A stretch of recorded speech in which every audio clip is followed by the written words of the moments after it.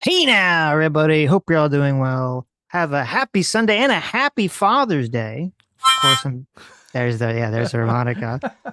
There's your Father's Day harmonica. Of course, I'm joined by the man who's negotiating the Iran deal personally and making a lot of money off of it, Adam Friendon. What's up, everybody?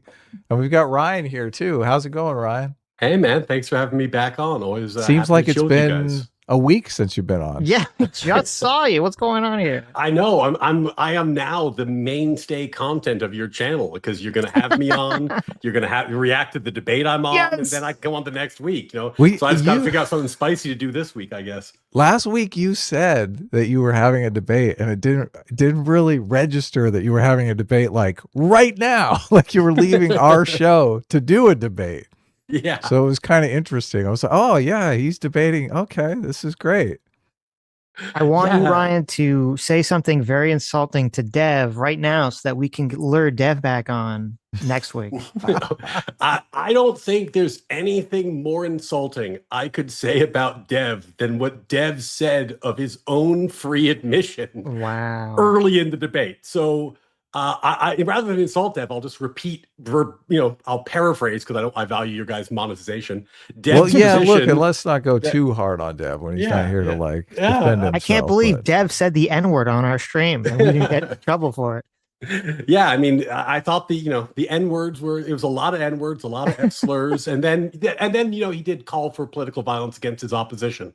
So two truths and a lie. The chat can figure out which one of those he actually did. but he came on, just for those of you who don't know, Dev came on Tuesday. We were reacting to the debate that you did after our show last Sunday. You were in the chat, but I didn't really want to. I mean, it was a little bit of a 2v1 with me and Sitch talking to Dev, and I didn't want it to be like a 3v1. But he said some stuff. I think made a charge that you were lying.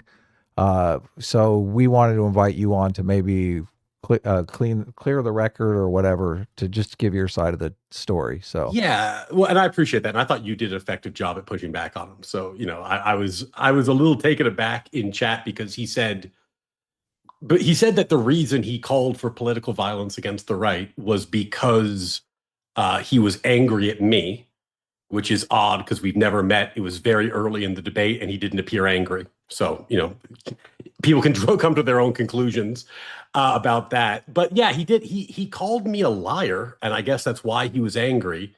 When you asked him about it, he had zero examples of me lying. So I don't know what I'm supposed to rebut in that regard. But I think that there's a framing that he was engaged in, maybe less artfully than some people, that I think is important to call out, which is that for the long, Trump's been on the scene for 10 years politically. And during that time, the left has weaponized their moral outrage about Trump and are using it to obfuscate some very bad ideas that are coming out of their side of the fence. And you can see that very clearly in the way Dev approached the conversation. His main point was the right is so bad that nothing the left does could possibly matter. And in fact, nothing the left does could even be tyrannical because the right is so evil that anything the left would be doing would merely be fighting evil and tyranny. And that's kind of like the classic friend enemy distinction that leads to total warfare in politics. So, I feel like this is, in some senses, I applaud him for being more honest than most on the left, but I do think that's where they've been winding up, and it's something to watch carefully because it's dangerous rhetoric, and it is apparently spilling out of the internet and into the mainstream. So Devon, when he was talking to us, he walked back I think some of the more incendiary things he said in your guys' conversation about advocating for violence. Do you believe that he was just lying to us? Is that what you're charging here? No, I think that it was an embarrassing thing for him to have been caught out saying.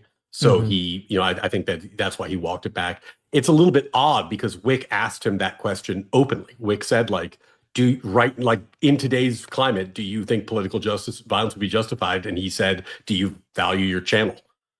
yeah, but Which he is said he was just responding to how smug you were acting. So he didn't really want to say how you oh how he Okay, felt. Yeah. let's say that I'm the smuggest guy in the world, Uh-huh. right? How does that relate to whether you're going to go online and call for political Well, violence? look, you You know, make You know it what I'm saying? sad, okay? I want to do the violence. if you Look at this smug fucking asshole. I'm This gonna kill him. You Gotta know, punch him, yeah. Fuck you. You know, come on. We've all been those. We've all been been- angry conversations where someone says something and or you say something back in anger, and then you know what you said was wrong or stupid, but you're like, "Fuck that. I'm not. I'm not going back. I I'm know. doubling down. I'm tripling down." this is the only thing I'm so going to say obvious. is it wasn't an angry conversation. Nobody was yelling. There was Well, he said on our live stream that he was very angry. He was just doing a good job of masking it. That inside he felt On the inside. rage and fury. Yeah. Okay. Yeah. I actually think his walk back is a better articulation of what progressive tyranny looks like to me, right? Where they're like, yeah, okay, maybe not political violence. We'd want to make sure you were convicted first. And then I think it was Wicker I asked, like, well, is that before or after you pack the court? He's like, oh, after. So, we're going to pack the court, we're going to change the laws, we're going to change the Constitution, and then we're going to convict you. And, then up against the wall with dear friend. And that's fine because it's legal at that point. And, I do think that's how progressive tyranny often works, is it's a series of small changes always done with stated best intentions. We're doing it to save you from yourselves, and we're saving X and Y or black bodies or trans feelings or what the climate or whatever the issue is. We have a moral justification for 8 little changes, and each one we think is defensible, but if you put them all together, it becomes overtly tyrannical.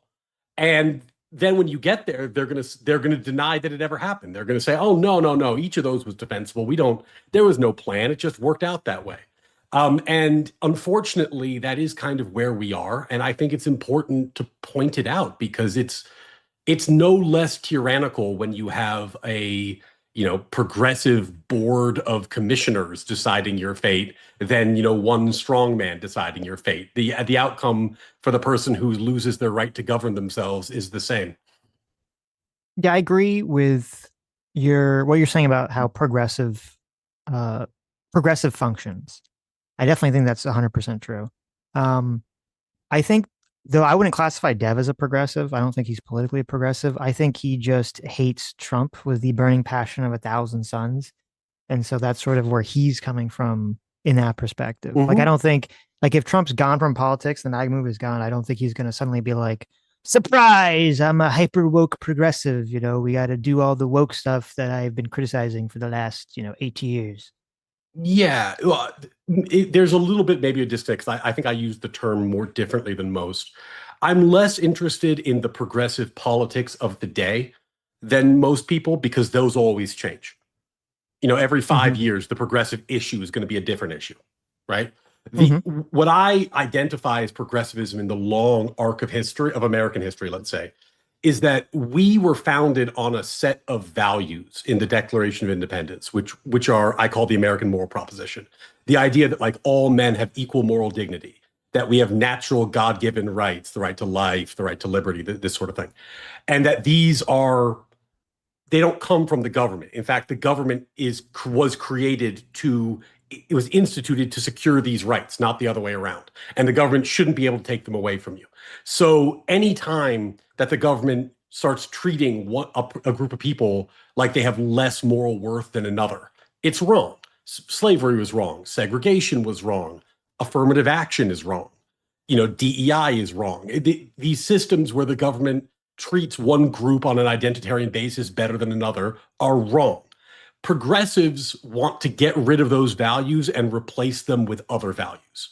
And what those values are constantly change because their value system is malleable and evolving. But there's a kind of a core American value system, and the progressives want to progress beyond it. And, one day it'll be trans rights, the next day it'll be climate change. The issue will always change, but that's the main arc of it. I don't think Dev's woke in the sense that you mean. Like, I don't think he's suddenly going to be on the other side of Gamergate, but I do think Dev's progressive. I don't think in the sense that I don't think he cares about those core American values, which is maybe unsurprising as he's Canadian. Well, that's true. What are the core American values? What are the top three? Yeah, so this is the name of my channel.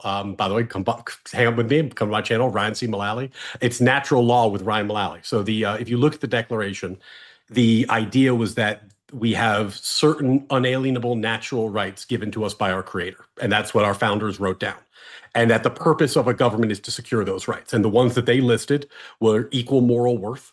All men are created equal. Equality, right Yeah, there. Good yeah. progressive value. Well, they like equity. They don't like equality so much. But then, yeah, life, liberty, pursuit of happiness. And pursuit of happiness typically encompasses property rights.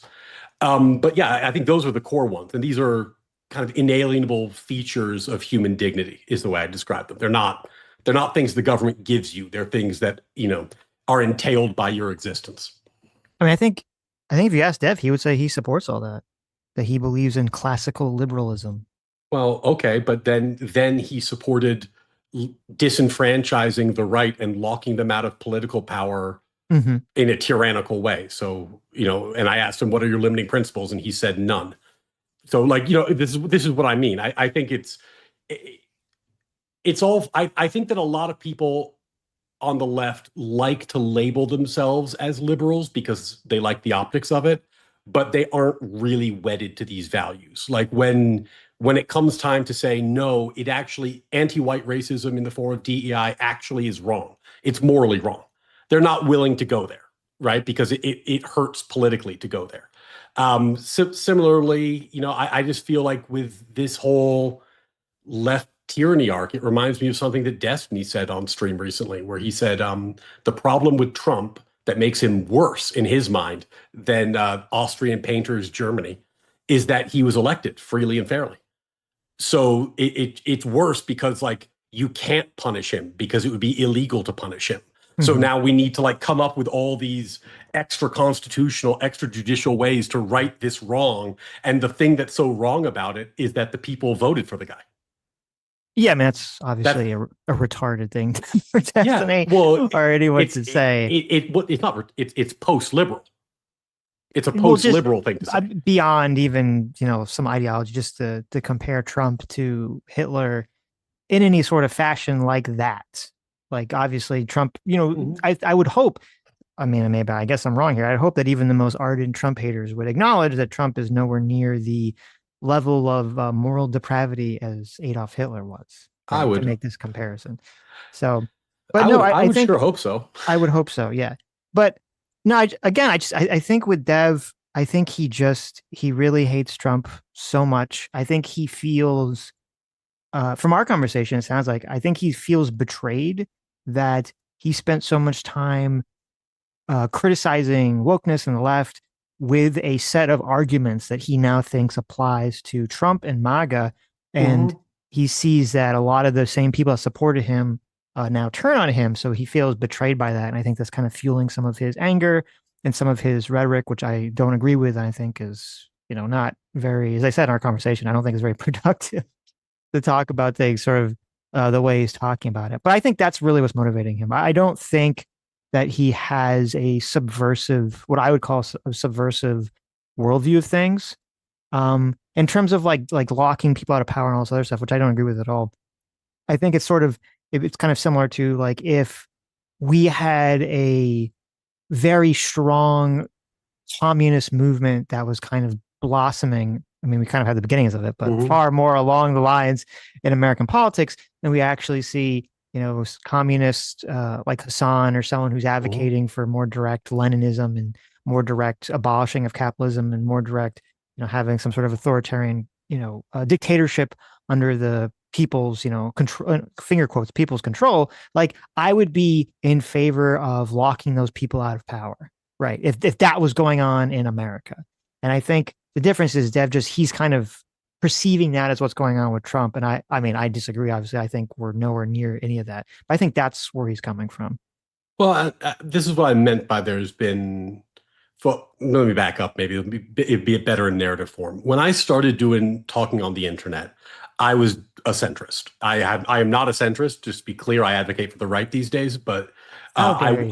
I know I was doing a centrist thing, And I had been on the left my whole life. So moving to the center had actually, that was a rightward shift for me, Mhm. but because I'd always voted Democrat for, my entire life. And one of the things that started concerning me as I started paying more attention to politics and making the rounds in this corner of the internet is I sensed that the left was using their animus towards Trump to avoid explaining what they really wanted to do. It's a classic hiding your power level Right, idea, right. right? And then, we saw the Harris election, and that was in some senses one of her biggest problems. Like, she said some centristy things, but nobody believed her. Everyone believed she was hiding her power level, and I Mhm. think for good reason. And now this does appear to be breaking containment. Like, to be clear, court packing in today's day and age, like if you go in and you break the filibuster and you pack the US Supreme Court, it would be so destabilizing to the rule of law. I think you'd probably start seeing states secede, or at least try to secede at that point.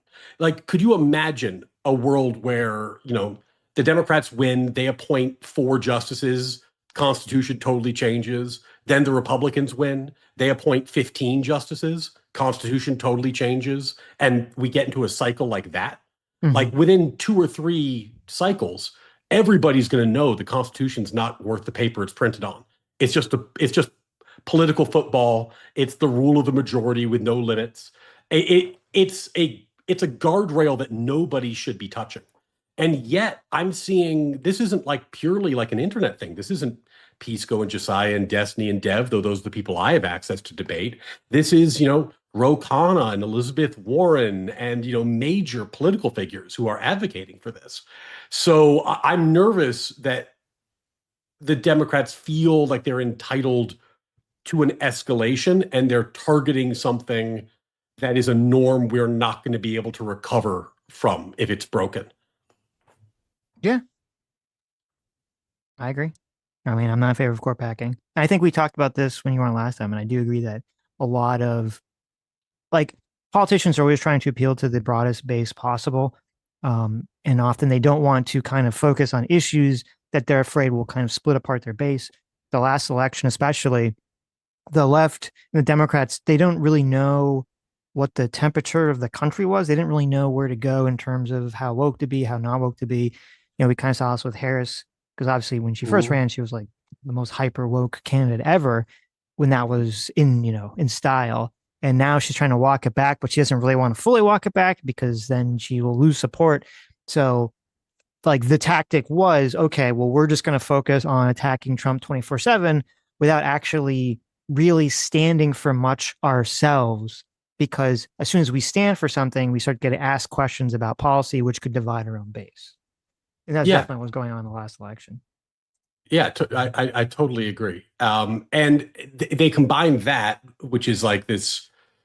Yeah, we don't want to have a policy position because that would divide the base. And then when we get in office, with Biden, he ran as I actually liked the way he ran. He ran as a centrist moderate, and then he got in office and governed as a progressive, right? So like Well, then that because he wasn't governing, his staff was. well, that's probably true. But yeah, but the point being, there's a bait and switch there, which is like the hiding your power level worry. And then there's also kind of a I don't know. I actually feel like there's a real moral divide. Like earlier, I was talking about like the American values versus progressive values. So like, have you guys seen the Trump memo, the DOJ memo that the Trump DOJ released recently about disparate impact? Have you No. looked at that? I didn't look at it. No. Oh, really interesting. Basically, the memo that they put out is they said that in their mind, the disparate impact doctrine, which is a racial litigation tool where if you see a racial disparity, you can litigate, um, is unconstitutional as it's been used. And specifically, what they highlighted were that employers have been prevented from using things like IQ tests or aptitude tests when hiring employees. Because if they do, there's typically a racially disparate impact of those measures, and that gets them in trouble and they get sued. So they don't use things like IQ tests or aptitude tests because essentially it would advantage white people and Asian people and disadvantage black people, Hmm. right? So Mhm. like, so then what do we, but watch how this plays out. Since we can't use IQ tests and aptitude tests, what do we use instead? College degrees. That's the replacement. But then college degrees and college admissions was also having disparate impact. So we had to have affirmative action and we had to get rid of standardized tests, math and science programs, these sort of things, right? And we have this growing student debt crisis where everyone has to go to college to get the job because they can't just take the aptitude test to prove that they're smart and get trained by the company.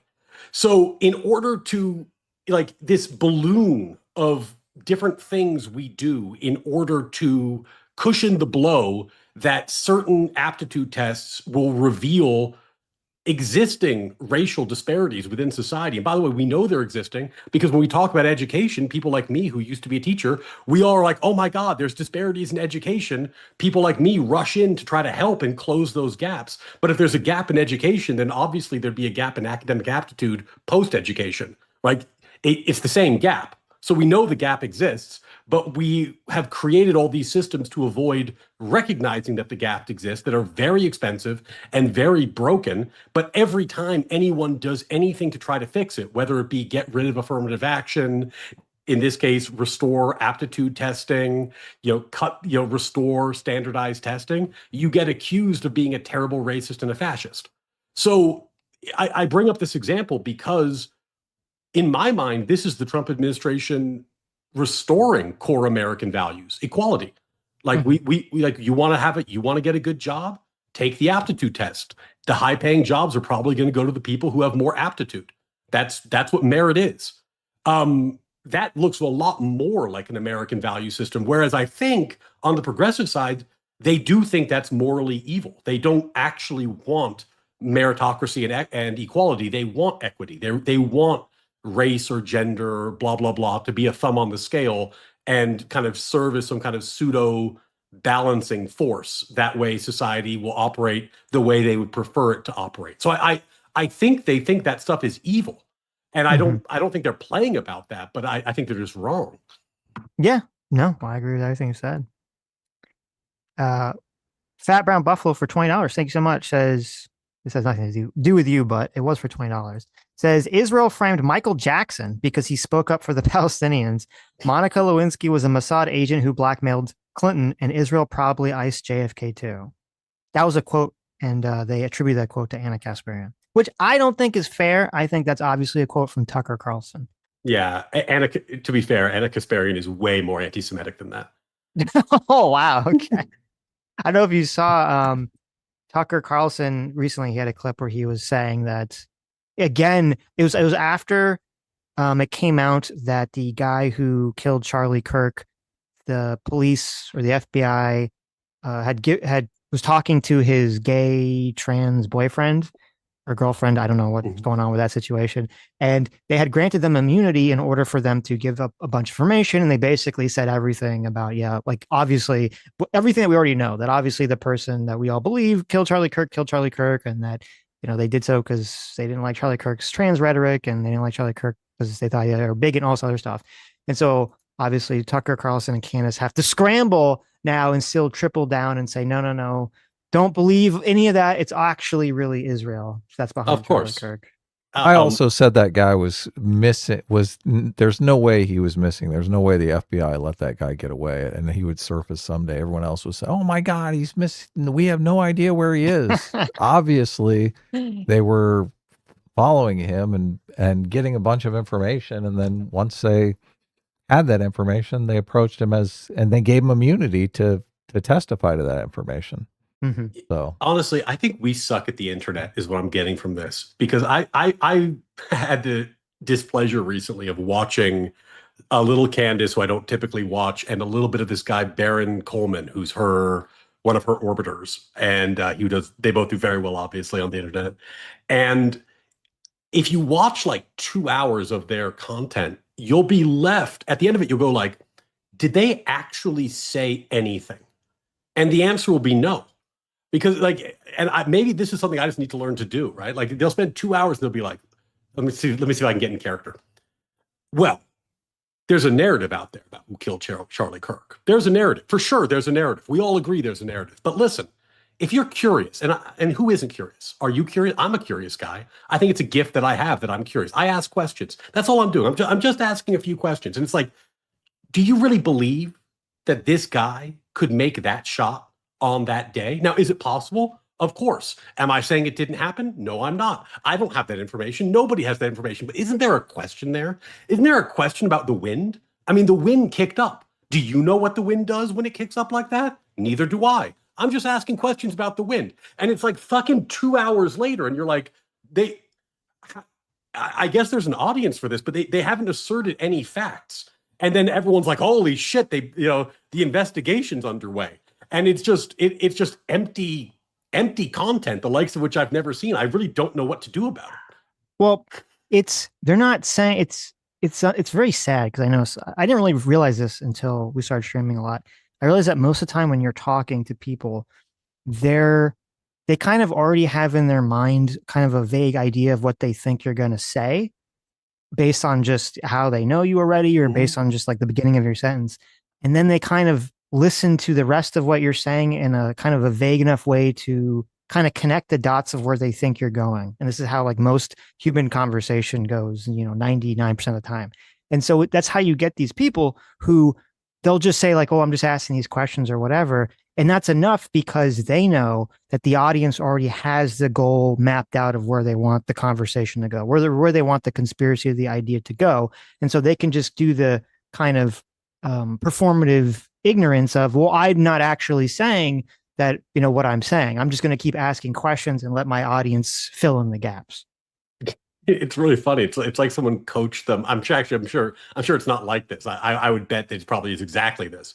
Someone coached them on like how to avoid defamation lawsuits, sure. and they were like, sure, yeah, like after like the Macron's wife is a man comment, right? And they're like, you got to say allegedly like every 6 words. Right. You got to say like, I don't know, like, like there's like some ratio where they're like every three sentences you got to stop and be like, and do I know this is true? No. But I'm a curious guy, like it just. Yeah. I mean, and Tucker is like the master of doing this. And that's why I don't know if you saw, it was like that funny interview where they're like, oh, you said that Donald Trump was satanic. And he's like, I never said that. And then they cut to the clip of him literally saying that. And it was like, I'm just asking questions. Like, is he satanic? I'm just who could say? I'm just asking the question. Yeah. No, it's I think you and he had some falling out at some point. But Rob Knorr, by the way, sends his best and would like to reconnect with you guys. But Rob has this clip on his channel, which is just him going, the Jews, the Jews, the Jews. And then it cuts to Alec Jones going, the Jews, the Jews, the Jews. And he just, whenever he gets people in chat who just won't stop Jews-burging, right. he's like, okay, I'm going to play the clip. And then he's like, okay, can we talk about something else now? Yes. Right? It's like, that's how, there's a certain fan base on the internet that just like, if you don't bring up Israel or you don't just ask questions about Charlie Kirk's murder, like whatever the issue du jour is, they just like, they can't leave it alone. Right. No. So I think that's, I mean, certainly there's a captive audience there, and I guess they spend money. So they're schizophrenic. Candace and Tucker, they've got the schizophrenic audience down on lock. Ukle for 43 months, thanks so much, says check out Natural Law with Ryan Mullally. Stat. Well, you should read Afro Fry Cooks. No, I'm going to get to there. Oh, okay. Afro Fry Cook, thanks so much for $20, says, I think Dev is mostly mad because his friends on the right turned in him. I think he's turned on him. Yeah. Especially during the infamous Dungeons and Dragons stream. He may disagree with the left, but he never hated them to this degree. And to be honest, I kind of sympathize. Well, there you go. Yeah. I mean, look, people ride the wave a little bit, right? Like certainly I'm not going to lie. I've been influenced. The more I spend time in politics, it changes my opinion of things. So, I mean, I get that Dev could feel betrayed by people on the right who maybe agreed with him because of his takes on games or something like this. But just to be candid, the point of view he was expressing during our conversation, it's the only conversation I've had with him, so it's the only way I know him, Right. Was not like a left-right distinction. Like, you know what I'm saying? Like, I've had tons of debates and conversations with people to the left of me and to the right of me where we have kind of a sane and balanced perspective and we disagree on issues. That wasn't one of those conversations. Right. Right. So like I mean, at a certain point you're like, oh man, my friends were mean to me in a D&D game. So now I think everybody on the right should be unalived by political assassins. Shucks. You know, like I don't know. That it might explain it, but it doesn't justify it. Fat Brown Buffalo for another $20. Thanks so much. Says Anna did say all that though on her recent podcast. I'm very skeptical, but she also said Israel trained dogs to do certain things to Palestinian hostages. I did see that clip.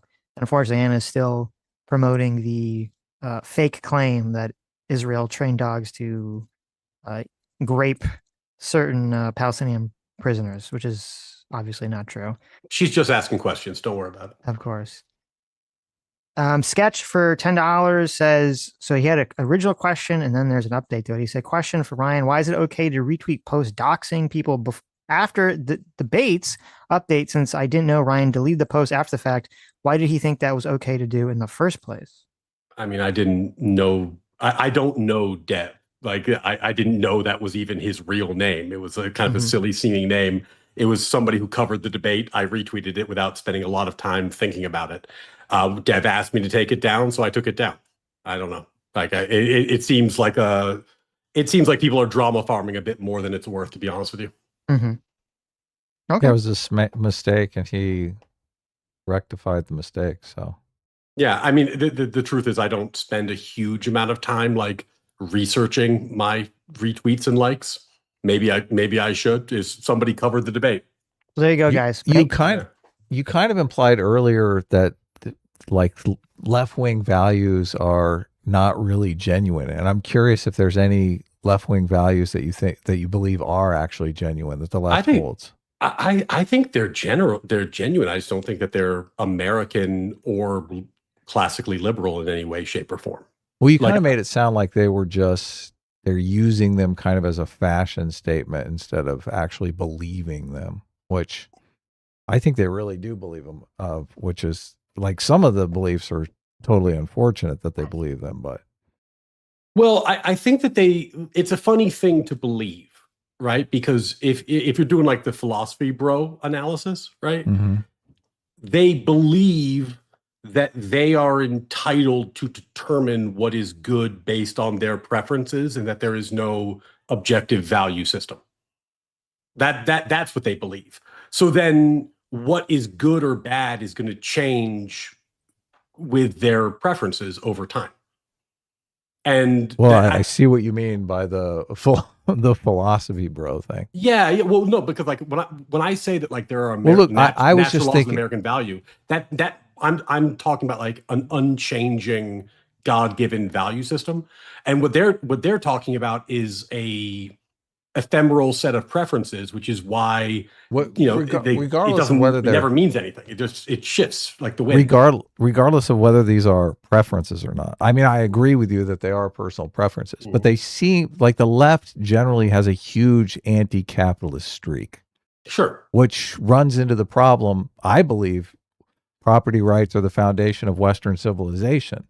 They are. So if you run into a problem where people have this disagreement with that founding principle, you're going to run into a lot of political problems. Like even all of the problems with the nonprofits, right? They're looking into Gavin Newsom's wife on all these nonprofits. It makes sense to me why the left gravitates towards nonprofits. Like nonprofits are just some sort of entity, but they have this idea that profit is theft, right?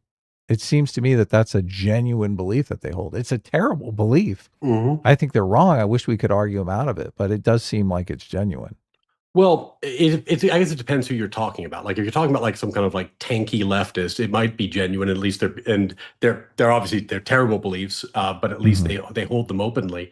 When you get into the people who self-describe as liberals, is I think where it gets a little bit dicier because they are liberal in the sense of left-right distinction, but they're not liberal in terms of actually wanting to defend these kind of like classically American values. I just think of liberalism as individual rights, which It's liberalism is individual rights and collectivism is the opposite of liberalism. Okay, So but socialism is obviously collectivism and it's illiberal. So, but you gave a great example in your conversation with Dev.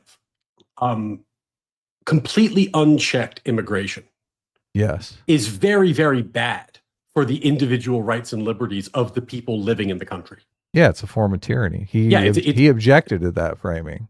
Yeah, I tend to agree with you. Crime is the same way. Yeah, crime is a form of tyranny. It certainly can be, but these are things that self-described liberals feel like they ought do in the name of liberalism, Well, right? So there's a tension there. There's some dots that aren't connecting, is I guess what I would say. Right. Yeah.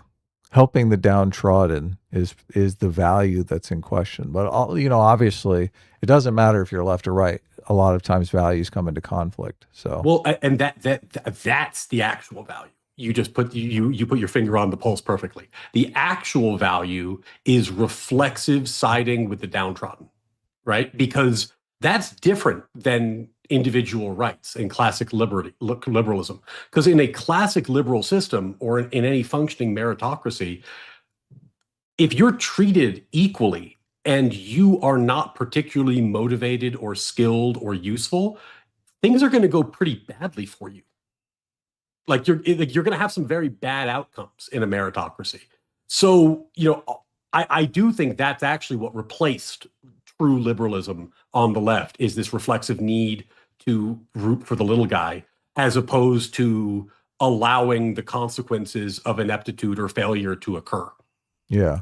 Well, they have a completely different worldview where they think it's not the fault of the individual, but it's really society's fault. Society has somehow driven the individual to this extreme that's got them in trouble. So oftentimes they want to shift the burden of responsibility from the criminal or the lazy to capitalism or law enforcement. They want to judge a system that they're against, which is unfortunate too. Yeah, have you guys looked at Thomas Sowell's A Conflict of Visions? Oh yeah. Yeah, I've read most of his books. Oh my God, one of my favorite books. He has a lot of good books, but that one's like my perfect, and also less partisan than his other works. But yeah, his idea of the vision of the unconstrained versus the constrained vision. Yeah, the vision of the anointed, which is that all the problems in society could go away if only the people with the good ideas and the pure hearts were given the power to enact the good policies that would make things better. Yeah. They deny human nature. They deny human nature, but also that is overtly tyrannical. Yeah. It's overtly tyrannical in its nature, because you're saying that there are better people who should be in charge of everybody and should decide for everybody. Yeah. I have to make a correction here. I apologize to Fat Brown Buffalo because he wasn't actually joking. Oh, really?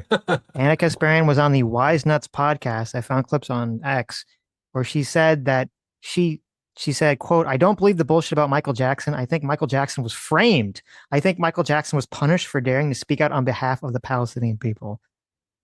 Really? That's a real clip. I have it. That pains me because I made such a good joke about it, and then it turns out to be true. I know, that's insane. I mean, listen, I was pretty young when Michael Jackson, died and all that stuff. I don't really remember. I could be mistaken. I don't remember Michael Jackson being some sort of like global advocate for the Palestinian people that people were even focused on whatsoever, especially during the whole, sexual allegation. So this is completely insane. Obviously, it's unfortunate that has such strong Israel derangement syndrome, I guess, that she thinks. Well, it makes sense that he'd be upset about all those kids they're killing, right? Oh, I mean, yeah. Yeah, there you go. There you go. It makes sense, yeah. And then she also said that she thought Monica Lewinsky was a honeypot used by Benjamin Netanyahu to blackmail Bill Clinton. So, it's, First of all, Mossad has way hotter honeypots. So let's, but this is so funny to me because it's like, it's one thing to like view the world through your, I don't know, your philosophy or your religion or some kind of like overarching system. But when people pick like one political issue of the day and then they Yeah. view all human history through it, it's like, man, that Genghis Khan guy, he sure did grape and murder a lot. I wonder how Israel made him do it. You know, like Yeah. what the fuck are we talking about? Yeah, I'm starting to wonder what bad things have happened in our history that was not actually Israel's fault. It's I guess it's a very short list at this point. So Well, it's also like, I guess they can't. It's a weird thing where they're like, they seem to believe that Israel was in charge of every president ever, yes, right. right? But then it's like they have like strong opinions about left v right. They're like, well, you can't vote left or you can't vote right or whatever. But it's like, well, you just said they're all puppets of Israel. What do you care? Well, it also like you even had a lot of the criticism towards Trump. Is that he's been so pro-Israel. I don't know. Maybe they'll change depending on how this all plays out. But he's been so pro-Israel, and I think John Kerry was saying this. A lot of people kind of repeated this, that Netanyahu had been trying to pressure American presidents to go to war with Iran for years, and Trump Yeah. was the first person to do it. And it's like, yeah, if Israel really is the puppet master behind America, why did it take to Trump to get to this point? Why hasn't America gotten to some war with Iran, decades ago? Yeah, it's Schrodinger's Jew, no matter how you look in the box. Right. It's James Lindsay has that incredible meme. I don't know if you guys have seen it. I don't think I can share a screen on this setup, but Mhm. you seen the one where it's the connect the dot of an alligator? Yeah, and it's like a Jewish star. Yeah, Or they it's just like draw a star Jewish in the sky, point like, yeah, right. see, yeah, Yeah, exactly. it's exactly that every time. Sketch for $5 says, this was when I asked you about the docs. He says, I accept the explanation and Zero Fucks helped me get up to date on it. Thank you. So there you go. Oh, Look at yeah, I that. appreciate that. Yeah, look, I mean, like, obviously, me and Dev are not buddies. We've had one interaction, which was like deeply unpleasant, but I'm not like trying to dox someone. I also, obviously, like, I use my name on the internet. So, my Right. sense about like someone's name being public is like maybe not as something that I'm as sensitive to, and I wasn't looking out for it, but it Mhm. was certainly not intentional. The Oceanist for $5 says, Ryan, on a scale from 1 to 10, where would you put Trump or MAGA on enforcing natural law based on classical liberal principles? Pretty good, actually. Like the thing that people, there's a lot of stuff about Trump that I have disagreed with about like free speech and some various other policies, but by and large, his policies have been aimed at restoring equality and rolling back things like equity, which have become perversions of the idea of equality and have become putting the government's thumb on the scale in favor of certain identity groups over others. Now, there's other stuff he's done that I thought was not great from a individual liberties perspective, particularly around immigration. But you also have to remember that the way that individual rights, especially constitutional rights, apply in the immigration context is not the same as they do for citizens. So there's certainly been some things there that I would probably agree have went too far, but also are a little bit different because it's not citizens' rights. So, and then I guess there's like the Jimmy Kimmel examples, and there's tons of examples that are probably ones that I would agree are problematic. But on the flip side, he's fixed a lot of, or has attempted to fix a lot of long-standing problems from kind of an equality perspective. Mm-hmm. Now, am I misremembering? Did you say that you didn't vote for him and you wouldn't because of the elector scheme? Yeah, I didn't. I preferred him to Harris, Mm-hmm. but I thought that it wasn't the riot, but it was it's specifically Yeah, the idea that the vice president could control the election. right, right. Just it's that again, that just seems overtly tyrannical to me. So So, weighing out the negatives and positives. Okay, what's the number that you're going to give here? what was the exact question? Sorry, Well, it's 1 through 10. Where would you put? 1 through 10. What was the question? I Oh, where can't would see you them. put Trump or MAGA on enforcing natural law based on classical liberal principles? Oh, like probably like a 5 or 6, Oh, as okay. as opposed to Okay. as opposed to like the you know -2 to 2 that we've been averaging. Gotcha. Okay. I Interesting. think it's an improvement, but I think our Right. stat. The way you're talking, I thought you're going to be like 8, but no. Okay. 5, 6. No, no, That no. makes sense. I think he's doing better, but I think we've been doing very, very badly for 100 years or so Gotcha. on that front. Okay. Okay. Um, The Righteous Indifference for $2 says, get Dev on and reconciliation stream. Listen, Dev wants to come on and Ryan wants to, talk to him and they want to, hug it out and sing Kumbaya. Yeah, We're here for him. We'll Okay. play some woke D&D together. It'll be awesome. There you go. I like it. Yeah. Yeah, we'll play D&D, and in order to make money, chat can torture us by suggesting woke ideas with $20 donos that we then have to live with. Right. Do you play D&D? Oh, yeah. I mean, I play in the theoretical sense of that, like, I really enjoy it and would love to, but never do because I have a law practice and a YouTube channel and 2 kids. Okay. So yeah, theoretically, would be very down to play, but in reality, never, ever. Maybe, listen, we played D&D with JMac was D&D. We played with Dev and Rags, so maybe we'll get you in. Okay, whenever we'll do it next, we'll ask you. Okay. Yeah, we'll get the gaming table set up. It'll be awesome. Ronaldo Ramirez for $5 says Dev put his own name on the wiki YouTube page as shown by Ace. Now he's crying that people point at it. Well, I'll ask him about that. I don't know if that's correct. Because I would assume if that's the case, I don't know why you'd care. But I don't know if that's true. I did check after the docs thing happened, where I was like, oh, his name is on this wiki page. In fairness, I had no idea the wiki page existed at the time of the retweet, so this is all after the fact. But right. Yeah. Raymond Sandamuthri for $10. Thanks so much. Says Trump pardoned January 6 rioters Lawrence Duran, Joseph Schwartz, Trevor Wilson, and others who defrauded people of billions because they donated to him. Can we call this an act of a demonic person? Of a demonic person? I don't know what I call it, the act of a demonic person. I don't know almost anything about the names that you mentioned. I know that for the January 6 people, his general justification has been like the over prosecution of J6ers in general. But it does seem like some of the people that he pardoned like immediately got arrested for other crimes. So some of those were probably not great pardons. So I'm sure some of those were unwise. I don't know that we would call that demonic. Like what's demonic about it? Mm-hmm. I mean, I'd go evil. I mean, obviously, if these people ripped off a bunch of people and they should be in jail, but he's letting them loose, that's not good. Yeah, but I'm sure we should reserve demonic for people who commit like genocide. Yeah, and also I would need to know like a bit more about the facts of these individual cases, because it's very easy just to kind of say things. What is above demonic? I feel like demonic, you're getting to the end of the range of evil you can articulate, right? I was just thinking about this, right? Where it's like they called Trump Hitler. So like, what are they going to do in the next Hitler election? Is the end. Yeah. I think it's got to be like Mecha Hitler, like Hitler, but he's got like a cyborg eye now. We had Mecha Hitler in our comic. Me and Adam fought Mecha Hitler in our comic. Yes. Okay. Well, see, that's worse than Hitler. There you go. No, I mean, I agree. I think that's a great point, Adam, because like that's the problem with the term demonic. Because I agree that letting those people, I don't know, I think I know one of those people, which was the crypto person. I don't know. I don't remember the story about the Medicare fraud people.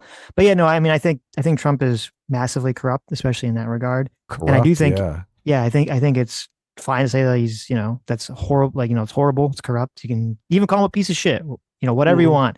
But to me, I agree, like saying demonic, like it's hard to, I would actually disagree. I think demonic, I don't think Hitler is more evil than demonic. I think Hitler and demonic are on the same level. I think if you called Hitler demonic, most people would agree with that. So I do think that we should just, when we're talking about the spectrum of things, whether it's good or evil, I think words matter to an extent, and you have to leave things open. And I don't think being corrupt makes you Hitler level. Yeah, and I think this was a point that came up in the debate also, is that Dev wanted to talk about corruption because he was making corruption analogous to tyranny in his mind somehow, and they're just not the same thing. Like you could have a corrupt president but not be tyrannized, right? And like that's not saying corruption's a good thing, but it's certainly a very different thing. And when the critique is that like there's something on the table that's tyrannical, that's a lot more concerning than corruption. Not to say that corruption's a good thing, but it's I would like to keep my right to self-governance. Right. Yeah, that makes sense. Metatron for $5 says Michael Jackson actually performed in Israel in 2005, and he was shown waving an Israeli flag. Well, there you go. Guilty. You say that, but that's actually a psyop. You see, what happened is Mossad invited him there to plant the tracker that they later used to take him out when he turned on them and started advocating for the Palestinians. You are very bad at this game. You clearly don't understand how to play the Israel's to blame for everything game. Yeah. I expect better from you, Chatter. When Michael Jackson showed up to Israel in 2005, like when he got to the airport, the IDF actually took him into a back room. They're like, here's the computer with all the fake child porn that we've like put on it. That looks like it's yours. So you're going to go out there, you're going to fucking wave the Israeli flag and keep your fucking mouth shut about the Palestinians, or we're going to flood the internet. Well, I guess pre-internet. We're going to flood the media with this information. And Michael Jackson said, yes, sir. But then the guilt ate away to him for years until finally he snapped and he had to reveal the truth. And so, as you said, Ryan, then they activated the tracker that they implanted in the base of his spine that released the drug that actually OD'd him. Now, of course, the counterpoint could be that none of this has fuck all to do with Israel, but that's crazy. That's a fucking crazy. That's a batshit take. So I'm glad we got to the bottom of it. That's true. The Oceanist for $5 says, hell yeah, Israel controls America. That's why Trump is trying to put them in a bad position with Iran, and current negotiations tend to chess. Yeah, exactly. And if it turns out that he puts them in a good position, that's also evidence of them controlling America. So you can't win. That's the great part about this. Yeah. Jason Mulgreen for $20. Thanks so much. Says there are Marxist Jews and there are capitalist Jews. There are globalist Jews and there are border hawk Jews. Almost like Jews are like every other group of humans, and they have varying viewpoints that conflict, and the problem is leftists. Very well said. True. Yeah. I mean, look, it's so funny too, because like Karl Marx, who was born Jewish, but he himself hated Jews. Like, thought they sucked. That's actually one of my favorite facts about like the Marxist left, is that they're like, yeah, we've got to do like race-based Marxism. And they're like, wasn't Marxist like super racist? They're like, irrelevant. Let's ignore that point. We don't want to talk about that. We're going to move on. The guy just dropped a few N-bombs in his personal letters. Seems like a nice guy. God bless Karl Marx. Yeah. How did Lincoln feel about that? He should have been, wasn't on board with that one. The Oceanist for $5 says, recognizing that Trump is bad and a corrupt president without being brain broken by him makes S-class the best class. Checks and balances are OP. Thank you. That's true. Living Size Walton Relay for $2 says, D&D is a good idea. Have JMac DM. Well, we'll see. Yeah, we'll see. That'd be awesome. I'm down. I'm down. Sounds like good content. Well, hey guys, there you go. I apologize, but I got to break out because I got family over still. All right. Well, that's fine. Thanks I was just about to say, get out of here. Show you the door. But thank you for coming on, Ryan. Hey man, now we don't always have a to kick pleasure. Yeah, I mean, this is the key. I gotta leave with you wanting more before you're like, get the fuck out of here, so we can do something interesting. Exactly. But yeah, I'll try to do something that annoys some corner of the internet, so we can talk again. All right, cool. That's cool. Well, Take care, man. Good seeing you guys. Yep. So, how do you think Abraham Lincoln felt about Karl Marx, Sitch? Well, if you ask any of the socialists, they say he loved Karl Marx and was a big fan. That's what they claim. So I'm skeptical. How's that possible? I'm skeptical. I weren't they alive at the same time? I don't think Karl Marx was like a big deal when Abraham Lincoln was alive. Lincoln lived before Karl Marx, but okay, I don't know the timeline. Maybe there's time travel involved. I'm not sure. Lincoln was born in 1809 and Karl Marx was born in 1865. So okay. So they're just lying completely. Lincoln might have already been dead before Karl Marx was even born. When was Lincoln assassinated? 65. Oh, so he was assassinated when Karl Marx was born. Interesting. Okay. I guess I should have even just guessed that they were just making the whole thing up completely. So. Were they saying this? Were they talking about this? Yeah. Oh, wait a minute. What are you talking about? Karl Marx was born in 1818. Oh, was he? Yeah. Oh, okay. How dare you, Adam? How dare you? Lincoln died in 1865. Yeah. Karl Marx died in 1883. So okay, so they did overlap. They did overlap, yeah. But I don't think Karl Marx was like a big deal at the time. When he kind of became a bigger deal afterwards. So, anyways, not important. Well, at least it is actually possible for him to have had a take on Karl Marx. Mm-hmm. I'm Okay. sure as a red-blooded American, he would have absolutely hated him. So we got some stuff to cover. We have the Iran situation, obviously. We have Taylor Lorenz had this pretty insane interview with Brad Polumbo that I'm kind of shocked didn't get play. There's an interesting You're John shocked Oliver, it didn't get play? like didn't get more eyes on it. Eyes on it? Taylor Yeah. Lorenz is kind of old news now. She got You all know, she still used up. lurks. Well, actually, I don't know if that's true. Her channel, she still gets a lot of views.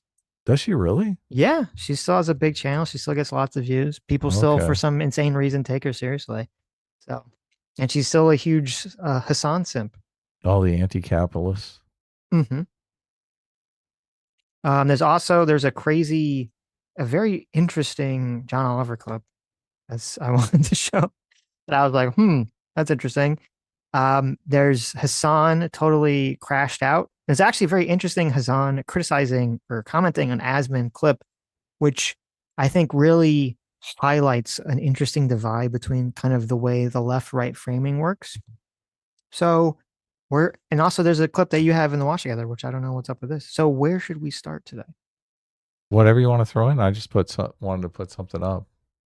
This is just the Democrats are looking bad in the midterms, and all I ever hear anyone say is that the Democrats are going to destroy in the midterms, and it's going to be a bloodbath. We can listen to a little bit of it. It's just the beginning of it. NBC News, midterm years with the GOP press. Look at this. They're up by 5 points, but that's half the lead they had back in 2018 when it was 10 points, and less than half the lead they had back in 2006 with 11 points when Democrats took back the House in both of those years. And now the Democratic lead is on a single hand. 1, 2, 3, 4, 5 points. And it's this type of lead where you say, you know what, Democrats are ahead, but don't count your chickens just quite yet. And Harry, Steve Kornacki has to hate this guy because he's totally doing his job 10 times more entertainingly than Steve Kornacki ever did. They're like, call that. What? I don't even know what his name is, but he's good with the stats. we're talking about this as 1, 2, 3, 4. As time goes on, you and I have kept on looking at these numbers saying it just doesn't look like the numbers we've seen when there have been waves for Democrats in the past. What are the trends in the other polls? Yeah, okay, so this is not just one poll in which we are seeing this. There is this group of pollsters that are out there that are just not showing the wave you might expect given where the president's approval rating is. Okay, what are we talking about? We're talking about NBC, Marquette University Law School, and Ipsos. Look at where they were January and February, and look at where they are May and June. NBC, down a point. MU Law, down 3 points. Ipsos, basically staying the same. So the Democrats hold these leads, but again, you have this group of pollsters that are out there where this lead, simply put, is not matching what you might expect if you're expecting a Democratic wave. And that's sort of in a vacuum. What about in a year where Republicans have already made significant gains in terms of redistricting? Exactly right. So you might say, hey, the president's approval is way down low. You expect Democrats to be way up high, especially given him in the record lows because of the Iran war not happening. And then you put in redistricting. Democrats in the National House vote, look at this, needed to control with redistricting. We really think the Democrats need between a 3 and 4 point advantage in the national vote. You average those polls together. We just saw on the last screen, Ipsos, MU Law, and NBC. It's right on the border there. It's right on the border. It is no guarantee. It is far from a guarantee at this point, if you believe these pollsters. Very. This is a huge, or should be a huge wake-up call. I don't know if it will be for the Democrats. If with Trump's approval ratings down, Iran war, inflate low, like gas so high. Right. Oh man. Like, they should with be this, 20 points up. With this crazy bungling of the Iran situation, which I think is just a catastrophic fuck up, massive clusterfuck, and it's not going to be resolved by the time midterms roll around. Okay, that's a fucking pipe dream if anyone has that idea. Like if the Democrats still fucking get blown out or they still can't pull ahead, even with the Iran situation going on, like holy fuck. That just really shows that, like, yeah, people don't like Trump. They don't like what's going on, but they just have no trust or no faith in Democratic Party if that's what happens in the midterms. Yeah. Democrats didn't. I would like to think it hinges on wokeness, that it's like people are sick of wokeness, and as much as they don't like Trump for his style, his brash style, they do like the policies that he's putting forward to put the kibosh on all this nonsense. Well, I think it has a lot to do with actually. Here, maybe we'll watch this Hasan Asman clip because it's kind of related to this. And then we'll talk about Iran afterwards. I think it has a lot to do with this concept here that there is a lot of people on the left they don't really understand what's happening here. And this is about the take. I'm sure people probably saw, Asman had this take that was about that the bottom 2% are far more destructive on society than the top 2%. Which I completely agree with. It is all the drug addicts and fuck ups that are ruining things. And especially in California where the Democrats are like, we need to just give these people free housing. That'll solve everything. Yes. It's like they aren't even taking the problem seriously with that kind of nonsense. Well, I don't know if it's not that they're taking it seriously. They just have a completely wrong-headed view of what the problem is. Yeah, they do. Which makes solving it impossible. Yes.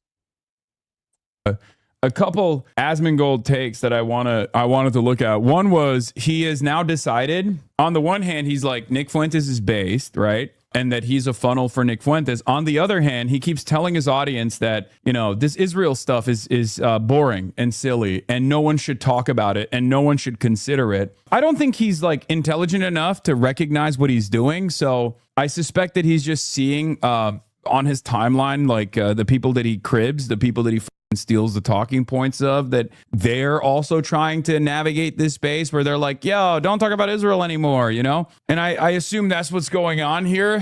This is the other take that I saw that is really funny. Let's take a look at what he was saying. It's not the top 2% of wealth that's oppressing you. It's the bottom 2%. Boy, Hasan's really taking this dress for the part you want seriously, isn't it? Isn't he? He's like, I'm going to be a waiter at a fancy restaurant. I really want to be that. Well, the other day he was dressed as like Mao. I don't know if you saw that. It's in one of these clips. I did. Yeah. That's when he got the news that his rally was canceled, right? For being a neo-Nazi rally. It was very fitting. He was dressed like a neo-Nazi. I love the optics of like imagine if there was if Nick Fuentes or someone was there and they're like, I can't believe they canceled my rally, and they're wearing like a Hitler uniform. I know. And then you have Hasan here, it's dressed like Mao, like, I can't believe these bastards canceled my rally. Why aren't the moderate liberals standing up to defend me? Yeah, he doesn't get it. Anyway, back to the bottom 2% ruining things for us. Problem, people are really not going to like this. You're not being oppressed by the top 2% of society. You're being oppressed by the bottom 2% of society. And the bottom 2% of society have caused all of the... Yeah, it's not the wealthiest that control society. It's actually the poorest. Brilliant take, dude. This is the real working class whisperer right here. That's awesome.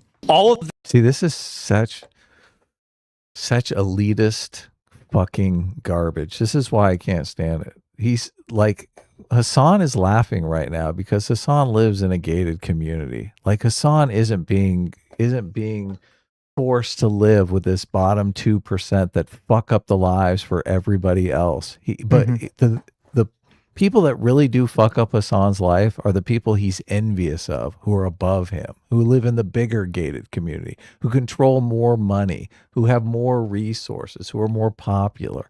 What a fucking, I hate this freaking asshole. Because look, he's acting like, oh my God, how dare he say such a thing? He's never had to deal with homeless people in front of his fucking house. I guarantee it. I guarantee it, this fucking asshole. Well, and also he misunderstands or misinterprets what Asman's even saying too. Because Asman's point isn't that the bottom 2%, like the bottom 2% of economic earners in the country.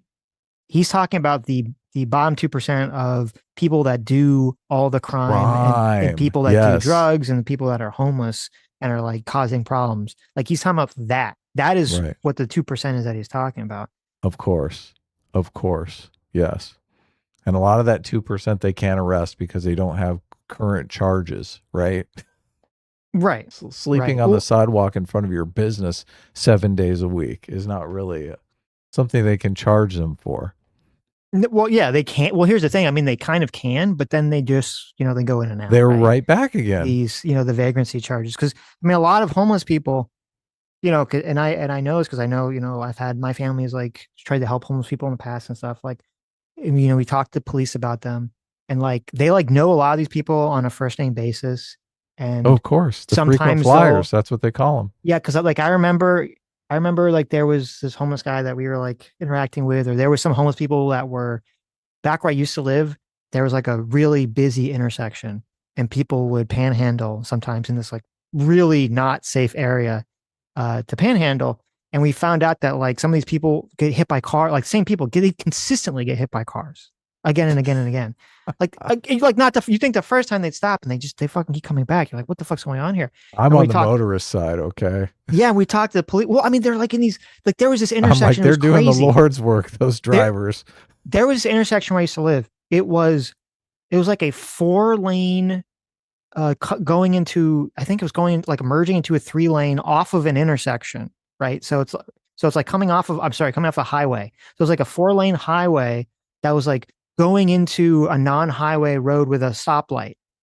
It's like huge intersection, and some people will like fucking walk across 4 lanes of traffic when the light was red. And you see that here. You see people walking across 4 lanes of traffic in LA. Like, holy shit, this is so city bad. Traffic, and you're like, what the fuck are you doing? Of course. And so I've seen them with kids, like with a kid behind them. It's so bad. It's so bad. And so we talked to the cops about it, and they're like, oh yeah, like that guy's been hit by cars like 4 times, right? He's been in the hospital, which obviously then, taxpayers have to pay for, right? He's been hit by a car like 4 fucking times.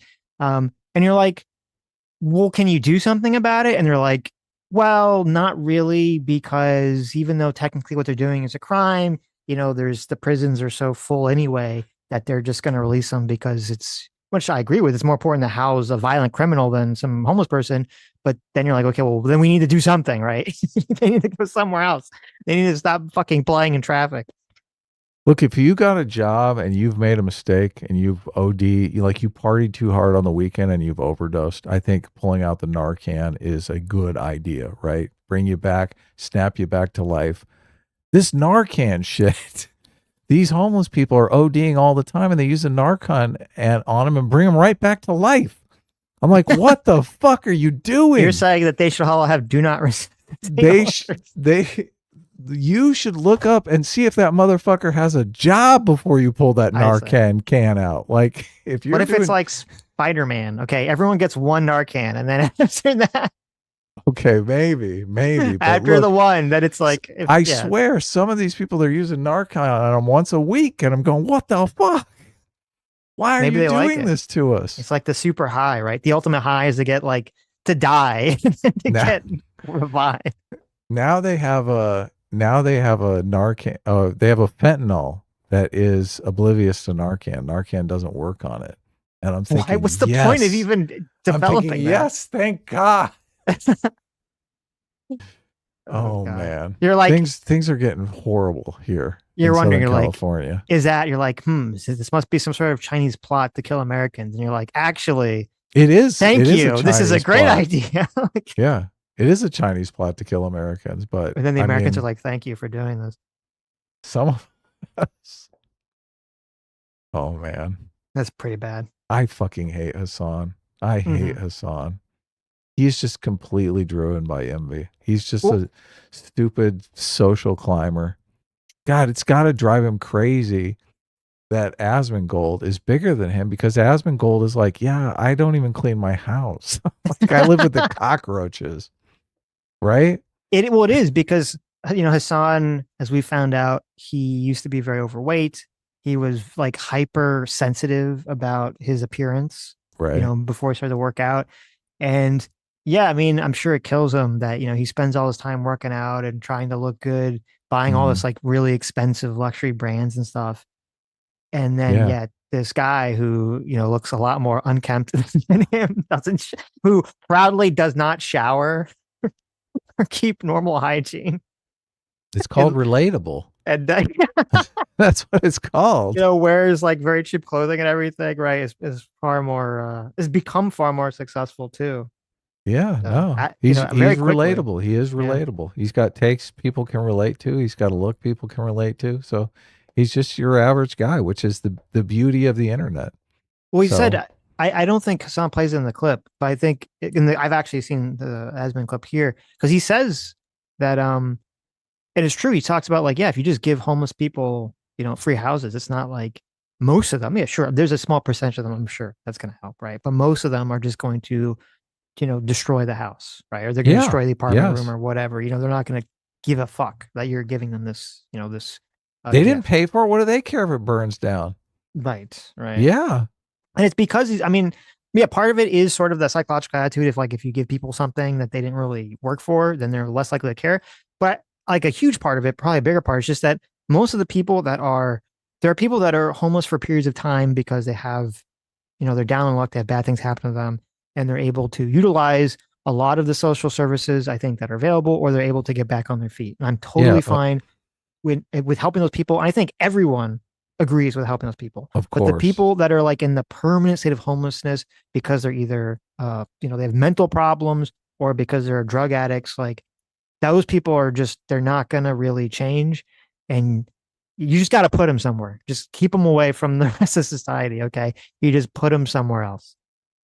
Yeah, there are people who lose a family member or befell by some tragedy and they kind of lose it. It takes them a while to get back on their feet, but they're functioning members of society and they will be functioning members of society again. But these people who are just always been fuck ups and always will be fuck ups, there's nothing you can do about these people. Trying to save them is a fool's errand, but it's a fool's errand they're willing to take your tax money from and spend as much money as humanly possible to do something about it just so that they can look cool, so they can virtue signal on the internet like fucking asshole is doing right here, right now. Mm-hmm. Asshole in his gated community who's jealous of Elon Musk because he's a trillionaire and he's just a millionaire. Just a lowly millionaire. What a loser. The manifest problems in your lives are caused by the bottom 2% in society. Careful, the most impoverished, powerless people in society are the ones oppressing you and causing all the problems is certainly a take. Correct. They are functional animals who should be institutionalized via either prison or mental asylums. I think there's something really funny about Asmongold and his audience because they are in the bottom 2% of society. Asmongold obviously is in the top 2% of wealth and the top 1% of wealth, right? But he LARPs as though he is an everyman, right? He LARPs as though he is in the bottom 2% of society. And his audience is literally in the bottom 2% of their own respective nations, like a bunch of shut-ins that don't really do anything and are just like angry and want everyone else's lives to be fucking dog shit too. And it's really fun. I can guarantee you, without looking at any demographic information, that no streamer's audience is comprised of the bottom 2% of society in terms of economics or crime. Those people are not sitting around watching streamers.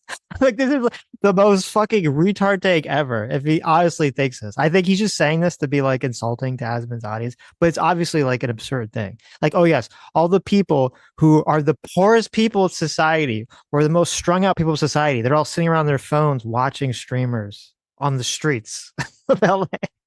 I mean, I'm hesitant because I have walked down the streets of LA and seen homeless people on their phones, like watching something. And it's completely watching Hasan.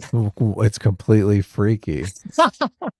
And I've heard that in prison, a lot of the guys have contraband cell phones and they do watch the internet incessantly because obviously there's nothing else to do. So they probably, I mean, Zero Fucks is probably in prison right now. That's why he always knows. How dare you? How dare you? No, I'm just insult playing, Zero Fucks obviously. that way. I know, I shouldn't do that. Well, it's interesting too, because Hasan, who is supposed to be I care so much about like the poorest people in society, the downtrodden, right? Oh, he would never hang out with them.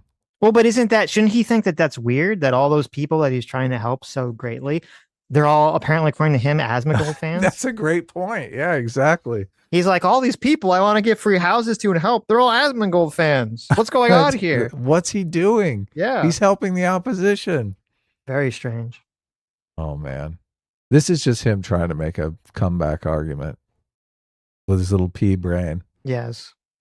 Funny that he just gets to present this narrative where there's like those who are even lesser than you that are actually the people who are responsible. I mean, it's a typical take from a 1%er. Asmongold is a 1%er. He's going to this tried and true meme that we've had for 1,000 years here on the left, that they want to make the lower class, the right wants to make the lower classes fight. So it throws the scent off of them, the rich people who are getting away with murder. Mm-hmm. He can't even think of a new idea here. He's got to go back to the thing we've heard since the 1960s.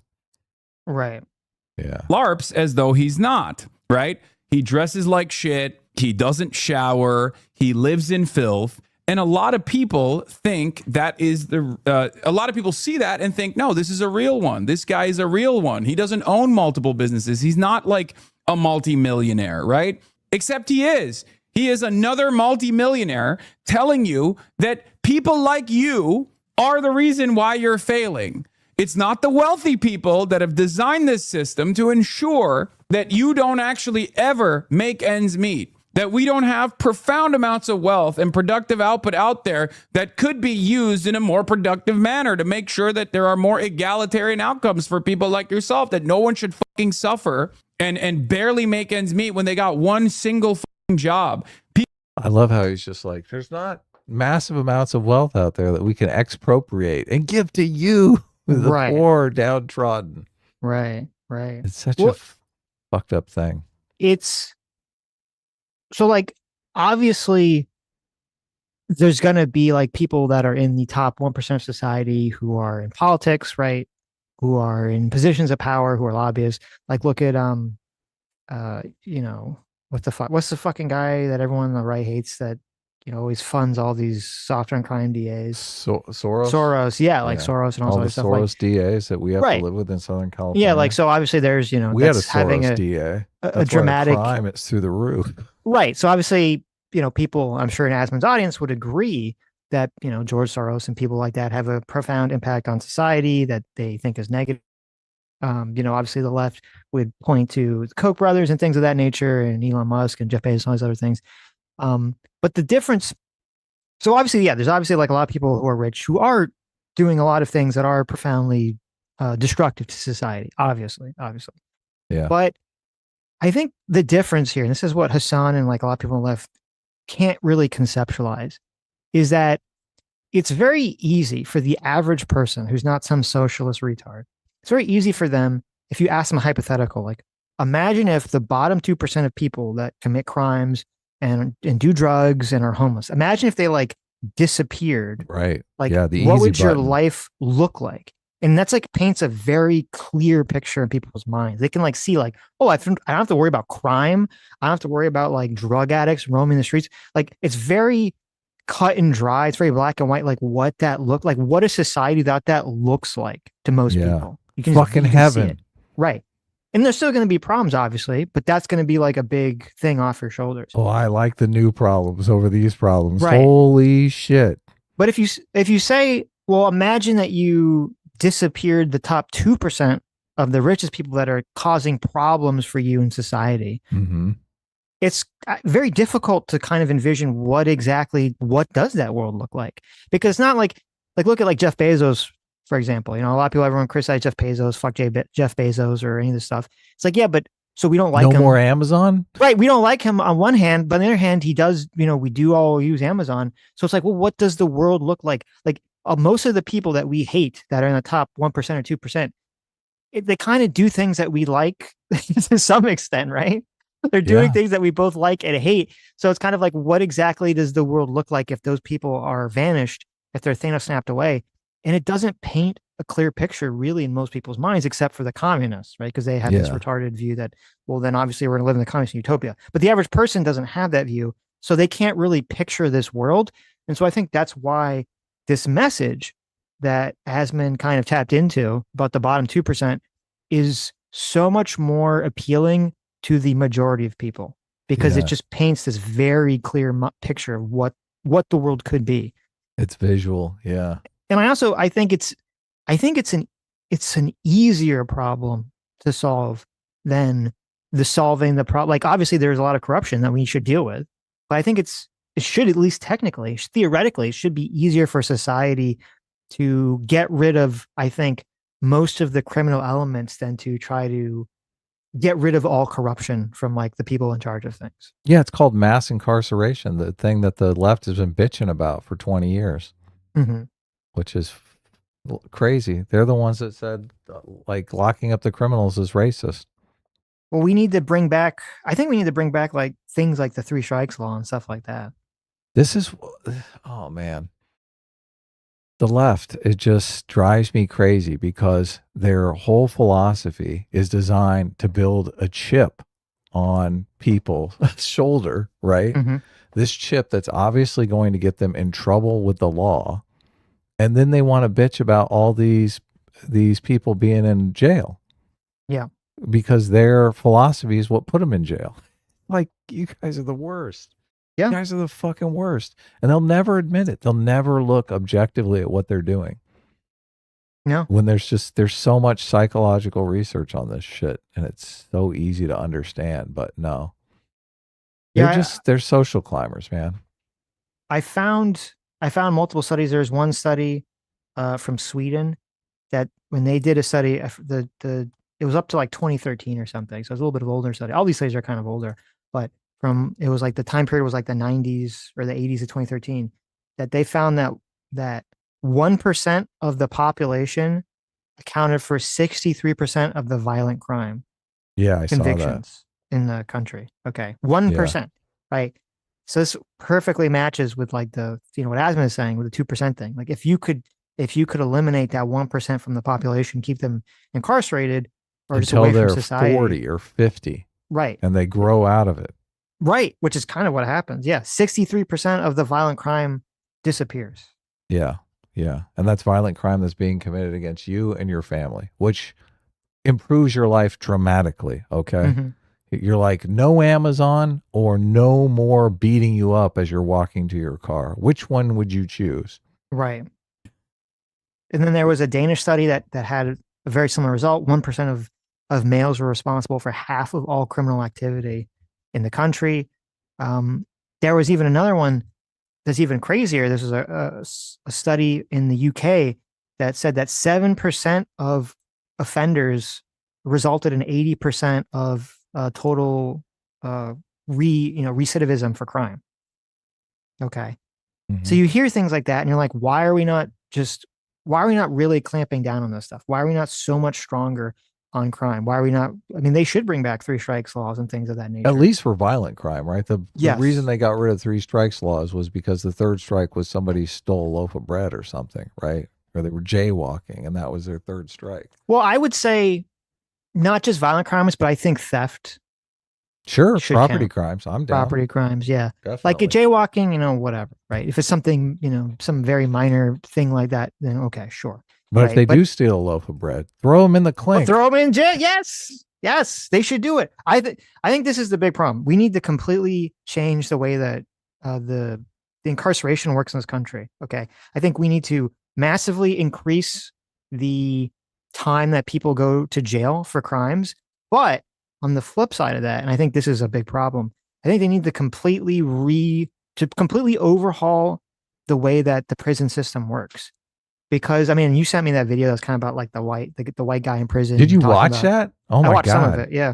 Talking about how you have to become a white nationalist essentially to survive in prison. And like, I think this is like another huge problem that unfortunately I think the right completely drops the ball on this element of it, is that if you just throw people in prison, and prison is like this place that basically makes predators thrive and survive, and they just are able to completely dominate other prisoners, then you're just basically training the people that go to jail to be even worse and to come out even worse and to be even more fucked up and to cause even more damage to society.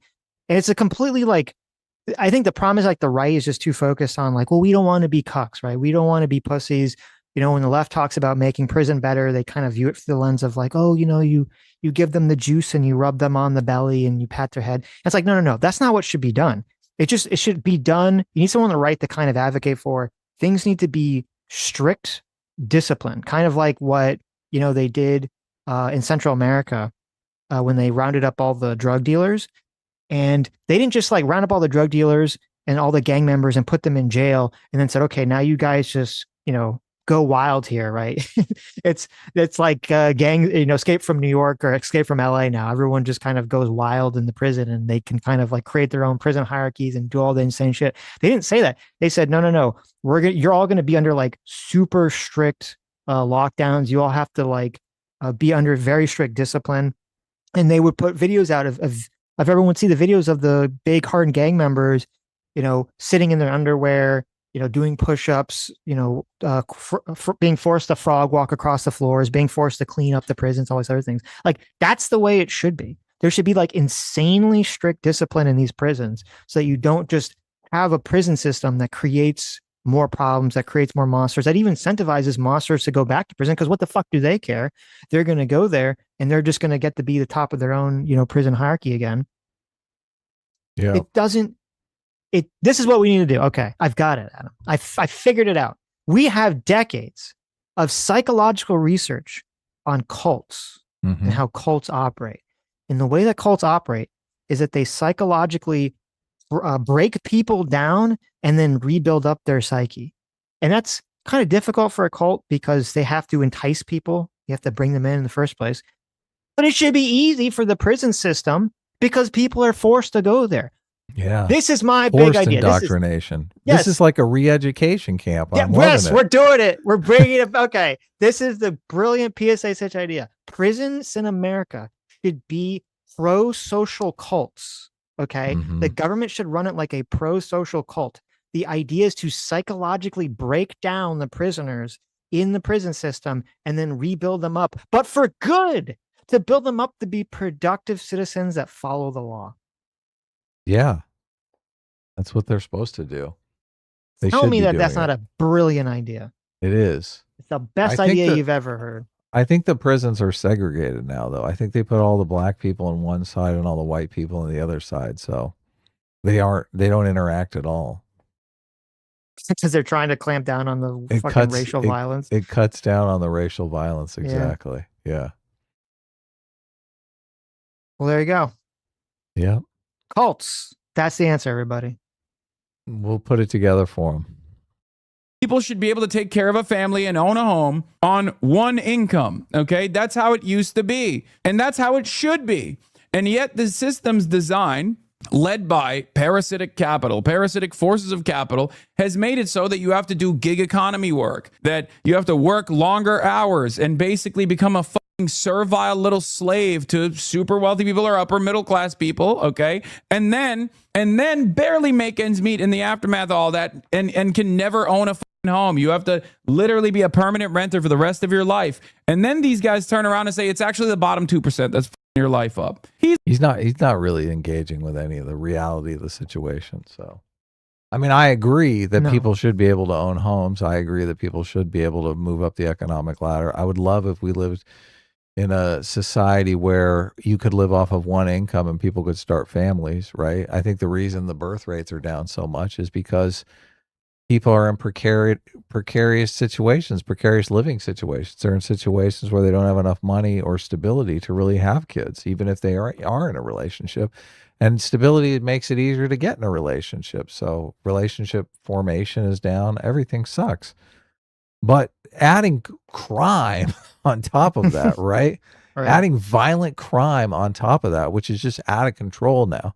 I saw a thing today on the local news where a homeless person hijacked a cop car and drove the cop car all around Los Angeles.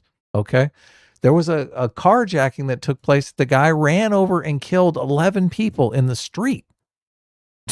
It's like, jeez. Yeah, that is, look, I'm all for building more housing in Los Angeles. Okay. But get the fucking criminals off the streets.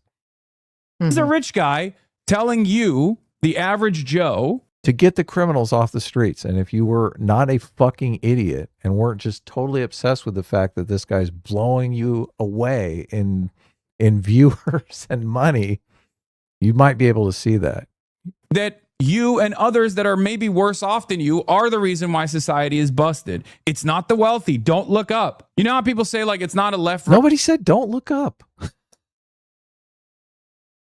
Nobody said don't look up, man. Right thing. It's an up versus down thing. It's a top versus bottom thing, right? That's true. Asmongold is doing this brilliant thing where he goes, it's not left, right. It's top versus bottom, and the bottom is at fault. See, this is the thing. I saw a Gary Stevens video today that just triggered the fuck out of me, because Gary Stevens is that economist that wants to tax the rich. He obviously has some good ideas. Gary's Economics? Gary's Economics, yeah, exactly. But he started going after Elon Musk for being a trillionaire. And just all of his thinking on this is completely ridiculous, okay? I mean, I've talked before, obviously, if you're competing with all cash buyers, if only rich people are able to buy houses, you're going to lose, because, you know, they can completely bid up the prices of houses until it's completely unaffordable for you as just a normal working person, right? But at the same time, I always say, you gotta, like, Elon Musk is going to allocate $1 trillion in capital far better than the United States government is, than Elizabeth Warren is, than the California state government is, right? They're going to spend $1 trillion on this fucking bullet train before they even get one person that rides on it, right? The project is not going well when governments get involved. So if you're talking about taxing billionaires, like some sort of wealth tax, and they are rent seekers, they're the ones that are buying up all the houses and making it so you can't afford to buy a home. Okay, I'm willing to have a conversation with you. Maybe this is a problem. But if you're talking about taxing innovators so that we're not going to have self-driving cars, we're not going to have robots, we're not going to have fucking people on the moon building solar panels, whatever crazy future we have in store for us, you're a fucking idiot. If you think the government is going to be able to do that kind of shit, NASA gave up. SpaceX is doing regular flights up in space to put up satellites and shit. They're going to build data centers up there. This is a good future. We need to incentivize people to do that, and taking resources away from Elon Musk, who seems to be the only guy in favor of or actively working on doing this. Well, not the only guy. Obviously, Jeff Bezos wants to be in there too, but he's not really competitive against Elon Musk. You're a fucking moron. You're a total moron. Go after the Waltons. Mm-hmm. You have any response to that? Yeah, and well, I was going to say it wasn't a direct response to that, but it was, it's ironic too, because, you know, Hasan is pushing this. Oh, Asman is doing the like ignore the rich people, attack the poor people to protect the rich people argument, where Hasan is doing the same. He's literally doing the same thing, because when he pushes this whole like, oh, people should just be able to, you know, own a home and do all these things, he's using sort of these general arguments or general policy positions that people would obviously agree with to mask the things that he supports that people don't agree with. Like, well, he wants to overturn capitalism. He wants to take away people's individual rights. You know, he wants to basically have you spend all your taxpayer money to fight Israel. He wants to do all these. He wants to do all these things that are very unpopular. But instead of really focusing on that, most of the time, he's going to focus on the things that are popular as kind of just to hide his power level, to kind of hide the ball on all the things that he actually wants that everyone would hate. Right. Yeah. Hiding his true intentions. Mm-hmm. Incredible. They can't be rehabilitated. They can only be removed from society. The biggest weakness of Western society is the lie that all men are created equal. Yeah, this is how you stay oppressed, by the way. This is how you stay oppressed. If you are in his audience and you listen to him say this stuff and you go, yeah, that's actually based. It's actually the homeless people that are at fault. That's how you stay oppressed. It's crazy. I mean, he doesn't comprehend that it's the freaking homeless people that are oppressing us. But it is the criminals that are oppressing people. Fucking latte liberal. And yeah, it's Nazi shit, but it's also wrong, right? I'm not just going to sit here and say, oh, that's Nazi commentary, and then let it sit like that. Because at this point, unfortunately, people do actually, love the Nazi shit. It doesn't have that same stink associated with it nowadays. So We got to stop watching Hasan because the hatred I have for this person is just off the charts. And I'm like, I'm not really a hateful person, but this kind of just active stupidity, malice, whatever the fuck it is. And it is, a lot of it is just narcissism. Like, oh, just this guy completely gets under my skin. you have to also explain why it's wrong. It's not the Chad's fault women won't date us. It's the betas. It doesn't even make sense from an incel perspective. Of course it doesn't make sense. It's just fundamentally flawed. Look, and then he's got the dumbest people on the fucking planet following him. Just retards. Ultimate retards. This is America's educator right here. Yeah. This is why kids today can't fucking read. Odd thinking. Who do you think has more say in what happens in society? Fucking Peter Thiel or the random homeless person that's like lost their damn minds after being devoid of housing, devoid of shelter for like a decade? The homeless person Look, he doesn't even care if that homeless person breaks into your house. No. He's going to be like, oh, what? Look, he had to do it. That's what's insane. That's what's insane about this. Doesn't care if there's like, you want to take your kid to the park, but you can't because there's a bunch of drug exactly. homeless people living in the park. Yeah. Right. And you're supposed to go to the park and be like, oh, fuck you, Peter Thiel. Yeah. How dare you prevent me, my family from using this park? How dare you make it unsafe for my child to walk to school by themselves? Yeah. He believes the solution is to tax Peter Thiel 90% and build free housing for all these people living in the park. And that's going to solve the problem. That's the solution. It's, a lot of psychologists have talked about this concept of how, a lot of the problems that young people have and that we have as a society is the fact that children are so babied and they're so overparented. And a part of a big reason for that is the safety concern, is that parents are so concerned of their kids being kidnapped. And it's not like that's not a real thing for people to be concerned about.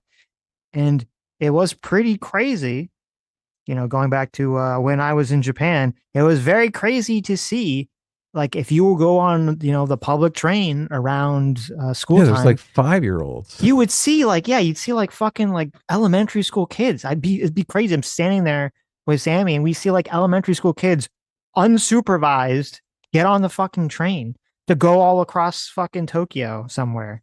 And you're like, can't even imagine. It's like, seems unbelievable in America. Yeah. Because they put the prisoners in jail. Needs help. And the system that doesn't help that homeless person is designed by the likes of Peter Thiel and Elon Musk, and I guess they're brave propaganda warriors like Asmongold. Anytime Asmongold tells you it's actually the worst. I mean, this doesn't even make sense too, because even if you were to think that like Peter Thiel and Elon Musk and Jeff Bezos, it's kind of funny. Maybe he's not picking on Jeff Bezos so much anymore because it's, doesn't Amazon own Twitch, but maybe that's why he's not necessarily focusing on him as much as he used to. But if those people, even if they're like super evil, that Hasan kind of imagines they are, it would still be within their interest for there to be no homeless people. Like they would benefit if those homeless people had jobs at Amazon factories, fulfillment centers, or if they had jobs at Tesla factories, if they were people that were productive citizens who were then, they could be, not only could they be workers, but then they could also be customers. They could buy things, right? But that would chap Hasan as well, obviously. Right. But that's the thing, like so much of resources that businesses have to expend are wasted on the fact that there's all this crime and all this, bad issues that kind of they have to navigate around, right? Like this idea that there's a bunch of rich CEOs who want people to be homeless isn't ridiculous. True. Yeah. Maybe there's like one or two businesses that some way actually does make money from them being homeless. Right. And I'm sure they do. I'm sure they donate heavily to a lot of these catch and release politicians. Right. But the majority of companies would prefer if these people had jobs and were productive citizens. Well, there are detestable rent-seeking businesses. These payday loan places are just designed to keep poor people in greater Right. poverty. Like if you're Yes. going after those, I'm like, okay, we're having a conversation Yes. here. That's an obvious blight on society, right? Or But to cast TurboTax. Elon, yeah, well, whatever it is, I don't know about TurboTax. Is that like are they rent-seeking TurboTax? Yeah, well, TurboTax, that's the program that lets you do your taxes. All those tax programs, they super lobby the government because the government should actually, and they use in other countries, they just calculate how much taxes you owe themselves, and they just tell you how much you owe. You don't have to go pay an accountant or go do it, spend hours trying to do it yourself. And then if you do it wrong, the government already knows how much you owe, and then you get fucking fined for it. Okay, perfect example then. Rent-seeking turbo fucking tax. I hate those motherfuckers. I hope Intuit stock goes to 0. So look, we're having a conversation, but if your idea is every single billionaire is some sort of rent seeker, you're out of your fucking mind. Okay. You are completely out of your mind. I think, look, a lot of people hate Elon Musk now, but there's 2 biographies. One was written by Walter Isaacson, who's the big biography guy. He's written everyone, Steve Jobs, like every famous person gets their biography written by him because he wants to write it. They don't pay. The famous person doesn't pay him to write it. Right. So it's not like a fluff fest. I've read both the big biographies on Elon Musk. So I know a lot about Elon Musk. And I just feel like a lot of people make declarations about Elon Musk without knowing anything about the guy. So that also chaps me because you shouldn't be just categorically hating somebody because they posted something on Twitter that you didn't like. Well, they used to love Elon Musk because he was really he's really the one that pushed solar panel company, electric cars. So electric much car company into being a lot more mainstream. And that's kind of the irony too, is like, they were so if they were so hyper concerned with climate change, you think they'd be like, well, listen, we disagree with Elon Musk on all these political things, but climate change is this this catastrophe that's going to destroy the planet. So at the end of the day, it's good that he's going to make electric cars a much bigger deal. But they don't say that, do they? No. They'll forgive Graham Plattner, who has a literal Nazi tattoo, right? But Elon Musk, who throws his heart out to the ground, they're going to cast as a Nazi salute. Although I still think he was trolling. I think he knows what he was doing. Yeah, I think he did intentionally. I think he did it deliberately. So, I mean, listen, Elon Musk to fuck with people. I don't think he's an actual Nazi. Listen, Elon Musk says a lot of stupid shit. Okay, I'm not gonna. Yeah, he's a jokester. He's a jokester. Yeah. Well, more importantly, he lied about being top in a video game, like a top player in a video game, which is pretty sad. Which is completely ridiculous, but yes, especially when you're like one of the richest people, the richest person in the world. Why are you fucking so sensitive? You're lying about that. Well, listen, I'll forgive him. Okay, for the electric car's sake. Yeah, look, those self-driving cars, or the robo-taxi network, working poor that are in these horrible circumstances. They could be. That could become homeless at a moment's notice is the most powerful entity. Do you think he actually gives a fuck about these people who could be homeless any minute? Do you actually believe that? You think he gives 2 fucking shits about you losing your home? No. Hasan Piker. No. He doesn't give a fuck about you. Hasan Piker doesn't give a fuck about anybody but himself. And is the reason why people are suffering and why people are failing. Every time Asmongold says that and people believe it, they lose track of who's actually controlling this structure, this organization of the economy, and it's certainly the capital owners. He's basically doing in both that content and in that commentary right there, what Asmongold is doing is exactly the same thing people do all the time. Don't talk about class war, only talk about culture war. It's no different than what he's doing here, where he goes, I bring up the fact that... I love how the crime problem is a culture war problem. How the fuck is crime a culture war problem? Mm-hmm. Is that him admitting that the left doesn't care if they're safe? How is crime? I thought everyone wanted to be safe. Everyone wanted safe streets. I think he's just talking about like woke. I don't think he's talking about crime anymore. I think he's moved on to like other random woke shit. Okay. Okay. Culture war narratives try to divide the working class, right? And there are a lot of culture warriors that desperately try to tell you, like, oh, it's the trans people, it's the transgenders that are ruining your lives, and it's not. Transgender people have no fucking say in your transgender people have no say in you not being able to take time off from your. When a biological male shows up at school and beats the fuck out of your daughter in boxing. Mm-hmm. They're not trying to ruin your lives, okay? When that biological male gives your daughter a concussion and sends her to the hospital, they're not trying to fuck up your lives. They're thinking of you, only you. They care about you. It's not a culture war thing. As your daughter loses her 2 front teeth. Like, whenever I hear someone on the far left talk about this is like their new favorite talking point. They go, oh, all these people, they just care about trying to make everything about trans issues, right? First of all, the irony of this when it's like, these are all the same people that were literally making everything about trans issues, 4 or 5 years ago. Yeah. You couldn't turn a corner without them talking about this, trans issues and all this. Who the fuck is in House of the Dragon tonight and why? Yeah. Why? Right. And so it's like they make everything about trans issues a couple years ago. And then all of a sudden, those things become wildly unpopular, and they all point, they all know the whole trans ad with Kamala Harris, and so suddenly they're trying to pivot away from it, and they're like, oh well, well, they just want to talk about trans issues. We want to talk about real things. We want to talk about the economy. Like, why do they want to talk about trans issues? Totally deceptive, totally lying. And then on top of it, it's not like they're going to suddenly say, oh, you know what? We'll grant you something about the trans issues. Yeah, maybe we went too far. We're going to change on those issues. We were wrong about that, right?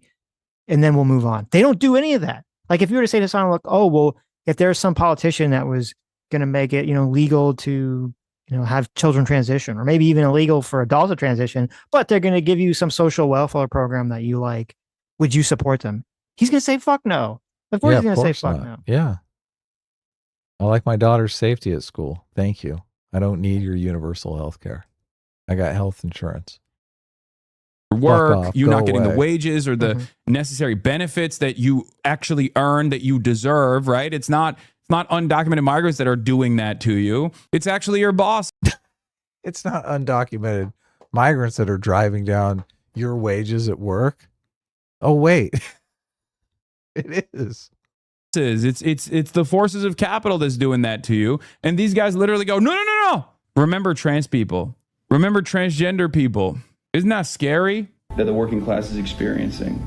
Because at the end of the day, the working class is the biggest base of support. That's just the reality. And all matter of culture wars and culture war narratives and arguments actually try to divide, and successfully, unfortunately, do divide the working class. So we need to get. Don't ever listen to this. The culture war. He doesn't have. Listen. See, don't ever listen to this culture war. Transgender. If you're willing to, ask somebody like Hasan what culture war issue they're willing to relent on. Are you willing to relent on having men and women's sports? Are you willing to relent? Remember, trans people exist, guys. Remember, decultists love Asmongold now. You are. Yeah, that's the thing. A lot of people will say, oh, well, the politicians aren't pushing the trans agenda anymore. So, we don't have to worry about that in the next election or in the midterms.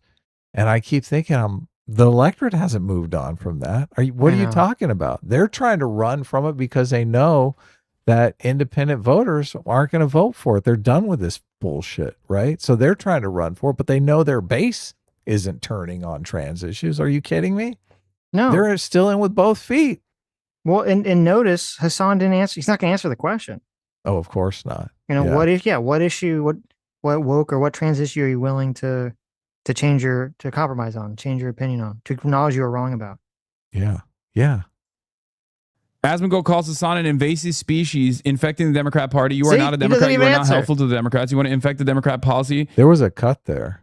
Maybe he did answer, and It was just bad. Well, this is the clip he uploaded. Like, I don't know. Oh, you're right. This is his channel. This is Holy his channel. shit. I didn't upload this, so either he cut it or it's just I'm guessing it's like one of those long Hasan pauses, okay, where he has to take a bite of a sandwich and drink a Coke and read the chat for 10 minutes.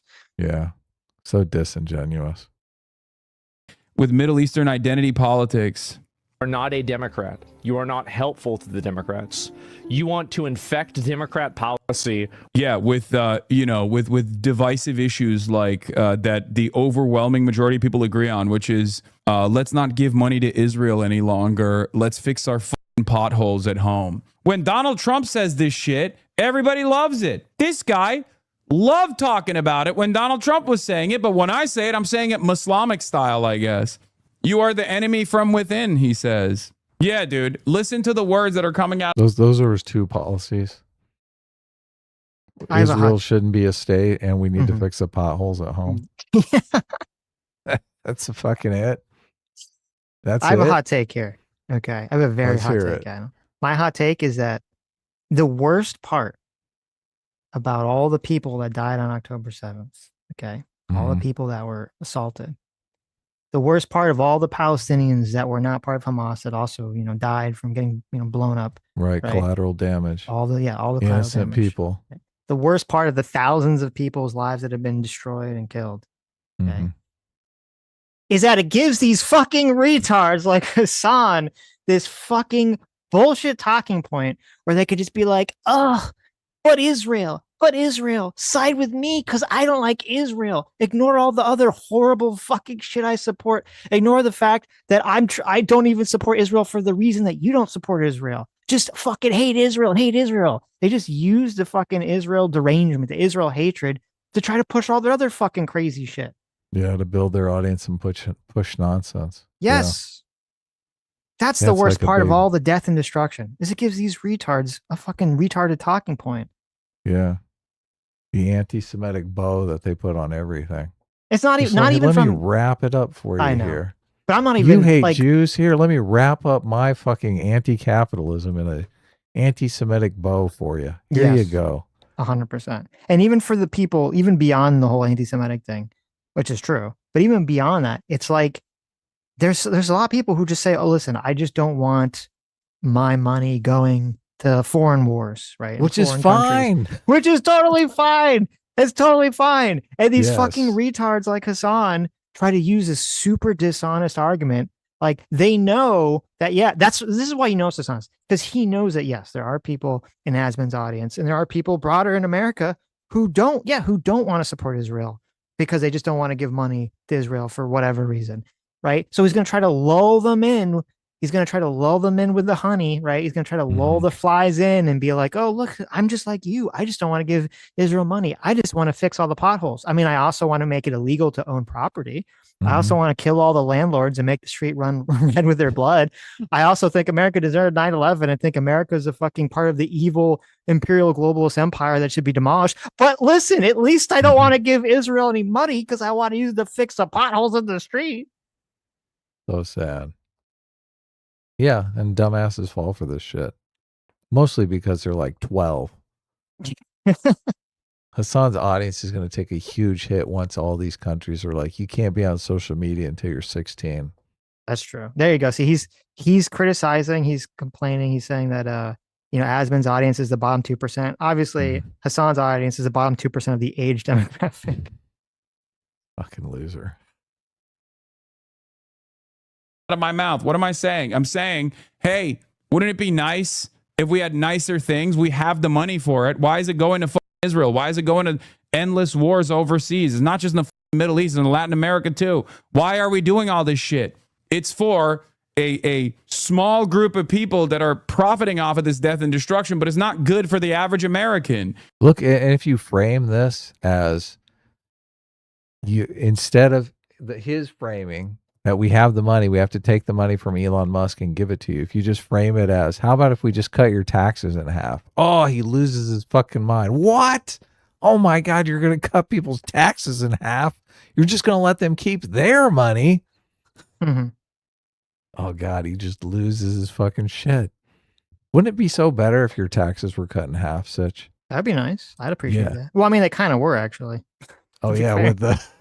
with the no tax on tips. They kind of were actually cut out. Yeah, there That you was go. a good deal, wasn't it? I mean, that worked out for us. Okay, Wow. but though I it's, think they should cut everyone's taxes in half. that's true. But though it is weird because like he said Central America, and okay, we're not listening. It's not 1960s anymore. So what is he talking? What is he talking about? Is he talking about like Maduro? Is he saying that it was bad that we got Maduro? That was Yeah, that actually worked. What the fuck are you talking about? That actually was beneficial to America. What the fuck's he talking about? Yeah, that was a good one. Yes. That's helped us out a lot with the oil, right? Yes. We'd That be actually super does fucked. help. Yeah. It's so he like picks the one example of like of a foreign thing that actually directly would help the average American. Yeah. Can we please get health care? Free health care, please. That's my argument. With Middle Eastern identity politics. Yeah, he can't turn this into a brownoid argument, right? He can't, because a lot of white people agree with me on this, okay? Myself, I am white as well, but a lot of real whites also agree with this. It's fucking stupid. He is trying to do the same thing that like all of those weird edgy accounts that are weirdly pro-Israel but will say anti-Semitic shit are doing, right? They're trying to turn this into like, oh, it's brown coded to care about what Israel's profound level of control over American foreign policy. That's a brownoid thing. We should be servile to the needs of Israel. That's what the real whites care about. Is that the argument that you're making? Twitch streamer Asmongold, also known as Roach King, commented on his live stream that he wants Israel to continue. Also, I like there's not a day that doesn't go by where Hasan doesn't change his position on whether he's white or not. Oh, I know. There's like a million clips of him saying he's Now white, he he's is not white. white. Yeah, it Yeah. never ends. Every day it's a Voting new as it's white a fucking person. new. Every day it's a new one for Hasan. Is he white? Is he not white? Who knows? He's Schrodinger's white person. When he's like advocating, when he's like saying, listen, I'm not racist against white people. I'm part of the white collective. He's white. But then as soon as someone calls him out for it, he's like, fuck you. I'm Middle Eastern. I live in America. I face Islamophobia. I'm Muslim. Yeah. Not You bombing enough. Lebanon. Yeah, it's brownoid, dude. It's brownoid. It's brown coded to say, hey, maybe America should get to dictate what Israel does and doesn't do, because America is the fucking superpower in this equation. That's the reason why they don't want to have any. This is so, oh my God, this is so stupid, because it's like, first of all, I mean, I agree. And I saw Asman's response to this, and he does agree with that. Obviously, most people are going to agree with that. America should dictate what Israel, and really what every country does. Okay. America should dictate what every country does, because we should be the big dicks superpower, right? Dave the problem, Smith is losing his mind I right know, of now. course. Keep going. Keep but going. the problem is Hasan doesn't think that. He thinks that America should only control one country in the entire world, Israel. Okay. And that's it. Every other country should shit all over America, and America should have their power greatly diminished. That's what his position is. So Ooh, when he tries to do this ouch. bullshit, like, I'm just trying to be on your side, guys, because I don't want to give money to Israel. It's like, yeah, because you want America to be destroyed. There's a very different reason for why you don't want to give money to Israel. We're not the same here. Okay. Yeah. Yeah. We want to fix the potholes. Yes. You want the quote American empire to crumble. To Yeah. fall. You want more potholes. Yes. Stop lying, bitch. anything to do with you. You were an invasive species into the liberal and Democrat movement and party. Oh, I love It's so it. funny that Asmongold is saying this when he is literally eating Donald Trump's dick and balls on a daily fucking basis. And there are liberals out there who will hear him say this and go, hey, this fucking neo-Nazi that we supposedly despise is actually really cooking up a solid take here. Yeah, guy who fucking despises your movement turns around and tells you what's best for your movement that he despises. Ultra right-wing content creator with 95% extremist right-wing audiences for sure worried about the Democratic Party. Who buys this? Fucking Sex Pestini's audience, dude. That's who. They're like, hey. There's a million clips recently of Hasan complaining, and we're going to watch one of those clips later in the stream, complaining about how, oh, why are the Democrats not protecting me from the Trump administration, from getting kicked out of, England, from all these things? Why are they not protecting me? I am the front line for them, blah, blah, blah, blah, blah, right?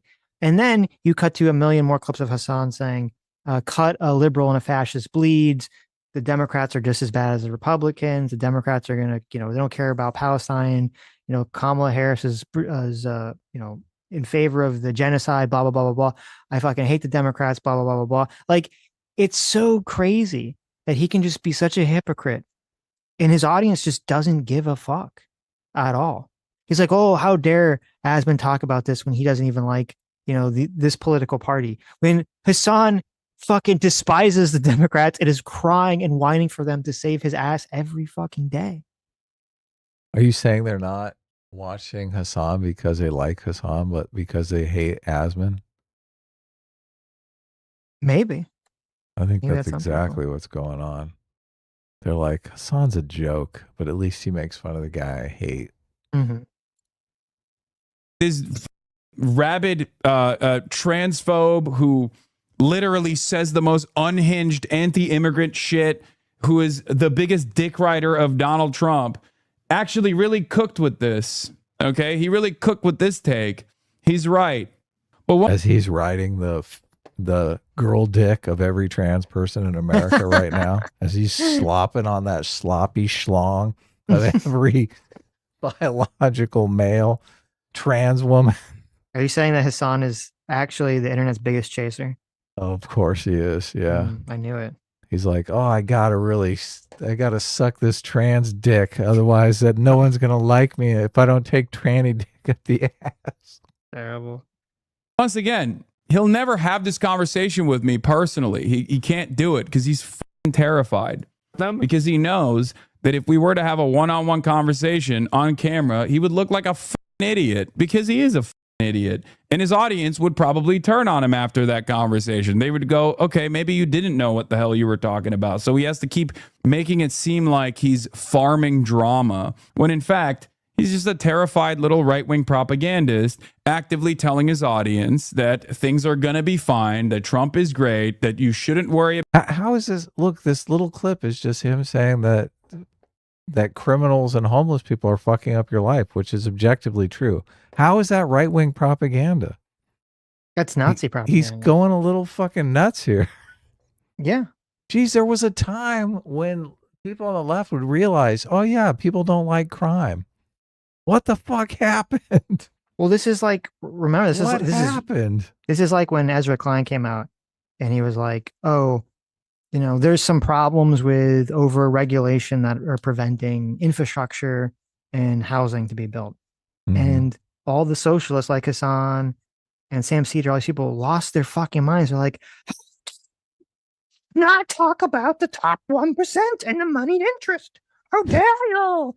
Yeah, it kind of collapsed their whole narrative. Yes. He's like, oh, maybe government doesn't know how to spend the money well. And that's, but that's the thing. It's like if you attack that, that's like their gospel, essentially. If you attack the gospel of like the 1%, then, it's over.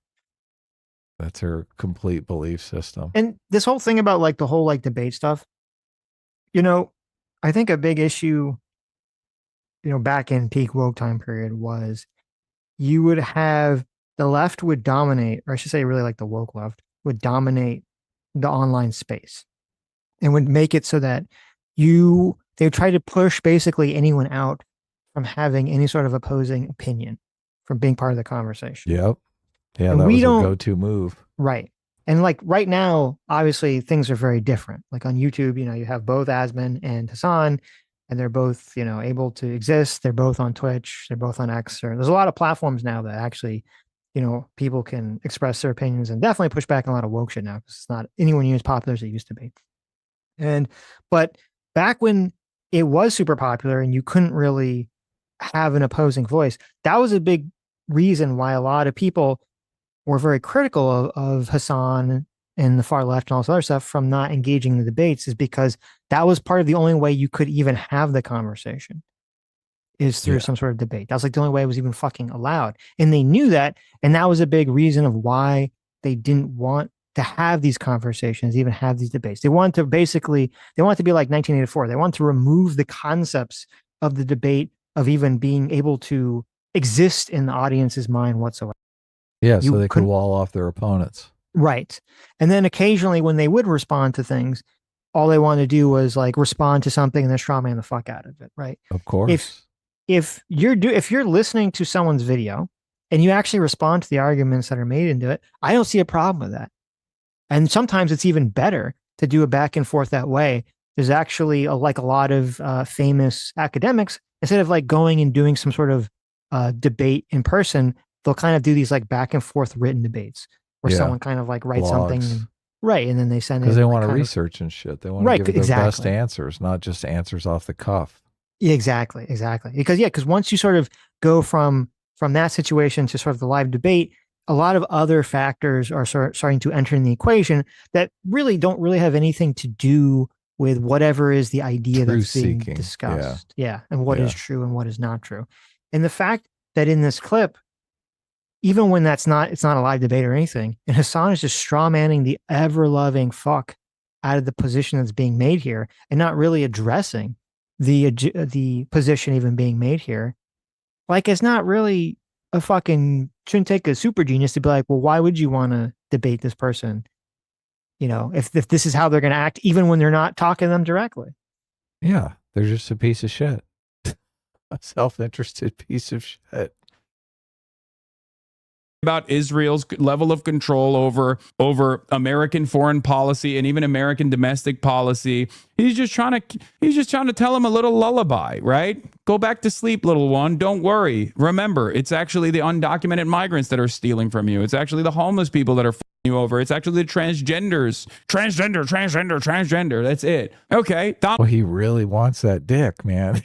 He's just desperate for it. You're exactly right about him not really answering any of these questions.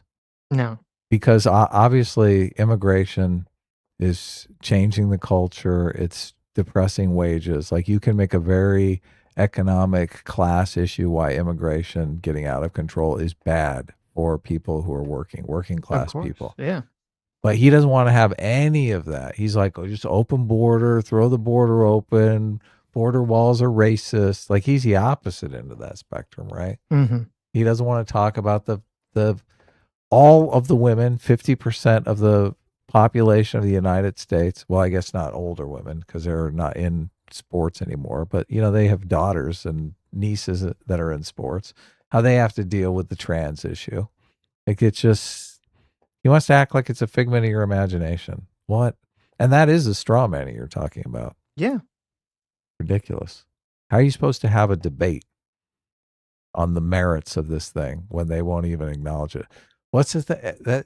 That thing has really, that meme that you can't really have discourse with people who just want to pretend that they don't understand what you're talking about. That meme is really ever present now. That meme has really broken through. Yeah.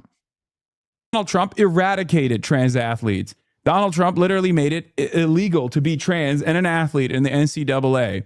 Did your life get better? That was literally a year ago. That was 2 years ago. Did your life get better since then? Did you experience any material improvements in your life? No, of course you didn't. Well, I mean, who are you talking to? You're talking to women in sports. I mean, a lot of them would say yes, obviously. I don't have to deal with the trans dick in my locker room. Okay? I don't have to have the dick dangling in my face every day when I'm getting ready for volleyball. Mm-hmm. Okay. They'd say my life is tangibly better. Right? What if they're into that? I mean, right? Did you consider that? A lot of them aren't. Okay. But what if they are? Mm-hmm. The needs of the many outweigh the needs of the few. Guy over here. Or the one dingaling that wants to be in the fucking women's locker room. I can't believe this. We've always disagreed on this. I saw not on the locker room thing. I agree on the locker room thing. Oh, really? Okay. It's a bathrooms. That's the bathroom thing. Most, people Yeah. they're in their little stalls. It doesn't matter. because they go out. Yeah. But the guy who would never use a public restroom. I mean, you can make it through life without using a public restroom. Can you? I mean, I feel like it's difficult. But if anyone could, Yeah. I believe it'd be Hasan. So. Oh yeah. Is that fixing the gas prices? Giving Israel more money? Is that going to fix your gas prices? Giving Israel more money, is that going to actually improve inflation? Is the cost of actually, like if they could say they stop Iran, then actually, yeah, that would help gas prices. That is true. Well, also the Maduro thing that he shit on earlier. Is that helping your gas prices? Why is he not bringing that up? It actually is helping your gas prices. Yeah. All that Venezuela oil. Living more manageable. We've been giving Israel $10 billion a year on top of everything else that we've been doing, $300 billion since the inception of the nation state over the course of the last 80 years, right? Have things gotten... We should watch the clip as a palate cleanser of him getting disappointed by the clip that Asmongold has up right now, where he discovers that he's being called a Nazi by a bunch of normies and they don't want him to come to their venue. Yeah. God, his response to that is so ridiculous. He's acting like, oh, this would never happen to the right. Dude, where the fuck have you been? I have that clip. Where have you been? I know. What? How could he's got to be so out of it? How can he say that? Does he believe that, or is he just lying? He's both. Like Tim Pool has been getting shut down for 10 years now. Well, it's worse because I even brought up some examples because the examples he brought, he had the two worst examples. Okay. Mm-hmm. He didn't say Tim Pool. He said Charlie Kirk, the guy who was assassinated. Murdered. Yeah. Right. Yes. And then Milo Yiannopoulos, one of the most canceled persons on the face of the fucking planet, is who they lit up. Berkeley on fire because I Milo Yiannopoulos was speaking there. I didn't tell Adam about this in advance, guys. I want you to know this. I have the clip of that. I was going to play because it's just so insane. Yes. What a dipshit. Look, this just shows he's completely out of it. He's just in a leftist bubble. Better in that process, on that timeline, especially in the last 2 to 3 years, have things gotten better? Has ICE improved your lives? Elon Musk is a fucking trillionaire. What good did that do for you? Did it do anything for you that's positive? No, of course not. Yeah, Twitch streamer Asmongold, also known as Roach King, commented on his live stream that he wants Israel to continue bombing Lebanon. It's awesome. Yeah, why would he care about what... They're deporting all the gangbangers in Los Angeles is a step in the right direction, most definitely. What helps with the Democrats? He doesn't. He doesn't actually. He's trying to present the Israel-Palestine issue as an issue that only brownoids care about. He's trying to be the edgy boy that tells his edgy audience, like, this Israel stuff is just like brown coded. It's only Middle Easterners and brownoids who give a shit about this. Like, you shouldn't fucking care about this. Yeah. MAGA right-wingers, real white guys don't care about this stuff. It's like, do they? Do they not? Because I feel like you're a little terrified. You're a little terrified of broaching that conversation. You keep saying that word. Yes, dude, I'm allowed to say it. He's referencing me in that with that word. What do you want me to shut the fuck up, okay? Oh my God, you're saying brownoid. Yes, dude. Yes, I am. I'm saying it. Bitch ass motherfuckers in the chat. You're not allowed to say brownoid. Well, obviously it sounds like, racializing it. And Asman I don't believe Asman even said brownoid. So he's calling me that. He didn't say that word. Hasan's the one that's just sort of using that word. It's kind of interesting because he doesn't understand why Asman has this position of like supporting Israel, bombing Lebanon. And it kind of plays perfectly with the entire conversation of like who's at fault, the bottom 2% or the top 2%. Because when Asman talked about it, which I don't even think Hasan played the clip, he's saying it's good that they blow them up because they're blowing up terrorists who do terrorist things, right? And it's very clear he's looking at it from, again, like kind of the criminality perspective, the bottom 2% perspective, that there's criminals that are trying to harm me. And so therefore it's good to get rid of sort of the criminal element. But since Hasan is just so like blind to that, he just sees it as like, well, obviously Asman must be getting paid off by Israel or something, but to that effect, which doesn't even fucking make sense considering he literally said the other day, which we covered, that like he's, a gateway for fucking Nicolas Fuentes, which I don't think Israel would be, preferable to that concept. So. Oh yeah. They get big mad. They pull his paycheck immediately. Yeah. I think they would pull his paycheck for that one. Yeah. It's the most basic thing he said. It went viral because crime is out of control in a lot of places now, and people are having to deal with it. Yes. I never saw the amount of crime on the news that I see now. It's incredible. It's night and day. The pandemic came and fucked up LA, and LA has never recovered. Mm-hmm. Never recovered. It fucked Now up we a have lot like of things, home invasions, just homeless people everywhere. It's insane. It's totally insane. Oh my God. The Taylor Lorenz thing. She's like, she has this whole theory of reality that I was completely unaware of. That's like that shit crazy. She is obviously an agoraphobic and like is completely untreated, and that's really like what's dictating a lot of her political opinions. She has this whole take about how the pandemic was actually good because it showed like a time in America where Americans could come together and unify, and the government could give people a bunch of money and social services. Yeah. That's her worldview. Okay. Yeah, that's crazy because it fucked up so many kids. She was like, it was so good. We were all considerate and wearing masks, and the government was all giving us money, and it was like the socialist utopia. It was so good. Yeah, and every kid had to stay home and couldn't go out and play with their friends. Mm-hmm. I'm sure you can remember every single grade from grade school through high school, right? Even through college. Can you imagine if 2 of those years were completely taken away from you? That'd be weird. So and if you think about it, at each age, you're like, okay, well, which would be the easiest years to lose, and you wouldn't be like completely stunted, right? Mm-hmm. Is it like 3rd and 4th grade? Would that turn you into? Is it like 5th and 6th grade? Well, and also like into like a total fucking weirdo. I know. Well, that's the thing. I mean, you have all these kids. Yeah, you have all these kids that are kind of like these weird situations now. Yeah. Maybe that has a lot. I think it's a lot to do with why a lot of the. I mean, it made the whole terminally online shit, much fucking worse. Of course, that's their only social life. But then on top of that, like, there's so many businesses that got destroyed. Oh, I know. Yes.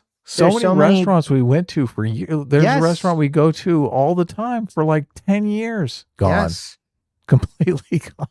Yes. There's restaurants that were like, these are like our favorite restaurants. Completely annihilated because of COVID. Yeah. It's fucking terrible. Totally terrible. And for Taylor Lorenz to think, oh yeah, that was actually excellent. That's great. Because it helped her agoraphobia. So, that's I'm great. so glad all of these kids are fucked up. The kids that lost freshman and sophomore year in high school. I should have guessed, because when you look, there's something that's weird. Okay. Oh yeah, she's wrong in the head. I know. I don't think a lot of people that are really into the whole phrenology shit. I don't think that's what it is. Mm-hmm. I think humans are all a little psychic. Okay. Mm-hmm. This is my other hot take. I think all humans are a little psychic. I think that's what vibes are. So when you see someone like Taylor Lorenz, you could just feel. You can feel it. You could feel the OCD, agoraphobic, germaphobe, woke energy that just emanates from every pore of her being. And you're like, I should have seen this coming. I should have seen that she was pro the pandemic and the lockdowns. Where's my Taylor Lorenz crazy gifts? Oh, do you have the mouth eyes or something? Was that her or is that AOC? Well, I can't imagine. I can't imagine deleting them. Obviously, those were terrible. Those are fucking like Elder Ring bosses. It's like a crime against humanity, but at the same time, it's funny. It's really funny. Netanyahu informed Trump that Israel will not pull IDF forces from Lebanon and does not consider itself bound by the Lebanon clause in the U.S.-Iran agreement. Okay, you know what? Like, the thing is, this has always been my stance on this. You can never negotiate with these fucks. You just go in there, you bomb the shit out of them, and you leave them. If they want to kill each other afterwards, go ahead, be my guest. But the amount of, like, why are we trying to micromanage Israel? Yeah, why are we doing this, base, baby? So stupid. All right, whatever. Yeah, I think he should keep bombing them. By the way, I think Israel should keep bombing Lebanon because Lebanon has terrorists in it. They have Hezbollah in it, and they're firing rockets into Israel. They are. They're firing rockets into. I hope he kills every single fucking one of the Hezbollah members in Lebanon. Every single fucking one. Would Dave Smith be fine with Israel just annihilating Gaza as long as we weren't spending any money on it? That's a good question. An isolationist. Yeah. I don't know. Like if he should be, right? I don't think we should be giving any support to Israel because then they can do whatever the fuck they want. It sounds like they're in the we want to do whatever the fuck we want anyway, right? Because they're kind of fucking it up for Trump right now. They are, yeah. Trump they're having a real pissing contest. I know, and and I disagree with Asman's take here too because number one, I think every country should do what we say. Okay, I don't care who the president is, whether I support the president or not. They should do what the fuck we say. Okay, or we bomb the shit out of them, just that like includes Iran, Israel, right? Right. That 100% includes Israel. But also, I mean, like they're so like Israel's just so fucking retarded too about this shit because, and we'll talk about the Iran deal after this. There's like so little chance this fucking Iran deal's gonna work anyway, right? And so if they were smart, they would just be like, okay, we're not going to do anything for 2 days to Lebanon. Let Lebanon keep shooting missiles at you for 2 or 3 days. You get 2 or 3 days of a news cycle of Lebanon shooting missiles at you, and then you go and bomb the shit out of them. And you tell these fucking people, like Hasan, all these retards that are crying about, like, Israel's sabotaging the bill. Like, fuck you. Look, It's Lebanon keeps fucking retaliation. attacking them. Yeah, it's just retaliation. But They you got need to bomb have shelters all over the place. That's a good idea. Just But hide in your bomb shelters for a week. But you need to have the 2 or 3 days of the news cycle to actually establish that because all these fucking, because now it's like a whole, I was trying to figure it out. I was like, who actually is firing first or whatever. And it's like, no one fucking knows. One side saying, it's all, they said this kind of shit. So who the fuck knows what's going on?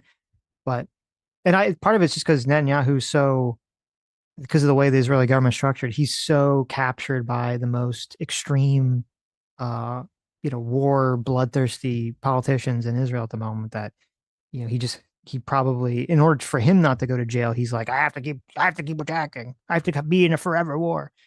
And it's like, why the fuck should we have to be? Why are we? This is like what's sort of stupid about the whole thing. It's not even that like we are subject to the whims of Israel. We're subject to the whims of Benjamin Netanyahu because he doesn't want to go to prison. I think that's like an even bigger problem about the whole situation. The people have to be far more radicalized as well, though, obviously, they are, because of October 7th. Of course. So he's got major supporters. But so look at this. This was insane. So there's this guy, if you watch P.F. Young, you're familiar with him. His name is Ben Gvir, okay? P.F. Young despises him with the fury of 1,000 suns, okay? He is the Minister of National Security in Israel. He's a position that Netanyahu could remove him from office, okay? This guy said on X a couple of days ago, he said, for every tear of an Israeli mother, 1,000 Lebanese mothers must weep. All of Lebanon must burn. With all due respect to Americans, Israel must make it clear to the entire world that the blood of our sons and the security of our citizens are not forfeit. All of Lebanon must burn. Our supreme duty is to protect the citizens of Israel and the soldiers of the IDF, and this commitment takes precedence over every other consideration. I told the prime minister, even in a private meeting, for every tear of an Israeli mother, 1,000 Lebanese mothers must weep. Enough with the ping pong. In the Middle East, you don't win with measured responses and restraint. You need to go berserk to obliterate, to crush the terror. So listen, okay. I don't think that any country should have an attitude of for every one person that dies, we will kill 1,000 of their citizens, regardless of whether they're combatants or not. I think that's psychopathic. Okay. I think that's definitely bordering on demonic sort of mentality. Right. I don't have a problem. And I would think if Trump or America says, listen, Netanyahu, this person is in your cabinet and you could get rid of this fucking crazy person. All right. get the fuck rid of this fucking crazy person if you want our support. I'm on board with that. They should be like, get this fucking wacky motherfucker out of here. Mm-hmm. If you want our support. I don't want to support countries that have people like this in positions of power. Could you imagine if fucking Pete Hegseth said something like this?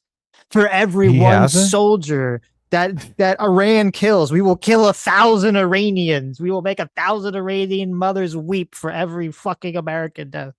I feel like Pete Hegseth has that stuff that's close, at least close to that. You don't think I don't so? think he had while he's the Secretary of War. I've listened to I could believe he said that while he conferences was drunk on Fox News, but I don't think he'd say it while he's actually. He said some crazy shit. Okay. That I'm like, wow, this is really. He's going for it. Mm-hmm. And only then will the people there have peace. That's good.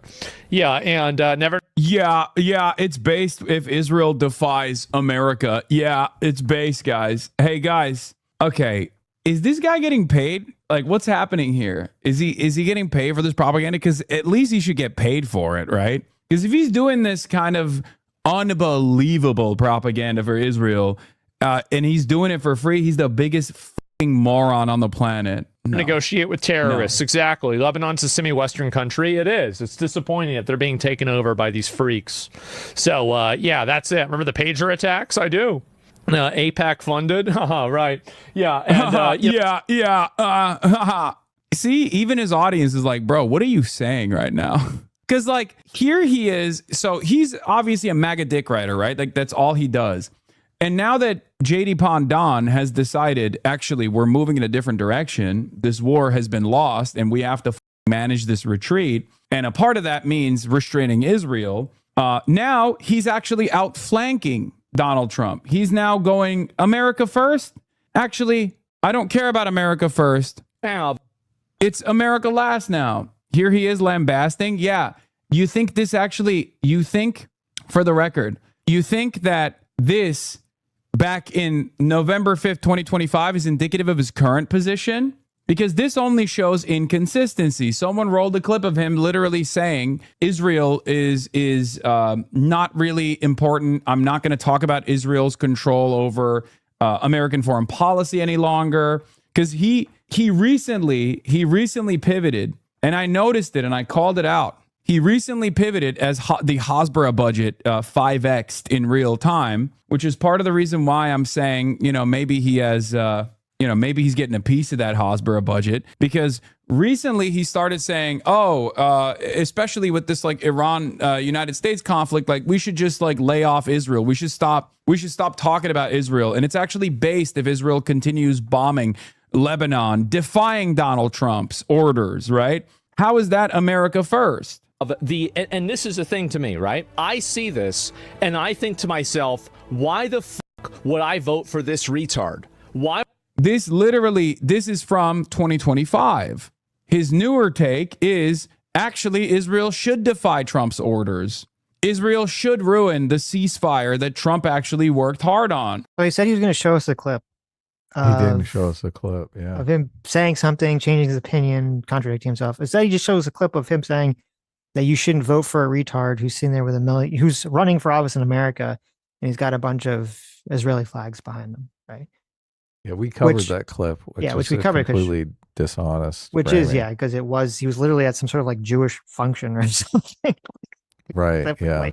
Right. So it's a stupid point for Hasan to even make. Okay, but I understand like generally, like yes, you shouldn't, if you're running for office in America, the primary focus should be on America, right? That's pretty obvious. That goes without saying. Sure. That's not really a contradiction to saying, well, therefore, then the country is doing some sort of foreign policy action later. That's not really contradicting that whatsoever, or changing your opinion on that whatsoever. It is ridiculous too that just so much of the left online is so hyped. Like they only have one issue, and it's Israel. Yeah. I think it's kind of like, what Ryan was saying, that the left was having a lot of problems, having an identity, right, in the last election. And then, and I said that because the left was having a lot of problems having identity, they didn't really know what direction to go with wokeness and all this other stuff. That's why they were so fixated on like hating Donald Trump, because that was like the one thing that could unify them. And I think that's literally the exact thing that's happening right now with the online left. The online left can't agree on a lot of stuff. There's so much infighting on the woke shit. Like even the whole super woke people are just, they're prime for infighting. The whole thing is a crab and bucket style, race of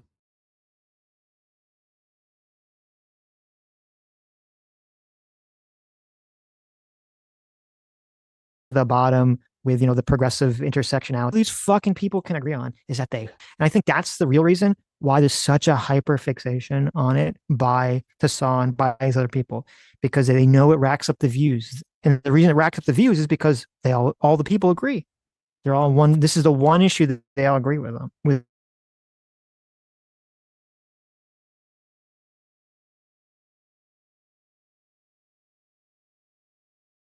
Our hill hurts. Or with each other on. Oh, you're back. And I think this is, and I hate to say it, I think this is, this early? I know. I was thinking the same exact thing. I was like, what? That's crazy. I'm getting ready. That's crazy. It's been actually pretty good recently. So I'm getting ready to call it a bomb threat to it's too early. To your internet service provider. To my internet provider. Yeah. That's a joke. That's a joke, okay? That's not going to happen. I'm just kidding. Well, I know where I got cut off. I'll just, the one sentence summary was the reason that the internet left is so fixated on Israel is because it's the one issue that they can all agree on in order to build an audience. Of course. There's so much infighting. And I think, unfortunately, I think this is why, part of why, I think they obviously agree with it ideologically, but I think it's part of why Anna and Cenk are so fixated on Israel is because when Anna rightfully started pulling away from all the woke shit, she was getting so attacked by the left. She's getting so piled on by the left. And then when Israel in 2023 started to pop off, suddenly now they had an issue that they could hyperfixate on that they could get back the audience. They could unite the audience on. Yeah. That's so sad. It is. But I think that's what's going on. Yeah. So which one is it? He literally has said over and over and over again recently that talking about Israel's involvement in American politics is actually boring and it's actually crazy. It's causing people to be schizophrenic or whatever the like it's Israel. Israel's so bad. These people are trying to blow you up too, bro. Like that's it. And we can't have Lebanon looking like Gaza by the end of this though. That's not my problem. Like what they do over in the Middle East, like whatever they want to blow up, whatever they don't want to blow up, it's not my problem. I don't care. I just don't want to have any terrorists. That's it. That's the only thing that affects me as an American. Like it's funny too because there was a time period where like Hasan would be happy if the largest streamer on the right was pushing back on like the super virulent Jew conspiracy, Jews behind everything, crowd that is gaining more traction on the internet. There was a time where Hasan would be happy about that, but now he's upset about that.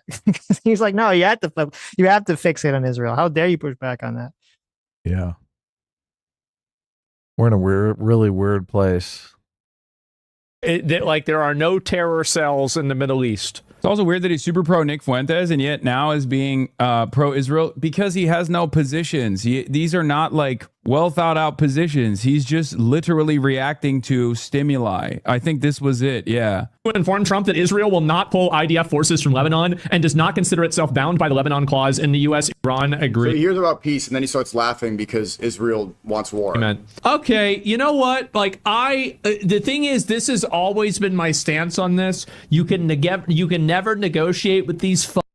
You just go in there, you bomb the shit out of them, and you leave them. If they want to kill each other. He's saying base Benjamin Netanyahu for defying Trump's orders, by the way. Afterwards, go ahead, be my guest. But the amount of why are we trying to micromanage Israel? Yeah. Yeah, why are we doing this, base, baby? Yeah, I think he should keep bombing them, by the way. Again, they're firing rockets into Israel. They are. They're firing rockets into I hope he kills every single one of the Hezbollah members in Lebanon. Every single one. He is basically trying to present Benjamin Netanyahu defying Trump's orders as base to his audience, when in fact, it's literally spoiling the ceasefire deal that Trump put together. So his highest priority. Oh, so now Hasan supports Trump. Interesting. Now he's here. Now he's dick riding Trump. I know. Why are you sucking Trump's dick so hard? It's so funny. Look at this guy. It is weird because like when I was saying like the people kind of listening to a lot of people talk about the Iran deal, the only people that really were supporting it was people directly associated with the Trump administration. Fox News, they were like tentatively like hoping it would work, but you could tell they were a lot of them didn't really like it. And the people that like really hate America on the left were like super pro this deal. Or the people that really despise Israel too were like just so pro this deal. And I was like, that's a very interesting cohort of people that are supporting this deal. The outline of a surrender? Yes, the capitulation. Oh. Okay. Well, let's talk about that actually now. Here, I'll send you a link too if you want to bring up the text of the memorandum of understanding here. Okay. Memorandum of you can kind of go through it. Understanding the framework of this capitulation. Framework here. So I'm judging or assuming from what you're saying that you don't have a lot of positive feelings about this memorandum of understanding, about this agreement here. I'm just saying what other people are saying about it. So I have not really formed my own opinion of it. A lot of people I know are pissed off about it. So, and a lot of people are saying this is a worse deal than Obama got. You know, there's a lot of controversy going on with this. So, but I didn't read it. I usually like to form my own opinions on this kind of stuff. Okay. Well, let's read through it. All those people could be, Right. All those people could be wrong. They could be. Who knows? And many times they are wrong. Let's read through it. It's pretty short. I mean, Botcha's never wrong, but even Botcha, who was like fucking number one Donald Trump dick rider, she's like, well, apparently there's something else that she rides for harder than Trump. But she have you? I'm reading Botcha's new book. Do you even know what Botcha's new book is? No. Please tell me it's not about Israel. Look it up. You should check it out. I think you should read it. Actually, I was thinking, man, Sitch's dad would really like this book. Oh no. This book he'd get a kick out of it. Let's see. What's the name of this book here? Jews in the Left. Oh no. This book examines why Jews became devoted Democrats and analyzes how the political left has recently turned against them, exploring a uniquely left-wing form of anti-Semitism throughout American political history. Well, there you go. I guess it makes sense, huh? It's a good book. I like it. Yeah. Okay. It's Father's Day. I don't know if you got anything good for your dad. That's true. I don't think my dad would like that book, honestly. Really? Just guessing, yeah. No, he'd love it. She's a leftist. Come on. Okay, so here's what the memorandum of understanding says. We'll go through it. It's about 14, 14, but one's a little like one sentence. It's 13 points here. Number 1, the United States of America and the Islamic Republic of Iran and their allies in the current war, by signing this MOU, declare the immediate and permanent termination of military operation on all fronts, including in Lebanon, and undertake from now on not to initiate any war or any military operation against each other, and to refrain from the threat or use of force against each other, and ensuring the territorial integrity and sovereignty of Lebanon.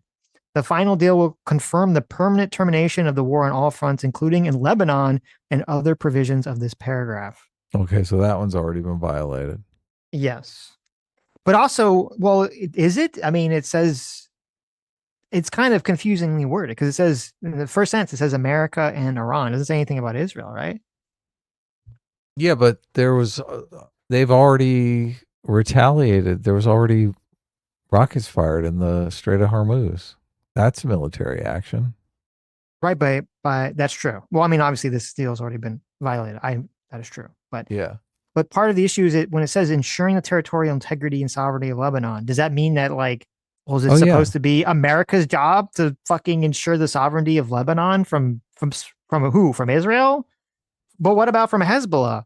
if the Lebanese government says, hey, we're totally fine with Israel and America blowing up Hezbollah in parts of our country, well, what is that? Is then Iran gonna be like, oh, well, then it's fine all of a sudden because the government is in favor of it? Yeah, it doesn't. This doesn't include Israel, so.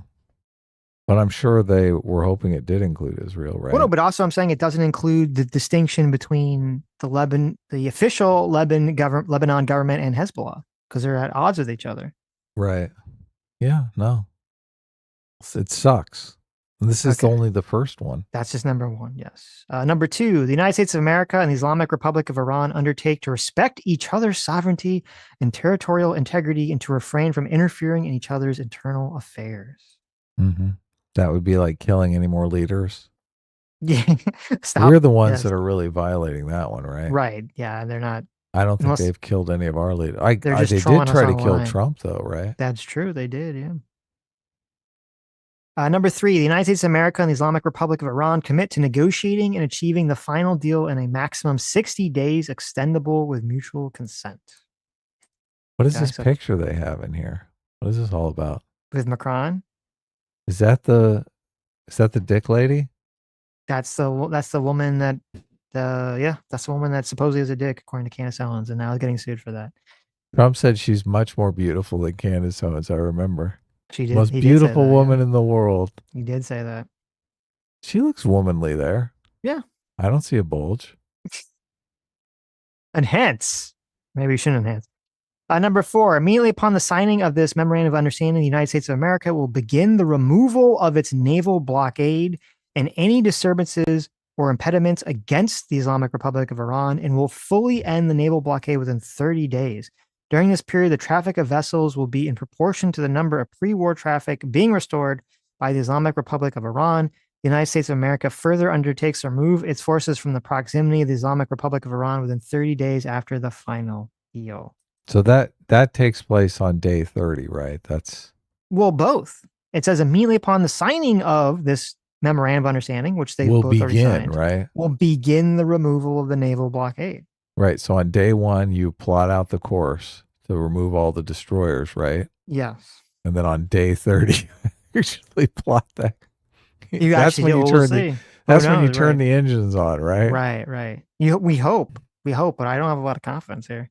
Yeah. So, number five, upon the signing of the MOU, the Islamic Republic of Iran will make arrangements using its best efforts for the safe passage of commercial vessels with no charge for 60 days, only from the Persian Gulf to the Sea of Oman and vice versa.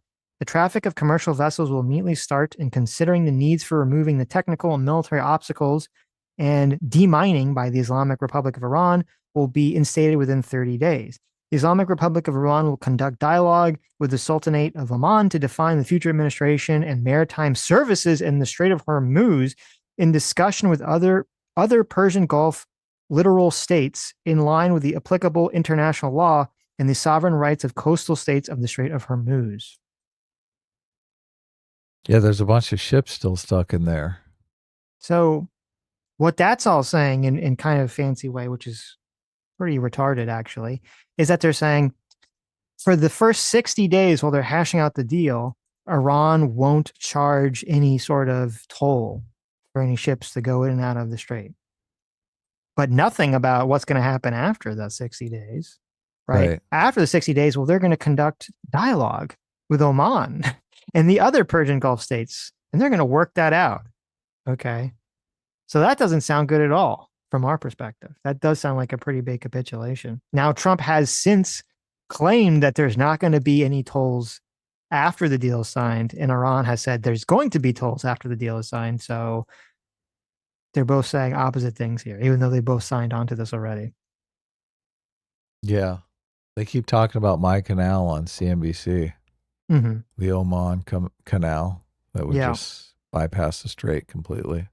Well, that's probably what these Gulf states are going to have to do going forward in the future. They're going to have to all start figuring out ways to just, get around the strait themselves. How big are those tunnels that Elon? I think the boring company out there, yeah. Make a big tunnel, right? It's like a big mountain range. Number 6, this is probably maybe the most contentious one. The United States of America undertakes with regional partners to develop a definitive mutual agreed plan with at least $300 billion for the reconstruction and economic development of the Islamic Republic of Iran. The mechanism for the implementation of this plan will be finalized as part of a final deal within 60 days. All required licenses, waivers, and permissions needed for the relevant financial transactions will be granted by the United States of America. Okay. So this is saying that we are going to help Iran get $300 billion. Yeah. Everyone was saying, "Oh my God, we're giving them $300 billion," but Trump was quick to say, "Oh no, no, no! They're not getting a penny, not one red cent. We're going to co-sign on loans or something like that." And I was thinking, "Oh, what?" Look at this picture that Fox News picked of Trump with the buffoon look on. It's saying look how big the money is that we're going to give Iran. We're giving them this much money. When Fox News is, well, I guess Fox News does Trump dirty all the time. So not all the time, I'd say occasionally. So this obviously is very contentious because it's like, well, where's that money going to come from? And they keep saying it's not going to come from taxpayer money, which obviously I agree with. I don't think the Trump administration would be like he would insane. Like if they we were going to give $300 billion for Israel. Exactly. If Trump was going to give $300 billion of U.S. taxpayer money to Iran, then he might as well have not even turned his head slightly to the left or right to avoid, the shot, because his his entire legacy would be annihilated if he did that. So I don't think there's a possibility of that happening. But this question was asked of JD Vance, and I'll play a clip of it here. It's just the answer to this question, I think, is so stupid. Because at first I thought, when I heard this, I thought, oh, well, they must mean that there's like $300 billion of frozen Iranian money in these other countries, and they're going to unleash it. Which, first of all, I think it's a horrible fucking idea anyway. Even if that was the case, giving Iran, the country that says death to America, $300 billion is fucking stupid. Obviously, it's a fucking stupid idea. But then it turns out, when I looked into it, that the $300 billion doesn't even come from the frozen assets. There's only an estimated amount of like $100 billion in frozen assets of Iranian stuff out in the world. What? So this other $200 billion is going to have to come from some other source somewhere. The World Bank. They're going to loan them the money. That's great. So we're going to get the fucking World Bank to loan a terrorist state $200 billion. And we're going to co-sign a loan that the people that say they want our country to be destroyed. Is that that's like fucking retarded if that's the concept. When your brother comes in with the crackhead that he just started dating and wants you to help co-sign on her car. Yeah. It's like, what the fuck? And you're like, what? Well, it's even worse than that. Because at least then it's your brother. It's more like the person who lives down the street of you, who says every day that they're going to kill you, comes into the house with a crackhead, and they're like, "Hey, co-sign my loan to buy a gun for this crackhead I'm dating." And you're like, "Oh yeah, sure." Let me get off the wall here. Yeah. She needs to protect herself from her pimp. Yes. Okay. Well, actually, I'll just skip to the answer parts. So the reporter asked this question: where is this money supposed to come from? This is what JD Vance said. $300 billion. Oh, I see. So what's interesting about this is there is a great desire from the Arab world and from outside the Arab world to actually get involved in Iran if they behave properly. So, for example, let's say the United Arab Emirates, who've been a great ally over the last, not just few months, but over the last many years, let's say that they would like to invest in building a power plant. That actually is impossible right now because of the way that U.S. sanctions work. And so what we're saying is that if you behave, and if the Emiratis themselves want to build a power plant, then we will do the sanctions relief necessary to make that possible. The good thing about that is that it actually creates...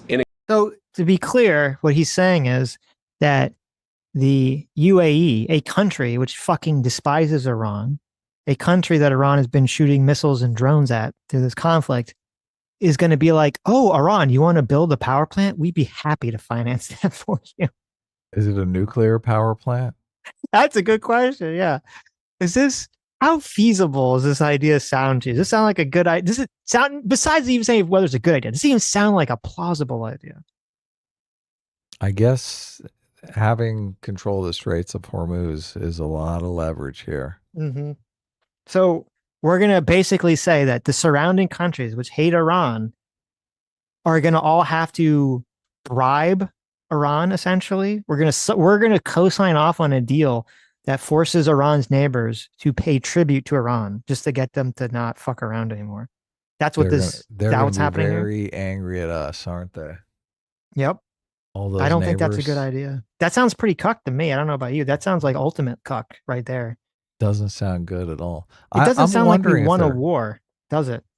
I'm wondering if all of this is just smoke and mirrors to get past the midterms. And then as soon as the midterms are done, it's like bombs away. Well, 60 days isn't even 60 days isn't even up. That's not even past the midterms.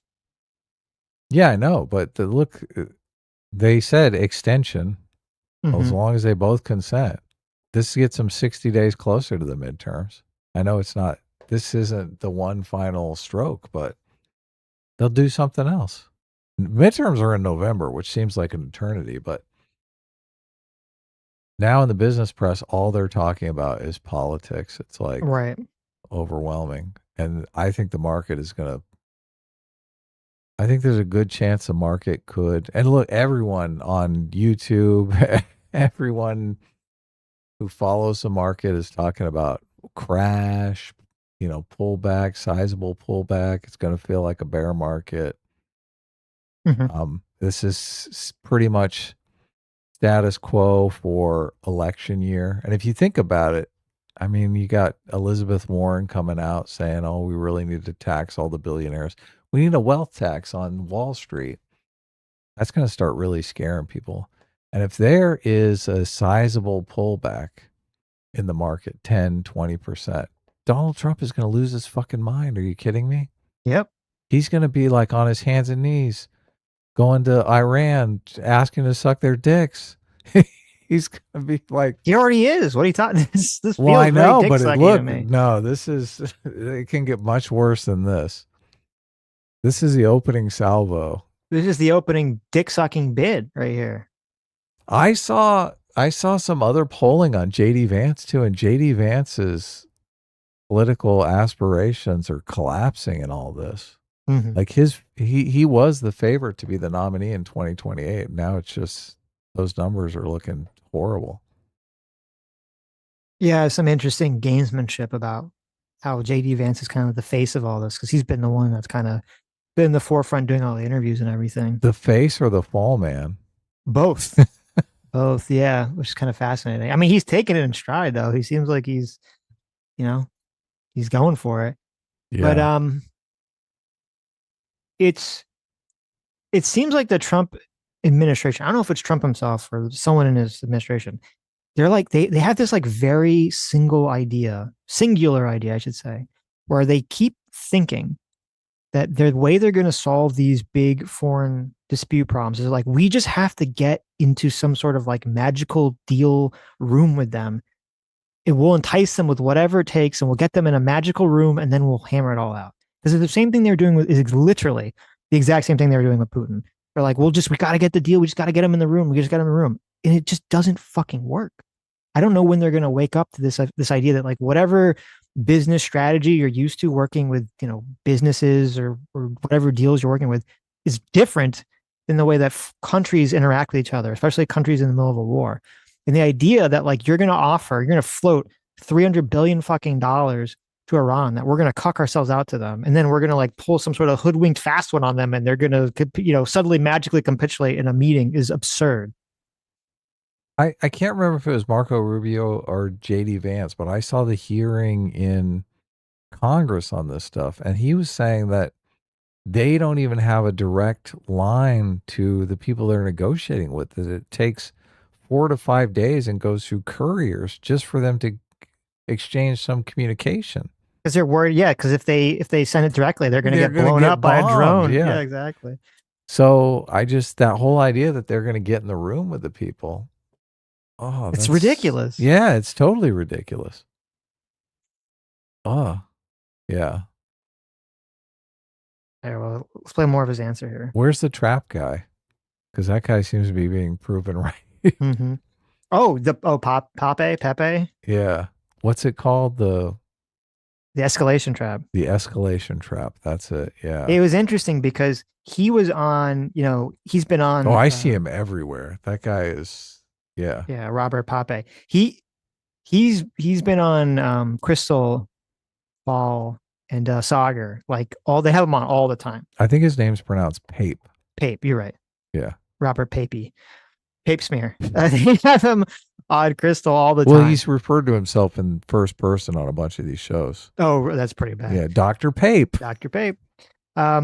He's been on their show like constantly. And oh yeah, they love it. They love it. And when he was on before this deal, and he kept saying that like Trump is gonna fuck up and he's gonna completely capitulate and this is a disaster, they like drink it in. They love it. They're like, oh yes, give it to us. Oh, they just rub it all over their face. Of they go, course. Oh, they get so horny for America it. fucking up, Trump fucking up. Yes. Oh my God, I'm gonna come. Exactly. That's like, exactly. But then crazy for it. It was very interesting because then when this memorandum of understanding was first released, and he's on the show, and it wasn't Crystal, it was Ryan Grimm, who's even worse than Crystal. And he's talking about how this is like a total capitulation to Iran and like a total surrender to Iran. Ryan Grimm starts freaking out because he since he fucking despises America so much and he wants this deal to pass because he fucking wants America to be weakened. He's like freaking out because he doesn't want Pape or anyone to say that the deal sucks because he's afraid if they all do that, then Trump won't go through with the deal. So he's like trying to be like, no, the deal doesn't suck. We're not capitulating. What do you mean? Like he tells like a complete 180 on the whole situation. It's insane. The paper's just he's like, I'm just looking at this the way it is. I don't know what you're talking about. Yeah. It seems like it's going to fall apart. I can't imagine Trump taking all these slings and arrows from his own coalition. They usually badger him pretty good into doing whatever they want. So, well, I will give you a little spoiler warning ahead here. So more recently updates where Trump has made, probably because part of him getting so much flack for all this and the fact that all the shit in Lebanon is still popping off with Hezbollah, Trump has made very incendiary rhetoric about annihilating Iran, and the Iranian diplomats have left the meeting. Oh yeah, so he's checked he checked his social media. So yes, he knows everyone's calling him a coward. Yes. So yeah, he's like, fuck that. I don't care if we lose the midterms. Yep. I got to run to the bathroom real quick, so you can read a super chat, or I can miss the clip. Well, I'll just play the rest of it. Yeah. Okay. It's a little bit loud. Migration, which is leverage. A world where the Gulf Coast Coalition has greater leverage into the Iranian economy is a world where the Iranians are going to be heavily prevented from misbehaving. So it's a lot of the Gulf Coast Coalition, again, they see that Iran is weakened, they see there's an opportunity to build a new relationship there, and they're saying if they behave, and if the United States is willing to allow this to happen, then absolutely we want to change our relationship with Iran.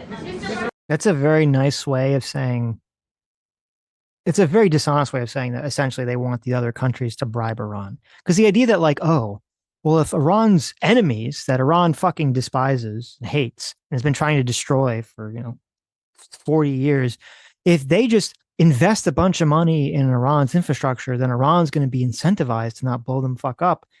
That hasn't been working for 40 fucking years. We've been sanctioning the shit of Iran for 40 years. We've been trying to push them out. All these countries have been not doing business with them, trying to push them out, harming them economically. Has Iran given a fuck? No, they don't give a fuck whatsoever. They just go through back channels. They do all this fucking, now they're doing all this fucking crypto shit, or they sell fucking a bunch of oil to China and Russia. We don't give a fuck about. We're totally fine with them doing all this fucking shit. They don't give a fuck. Iran has spent billions of dollars trying to develop nuclear weapons, and it's only brought them harm, economic harm. And they're still going through with it because they don't care. They're ideologically motivated.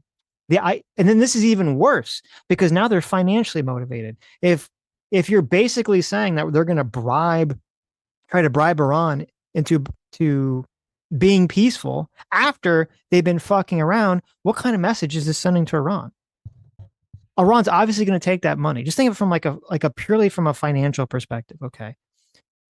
Iran fucks around and we completely capitulate to them. And we say, okay, well, we're going to pay you $300 billion to just be nice. Okay. So what's Iran going to do with that money? Well, I think it's very obvious. They're going to take a bunch of that money.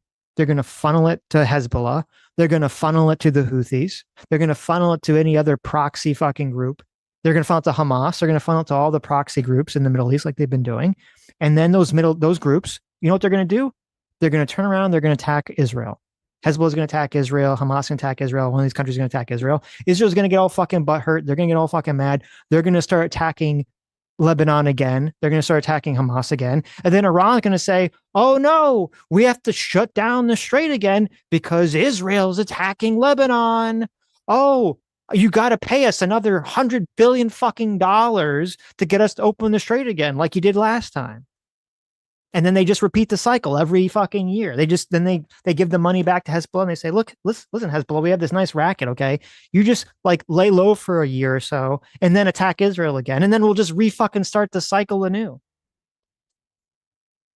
Should we go through to the George W. Bush school of negotiation? You don't negotiate with terrorists. You don't negotiate with terrorists.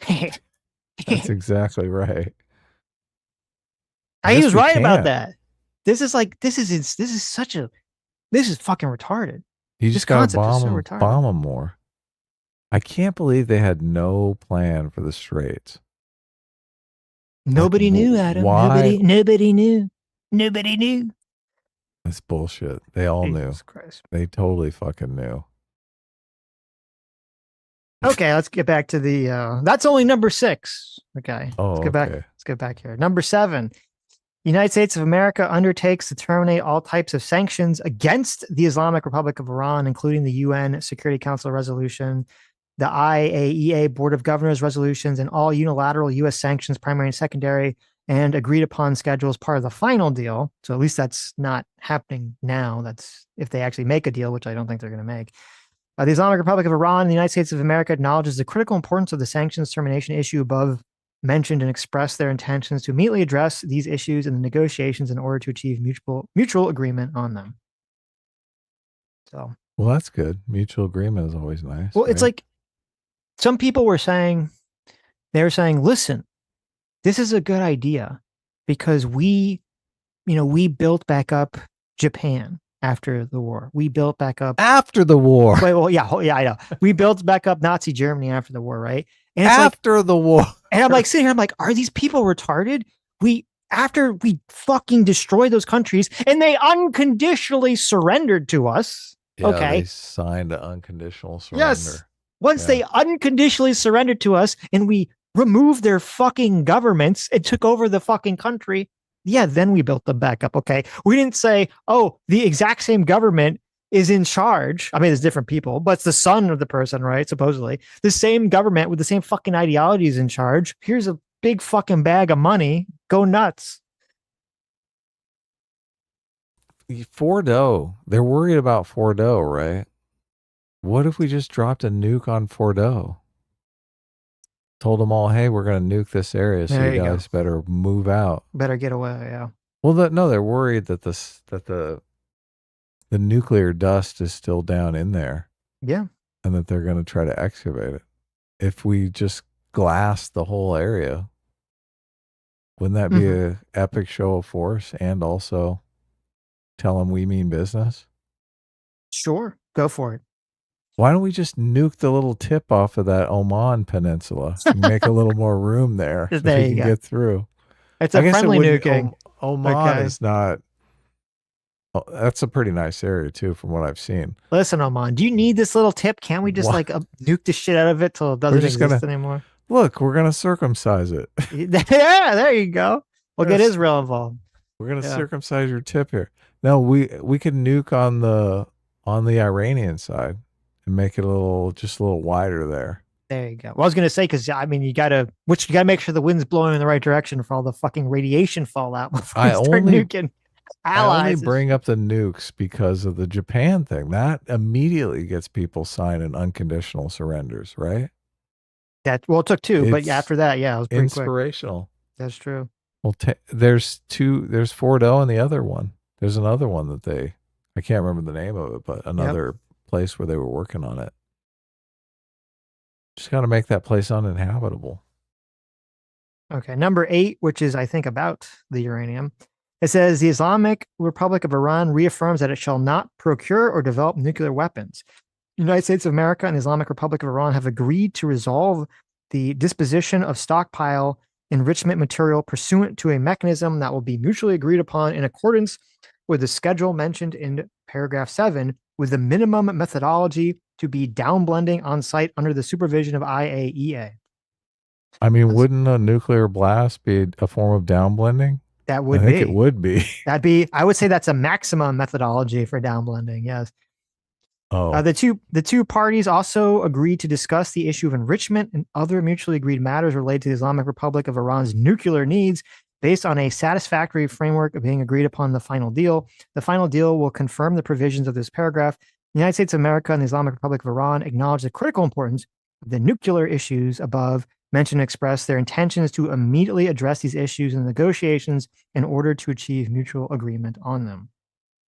Can we do some legalese, lawyerly wording of the contract where we agree to actually give them nuclear weapons and then give them the nuclear weapons tip first?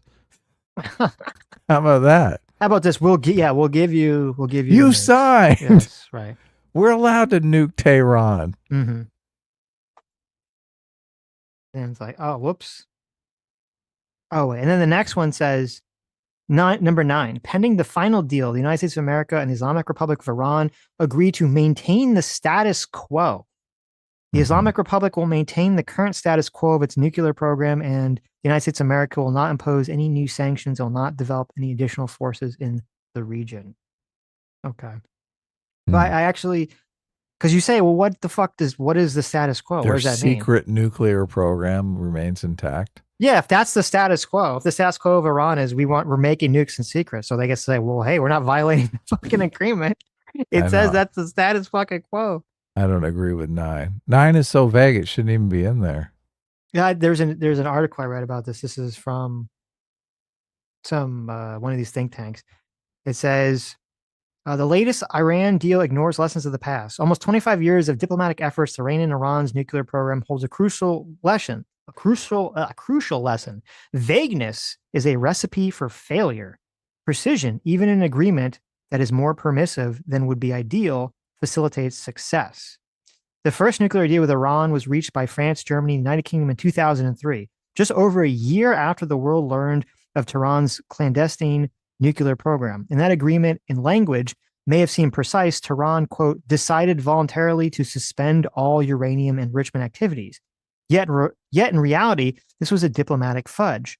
Iran claimed that it was permitted to continue to manufacture centrifuge components and produce uranium hexafluoride, the feedstock for enrichment, so as long as it did not actually enrich that material. Its interlocutors thought those activities were prohibited, but that disagreement caused the collapse of the 2003 agreement in less than a year. So Iran already has a good history of being very lawyerly with the language here to be like, well, you didn't specifically say, what we can and can't do, all right? We're not technically enriching it. We're just building the things that would enrich it completely, just keeping them in a big stockpile right here. This makes nuking them seem appropriate now. It really does. You guys wanted nuclear weapons and we're giving you nuclear weapons. What? Mm-hmm. Oh, you didn't want them exploded? Oh, but that's the best part. The new MOU contains similar ambiguities. Iran promised to, quote, maintain the current status quo of its nuclear program for now. The document's failure to define status quo creates problems. For example, Iran has undertaken cleanup activities and enhanced security at various nuclear sites around the country following the 2025 and 2026 wars. Would efforts to extract entombed enriched uranium in the name of environmental protection or improve security violate the MOU? Washington might say yes, but the document's vagueness simply invites Iran to try.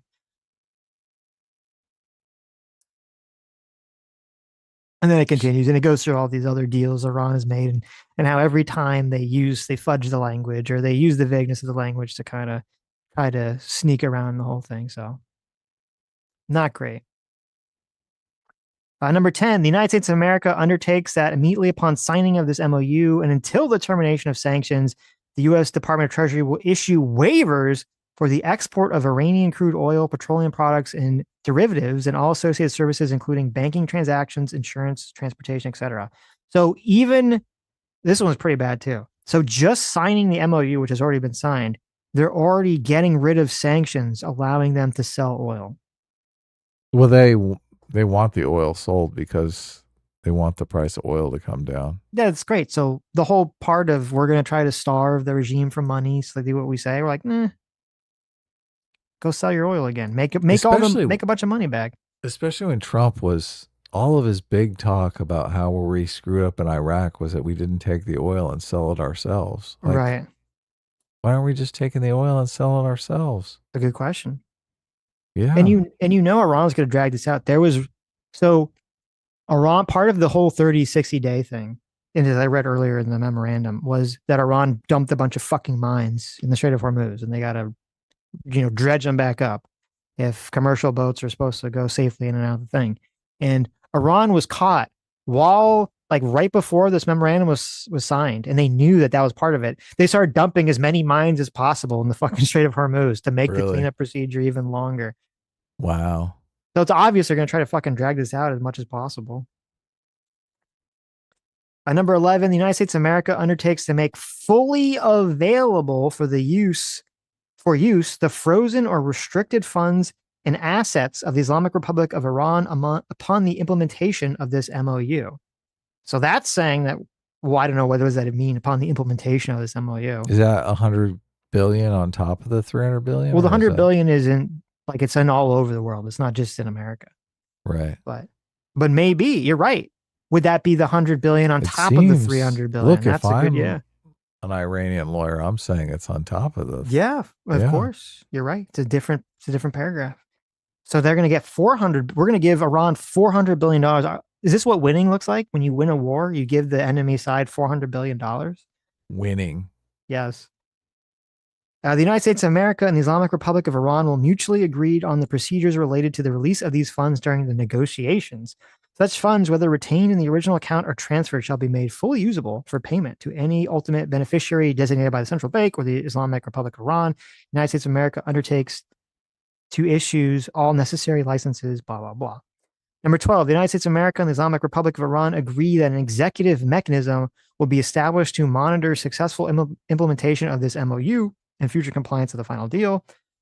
13, after signing the MOU and subject to the beginning of the implementation of paragraphs 1, 4, 5, 10, and 11 of this MOU, the continuing implementation of these measures, the United States of America and the Islamic Republic of Iran will start negotiations regarding the final deal exclusive of the other paragraphs. And number 14, the final deal will be endorsed by a binding UNSC, the United Nations Security Resolution. So that's the deal. Mm-hmm. So how do you feel about it now that we've gone through it, Adam? Seems terrible. Seems pretty shitty. So, okay, wait, let me see here. So, in response to where is it now? I lost the tab here. Let me pull back up here. I gotta bring back up Trump's True Social post. I mean, it doesn't really even seem like there is a deal. No. This doesn't really seem not feasible like, deal. Yeah. Yeah. Mm-hmm. Trump had to sign something so that he could say, oh, look, we were making progress and the market should go up, or at least not crater. Right. But this doesn't give, if this is the only thing they could get him to sign, it doesn't really give a lot of confidence that we are making progress. No, it makes it, yeah. If we're doing so well militarily that we're making them beg for mercy, this is not, they're begging for mercy. We have to try to bribe them with $400 billion. That's them begging for mercy. They are the homeless guy that steals a cop car, though. They have absolutely nothing to lose. So that's the problem. Yeah. You're in a bad negotiating position when you're negotiating with someone who has absolutely nothing to lose. truce. That's the problem. And we keep getting these conflicts where we're trying to deal with some authoritarian government, which uses its populace as a hostage situation. And then we're like, well, we're going to restrict your money. And it's like, well, the fuck do they care? As long as they can squeeze out enough resources to pay their own military, which they always end up fucking doing anyway. Yeah, because they've been stockpiling money to pay the military. Of course. It's really only the populace that ends up starving. They're Yes. like, we've got freezers and I got 10 years of food here. Yes. So Trump said about 9 hours ago in regards to Hezbollah, he said, Iran must immediately stop their highly paid proxies in Lebanon from causing trouble. If they don't, we will hit Iran very hard again, just like we did last week, only harder. So the deal's off to a strong start, it seems. Yes. And then Trump said after that at some point, couldn't find the exact timeline for this.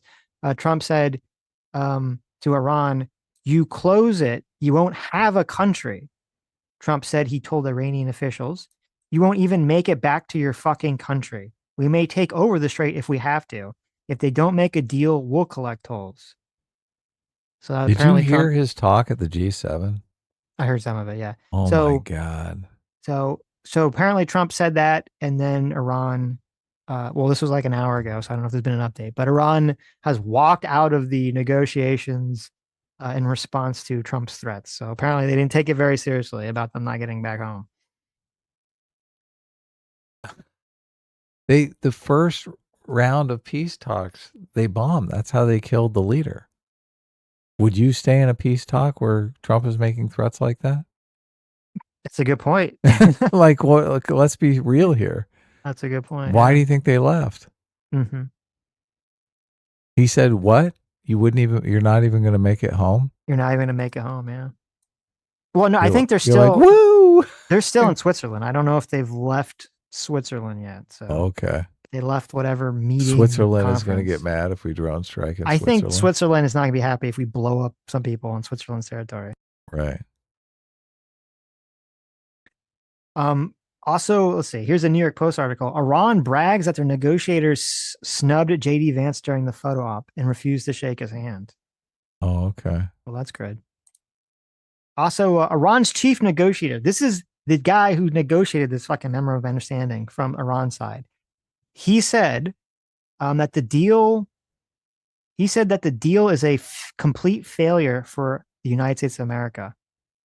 Okay. This is the guy who negotiated the deal for Iran. He said the agreement is a record of U.S. failure. People will see it and judge. I mean, that's exactly what's happening. Yeah. Are they not? It is. Yeah.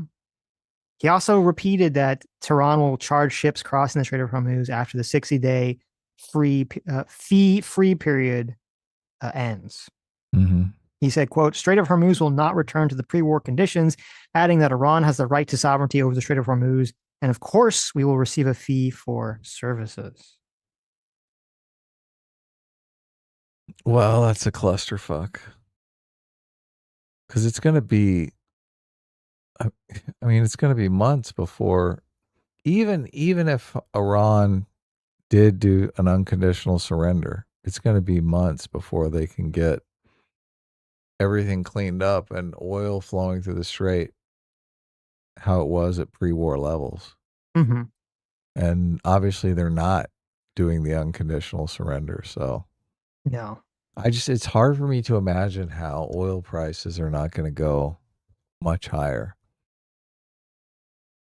They are. And also like a lot of the oil companies haven't they been using up their reserves this whole time? Yeah, no, the reserves are in a lot of countries are completely drained. Yeah. They're worried about actually running out of oil, having to ration gasoline and whatnot. So yeah, no, this is some serious stuff. And we've had bad inflation as far as expensive gasoline at the pump. Mm-hmm. But I honestly think it could get a lot worse. That's why I'm thinking the market's gonna drop considerably. Gas prices are going to continue to be high and probably get higher. Oil might, like oil's around $80 a barrel now. It's actually 78, but it's fluctuating pretty wildly. I think oil could, when everything shakes out, be sustainably $100 a barrel for quite some time. And that's just going to create massive production costs and inflation throughout the entire economy. Mm-hmm. So, we haven't really, it takes a while for that stuff to work into the economy. But once it does, everyone starts freaking the fuck out, right? And it's hard to get rid of. We've experienced that in the 2022 post-pandemic inflationary period,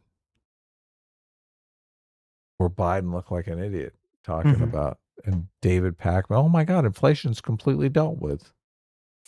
Is it now? Well, listen, they'll be happy to push inflation as long as, it's Trump's fault, right? Well, Trump is going to be hammering Kevin Warsh to lower interest rates.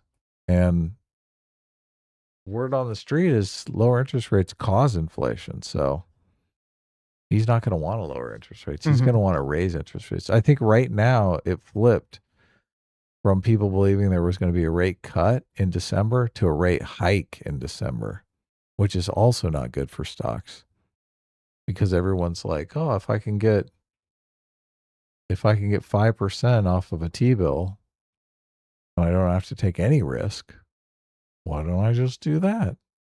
So they sell all their stock portfolio and they buy T-bills.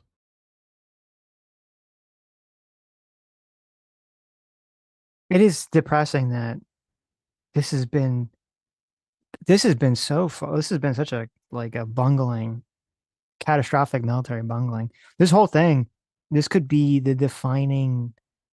I think this could very well shape up to be the defining thing for Trump. Maybe he'll get his wish. It won't be like January 6th. It'll be this. Because it's hard to see this going in a way that's going to end up being good for him, or even America, really. I was listening to his G Summit talk on CNBC because I was curious what the financial press, what their reaction to it was. And I mean, I'm listening to it and I'm just like, this is crazy. He sounds like a fucking buffoon. What was he saying? And I'm wondering if the other people are having that same response. And as soon as it was done, they just pretended it didn't happen, or just ignored the buffoonery of the whole thing. What did he say? Nobody commented on it. What was he saying? Well, he goes into his standard stump speech where he's talking about how I'm the greatest president and we've had terrible presidents, and Biden and Obama are complete garbage and this is a much better. It's all just like a used salesman. The best hits of, you're saying. Yeah. Okay. And he's talking about how, he just annihilated them and he dropped so many bombs on them, and it's weird. It's like Dr. Strangelove type area. Right. You should listen to it. Listen to the G7 talk. And I'm going, man, this is fucking weird. This is weird. Completely strange. So, but nothing can be done. Where we're at is in a bad place, and there's not really any sort of military solution.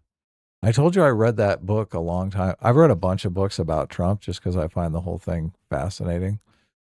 And one of the books I remember reading was from this woman who was his project manager on a lot of these big buildings.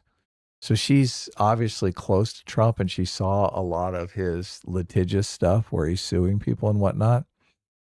And she said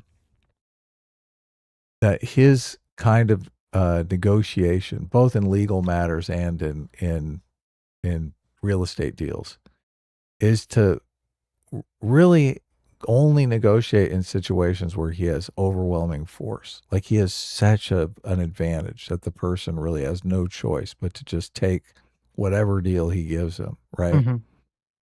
I mean, are you a good negotiator if that's the situation you're negotiating in? No. I would argue not, right? To be a good negotiator, you have to go, if you go in and you're like, outgunned and you come out with a good deal, okay, then I'd say that's a good negotiation, right? Right. You right. managed to get way more than you ever thought was possible. But he's kind of doing that same exact thing here, right? Mm-hmm. Like he thinks in this situation he has overwhelming force. But it just that's not the way I perceive this situation. I mean, how do you perceive the situation, right? Well, it sucks because I don't really like Pape. Okay. Mm-hmm. I don't like Pape. I don't like anyone that refers themselves in third person. I know. Pape is a like insufferable buffoon too, but he seems to be correct. I know. And when he was talking about this, I was like, I don't want to believe the escalation chat. I don't want to believe anything he's saying. But now I'm like, fuck, I think he's right. It's so terrible. I think he's totally right. It's terrible. Because that's the problem I think in order for us to not capitulate, it's essentially like we either have to throw our hands up and allow the situation to just continue to be shitty, which, as you said, and maybe is true, is Trump doesn't want that because it's going to keep hurting the economy, even though it might be the right solution or the best solution. Or we totally bow down and capitulate, which this memorandum of understanding is a complete capitulation, or we go full hog military Iraq war 2.0, which no one wants to fucking do. Yeah, drop the nukes. Fucking nuke them. Yeah. Well, or nuke them or something. Yeah, I mean, you could do that. That wasn't even on my suggestion. I was thinking more just like ground invasion, which no one wants to fucking do. That's the thing. How far are you going to push it, though? Right. Like, Trump is definitely insinuating that kind of stuff. I mean, as crazy as that is crazy. I kept waiting for him to drop the we're going to nuke you threat when he was talking to the G7. Mm-hmm. Because I mean, the shit was just getting crazier and crazier and crazier. I wished I could see into the heads of all the different leaders, because I mean, I know his supporters probably love that shit. They're probably fucking, oh yeah, this is great. This is amazing. I mean, it would be stupid to hold the threat with nukes because he's not going to do it. So what's the point of threatening it? Like, it's very, like, you're going to threaten it and then you don't do it and then you look even worse. He's made so many threats that he hasn't followed through on, though. He's threatened 1 million times to bomb all of their power plants. So what is another threat going to accomplish? Yeah, what is another nuclear? What is upping it to a nuclear threat when he does? No, I'm not. I agree with you. It's not going to accomplish anything, right? Because all of his threats have been empty. Mm-hmm. But he still keeps making them as if they're going to have some sort of magical effect all of a sudden. Mm-hmm. Do you honestly think he's going to take out all of their infrastructure? Fuck no. Okay. I don't even know if we have the capacity to do that without just a great cost to us, which we don't really want to expend. Yeah, to me, that's the same kind of threat as we're going to nuke you. I guess maybe that's just crossing. That's a line too far. Mm-hmm. Is there a line for Trump? Come on. Well, I'm tempted to bet you like $50 that he does make a nuclear threat. He might listen. I'm not going to take that bet. Okay. I'm not going to take that bet. See, I'll take the bet that he's not going to go through with it. I'll take that bet. Oh yeah, that's it. No, I would never make that bet. Yeah. But I'm not going to bet that he's not going to make some kind of, mm-hmm. I think he'll make I think he'll continue to make allusions to it without maybe directly saying it, but.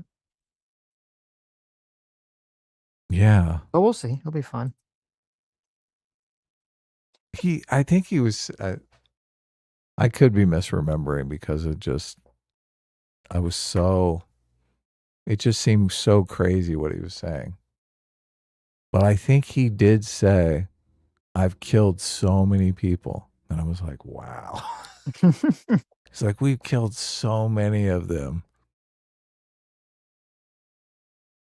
He's saying, I killed the leadership, and then I killed that leadership.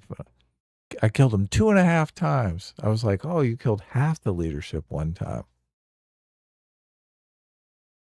I don't know. It just didn't seem like a good negotiation.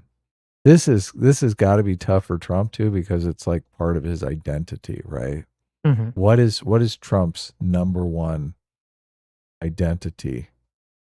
I'm the strong negotiator. The deal maker. I'm the deal right? maker. Yeah, of course. Of course. He's the deal maker. I've made 575 deals.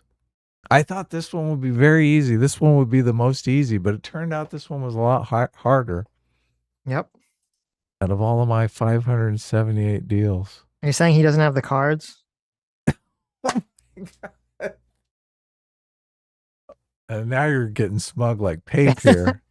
Well, it's gonna see. That's how you know. God, the Iranian diplomat guy's gonna say that Trump doesn't have the cards. Super troll. Okay. Oh, if he does that, fucking terrible. If he does that, then the nukes will fly. I know we are going to be. Then we will be nuking. We're going to nuke Ukraine. Yeah, we'll nuke Ukraine for some reason.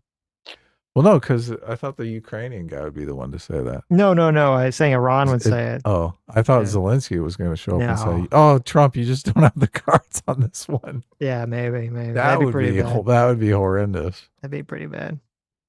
No more payments going to Ukraine. Mm-hmm. No more drones. And I what's this? Okay, let me read some supers before you watch this. The Rooster for $5 says, shout out to Dev, who did a generational spurg out on a comment I made last stream. His TDS locale arc is wondrous to behold. Well, there you go. Uh-oh. I saw Dev. I don't remember what the comment was. He quote tweeted Wooster. Some comment I think Wooster made in chat and criticized it on X. Oh, yeah. Wooster was having some fun. Girl Sarah for 50 months. Thank you so much. Says, speaking of late and gay, how did I just notice there's no pride emotes this year? Oh, yeah. Nobody cares about pride anymore. Yeah, pride is over. Pride's dead. Mm-hmm. Okay.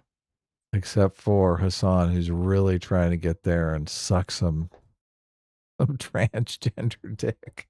Mm-hmm. Sketch for 47 months says, chat having a temper tantrum over Dev again must be a day that ends in Y. Yeah. Let's see. The Oceans for 10 months. Thanks so much. Says, we need to send Hasan to North Korea next. If he can get Cuba to quit being tanky, regards, then he can save North Korea.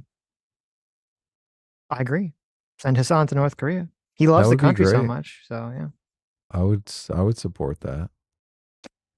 The Oceans for $5 says, the Marine rifle qualifier, you shoot it at 500 meters at the longest range to qualify. I can confirm that shit is easy. So making theories on Charlie Kirk are retarded as fuck. Oh, yeah. Yeah. I mean, you get a scope at everything. You just got to put the target in the X, right? How difficult is it? I mean, you got to breathe. You got to hold your breath, Adam. Okay. What do you mean? It's harder in Counter-Strike when you're bouncing all over the place. That's true. No, that's true. Charlie Kirk was not bunny hopping. Okay. Yeah. In the middle of the fucking map, 500 No meters away. Okay. You're just standing there or sitting there, I should say. So yeah, you're running sideways as people are shooting at you. I mean, fucking Counter-Strike is 10 times harder. Yeah, it's true. I read those. Sex moves from China for 2 Aussie bucks says, thoughts on Legend of the Galactic Heroes. I don't know what that is. Yeah. It's an anime that I've never seen. Did you see any movies this week? No. I didn't see Obsession yet. Crazy response to Obsession that I know. Yeah, you sent me that. I should watch it. I mean, everyone says it was good, so I should check it out. It was good, yeah. Actually, I did see. Well, it wasn't really a movie. I guess it was. It was in movie theaters, but I saw it streaming. I saw the final episode of Digital Circus. Oh, you did? Everyone's up in arms over it. I have a lot of thoughts about it. And I saw Literature Devil said it was boring and no resolution. I was like, I was worried about that. Yeah. Well, I know. I was thinking maybe. Well, I know you haven't seen it. They don't. I'm going to guess that they don't get out of the Digital Circus and that we don't actually find out what the Digital Circus even is. You do find out exactly what the Digital Circus is, actually. Okay. Well, yeah. Maybe I will watch it. But you only watched like the first couple episodes, right? I watched the whole thing, and we you did? we reacted to the whole thing. I thought you only watched the first couple episodes. No, we literally covered up until this finale episode on our media channel. Okay. Yeah. Well, you should maybe. I have a lot of thoughts about it. Okay, I have a lot of I'll thoughts watch about it. So, but it's I have to go to the movie theater now, right? No, Can I no. just- It's on YouTube. Oh, it is? Okay. Yeah. Yeah, I'll watch it. We'll do a stream on it because I know you want to talk about it. Yes. I want to talk about it. And I'll go see Obsession. I'm Yeah. curious. It's good. The lead actor in Obsession looks a lot like you. I kept thinking, wow, this guy looks like Sitch. You think so? Yeah. I almost sent a me picture of see. to Sammy G and I'm like, what does this make you think of? Let me see here. What does this guy look like? You think that looks like me? I don't know. I don't see it. He's definitely in the same kind of category. We've had Sam keeps track of this. There's 9 people that think I look like the guy from the Netflix show You, and I don't think I look like that guy. I think it's crazy. Oh, okay. Now the guy's a handsome, so I don't feel bad, but I just don't think I look like that guy at all. Ask her about this guy. Okay. Bear. We'll see. We'll watch Bear is the Obsession and say, character's do I look name. Sam, do I look like the guy from Obsession? Does she know? Oh, look, she's in the chat already doing What did she say? the peaky eyes. Yeah. Let us know. I'm curious. I don't think I look like that guy. Okay. I don't think I look like anybody. Well, you obviously look like you. Yeah, exactly. But listen, I'm a unique, okay? I'm a unique person. No one looks like me. Yes. Oh, I doxed your name. Oh, shit. What did you say? You said Boaz? Boaz, yeah. What does that even mean? That's the most Jewish name I could possibly think of. Oh, I guess Is pretty Boaz Jewish. not a very Jewish name? I guess it is. That's like a last name, though. That's not a first name, is it? I mean, I have a friend named Boaz who's Okay. very Jewish. Sam's coming here. Do I look? Oh, she's holding up the phone. She's doing the side by side. She's giving me the face like she does not think I look like this guy. Oh, really? Like fatter, maybe. Like he's. She said if I was fatter. Okay. Well, not fatter, but your face is I have a thinner. Well, I'm thin. Thinner? I'm a thin guy. Mm-hmm. He's got a little chunk on him. Okay, The guy does not seem fat. I'm just saying, whatever picture she pulled up. She's like, here he is in a fat suit. This does not look like you. He was in a Nutty Professor sequel ad. Okay, obviously. She said no. Okay. Well, look, I don't get to see you a lot. I've only seen you 3 times in 10 years. So I'm going to let Sammy G have the final say. That's fair. That's right, chat. You just envision me as the guy from You, apparently. Just put the guy from You, but put the big Sitch mouth on it. And that's apparently what I look like. Mm-hmm. Majin for $2 says, "Oh, the Jews you will meet and notice" by Dr. Seuss. That's pretty funny. Wow. Nathaniel for $2 says, "Bring Anna back on. It'd be an interesting show." Yeah, that would be an interesting show. I'm trying to get Anna to come on and beat some sense into Sitch, the Zionist over here, but I don't know if she'll do it. We could talk about Michael Jackson as part of the Jewish plot, the Israeli Sitch plot. needs to stop hiding his power level. Yeah, exactly. She needs to get some truth out of him. Whenever I try to confront him, he gets too angry, but I know. he'll be nice to. He will definitely be nice to Anna, so she can ask him about if he's had any experience training dogs. Shadox for $5 says, "In before they say World War II was a sacrificial Zionist false flag operation." Unfortunately, that's the road this goes down. Yes. Sex Moves from China for $5 says, "Why did Pirate Clark bleed when the others didn't? Where was the bacteria entity during all this? Does the backrooms change for each person who enters them?" Yeah. A lot of people did wonder. I was wondering why did Pirate Clark bleed? It's a good question. I've seen lots of theories. Obviously, there wasn't really an answer given because it was explicitly said that the other entities did not bleed. Yeah, and we they were see food. specifically he blood. Yeah. When she bit into him, he should have taken a big bite of like angel cake, right? Right. Right. I like maybe we'll find out. There's theories that like the reason that he was bleeding was because he had been. Well, I guess I shouldn't say. I don't want to spoil it. Actually, we'll talk about it whenever we talk about Digital Circus. Okay. The Oceanist for $10 says, "Have you guys seen that Luigi Mangioni's defense is scrambling for him? Hopefully, he gets a lot of prison time because he deserves it and because it will demoralize the Tankies even further." I did see that they're originally going to push for like he was insane, and then they dropped that. So yeah, they're scrambling around. What else do they have? They got him on film, like shooting the guy in the back of the head. I don't know. This is self-defense. They saw how well Carmelo Anthony did, right? So he wet himself when they apprehended him. You know, when I'm innocent, I don't usually pee my pants because I'm being even if I'm questioned. guilty, I don't pee my pants. That's a pussy move. What the? I mean, he did shoot a guy in the back of the head, so I guess that makes sense. But Yeah, he thought he was home free. Yep, he's gonna say it wasn't him. It was Israel. That's it. Just go in and blame the Jews. He should. I fucking Tucker Carlson, Candace Owens will jump up and down and start defending him. Be like, it was an Israeli plot. They'll come up with something. Okay. I mean, can you get 9 Candace Owens on? I guess you really only need 1 Candace Owens on the jury, right? Yeah, for a throw hung the jury. thing. Yep. Wouldn't that be funny if Candace Owens showed up to try to be on the jury? I guess she would have to be assigned to jury duty. So Yep. I think they wouldn't let her on. chances are not good. Yeah. Val Van Gogh for $5 says the tyranny comes from the bottom 2%, but the oppression is from the progressive elites who craft policy which rewards vice and punishes virtue. Yep, I totally agree.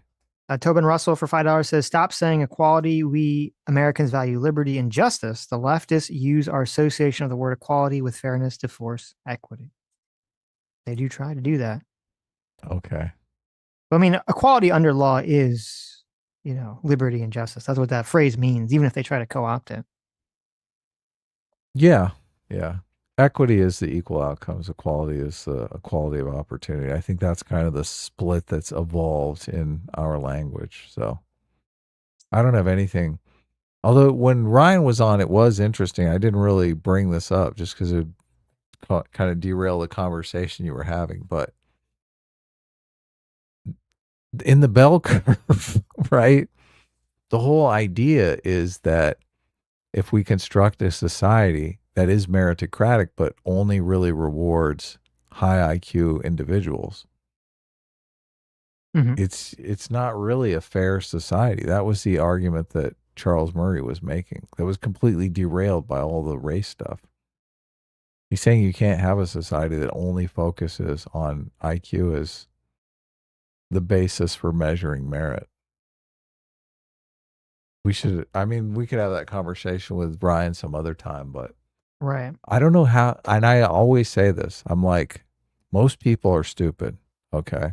I mean, I'm not some super genius, so I'm somewhere in the middle, obviously, but we have to construct a society where it's not just the Elon Musks of the world who are some 140 IQ workaholic that are capable of, are assigned merit for whatever reason, right? And this is a problem with all the dumb jobs being automated, because what are the dumb people who do those jobs going to do for income?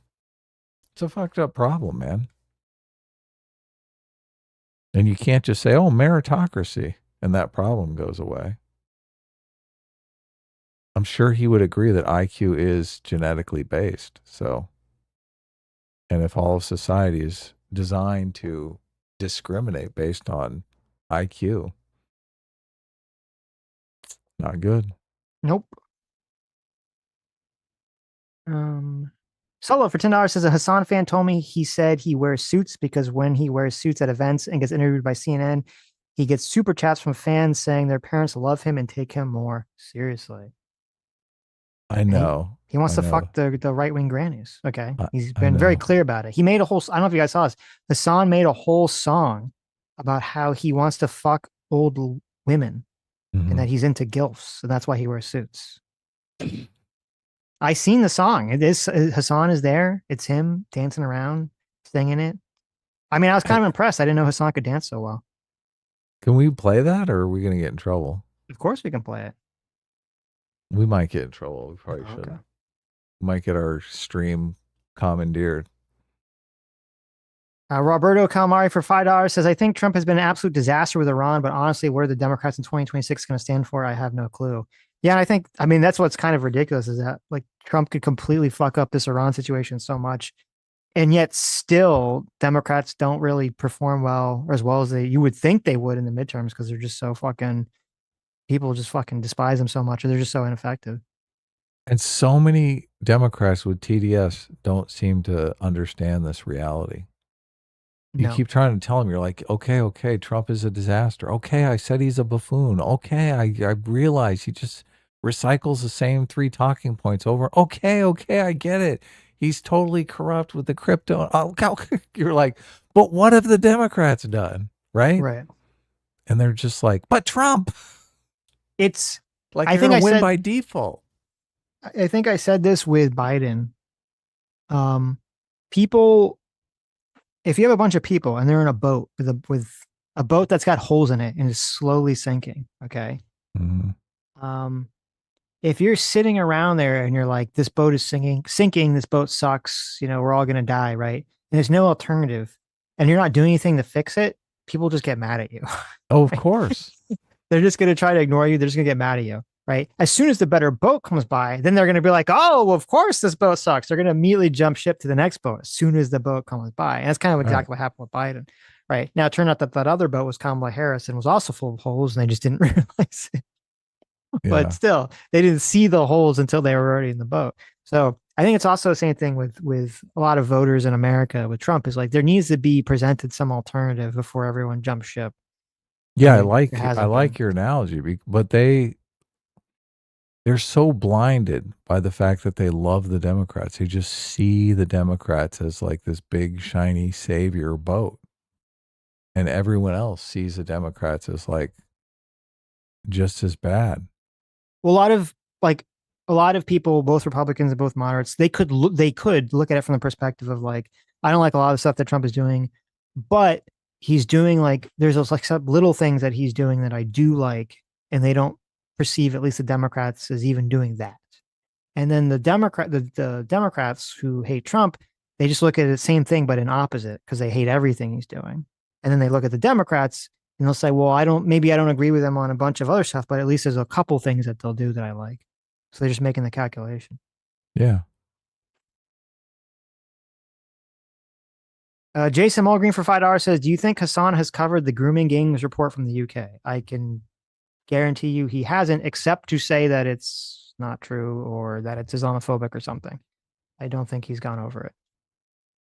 Yeah. Which is supposedly very insane. I've heard people talking about it, but I read a little bit of it. Yeah, I didn't go through the whole thing, but I read a little bit of it. Though I will say, to be fair, obviously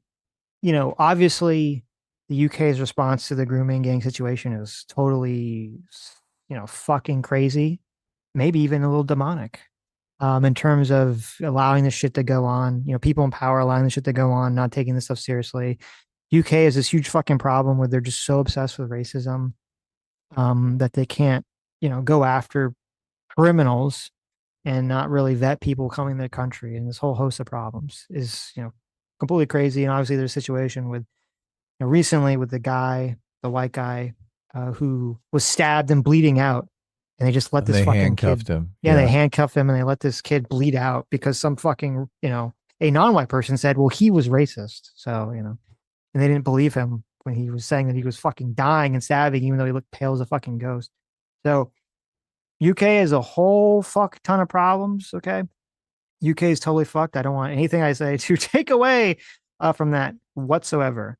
That being said, one of the most incendiary allegations in the report, I don't think is true, which is the number where they said that 250,000 women, or I guess 250,000 women have been sexually assaulted. That's insane. Yeah. So, because everyone was pushing that number, and I was like, that's fucking crazy. That's a crazy number. It's kind of like in 2018, 2017, when there was all this like 1 in 4 women are sexually assaulted in America kind of statistic. Yeah, I was like, what is the population? Right. So I was kind of going through the report too, because I was like, that number's like crazy. Like, where's that number come from? And the report says, they kind of vaguely say where the number comes from. So where that number comes from is that essentially someone took the number of children that were assaulted in the Rotherham report, I believe, which was 1,400. And they basically guesstimated or extrapolated and said, well, if that many people are being sexually assaulted at the same rate in every city in the UK, then you would get 250,000, which that doesn't make sense. That's not really how crime statistics work whatsoever. So, yeah, it's tough because if they don't have it being reported, they have to guesstimate. But that's like a way over. Like, for example, that'd be if you go, because I was kind of like looking into this. In 2024, one of the highest, if not the highest cities in America for the murder rate was Jackson, Mississippi. And they had a murder rate of 78.7 per 100,000. Okay. And it told the average murder rate in America is only 4.6. Okay. Wow. Okay. That's a big difference. Big difference. Stay out of Mississippi. Right. Now what that translates into the raw numbers was, it was 111 people in 2024 were murdered. And so if you kind of extrapolate that using the same math. Oh, and so it was 111 people murdered in Jacksonville, 16,900 were murdered approximately in 2024 across the entire country. But if you were to extrapolate using the same math, you get a crazy number too. You get almost the same number. You get almost 250,000 people were murdered in 2024. If you kind of just use that same extrapolating the math. So that's why that number, I wouldn't trust that number. And I think it's too high. And I don't think you can kind of just like extrapolate based on, one of the highest, times that something like that has ever happened, and just assume it's happening the same rate in every city in the UK. Right. It also makes people not really take you seriously, I think, if you kind of are too hyperbolic in this stuff. Righteous Indifference for 2 hours says, BRB gonna ask Hasan if he put on any weight lately. Oh, yeah, good. He said, I don't know if you saw this as a clip, Hasan said he's going to start taking one of these weight loss drugs. Really? Why? Yeah, there's some new Ozempic-like drug that's coming out, and he's going to start taking it. I don't know. I think he's got he probably has like an eating disorder or something. Maybe he's anorexic. Or his body, maybe he has body dysmorphia. Who knows? I've been eating good, eating right, exercising every day. Oh man, I'm doing good. Mm-hmm. I feel so much better. Equal Shit Ox for $5 says, have you guys seen the Team USA trounce Australia? And then the American home crowd sang along to Country Roads by John Denver. The World Cup is healing the divide. I did see that. It was beautiful. Wow. Did that really happen? I thought that was a joke. No, it was amazing. It's wonderful. Cool. I started crying and a bald eagle landed on my shoulder and it wiped my tears away gently with its wing. Isn't that World Cup happening here in Southern California? Could I go to that? I don't know. You tell me. I'll do the peek over the fence thing, just like in that famous meme. Just like in the meme. What do you think? I think you should try. BNT for $5 says, I'll take radical order over radical chaos any day. Fuck the left. Don't let Canadians on your show. They are overprivileged. They're the overprivileged hat of America. Fucking leaves. Wow. Mm-hmm.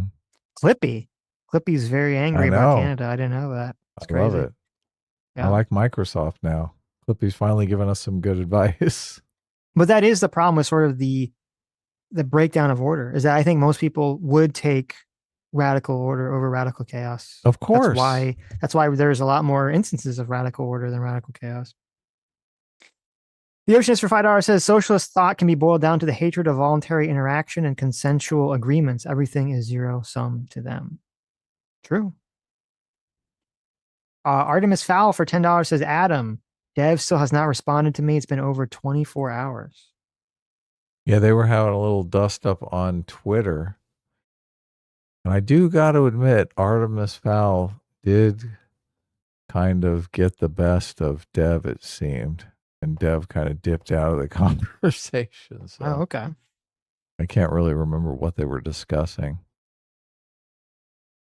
Well, he's letting you know. Still hasn't responded. Dev still hasn't responded.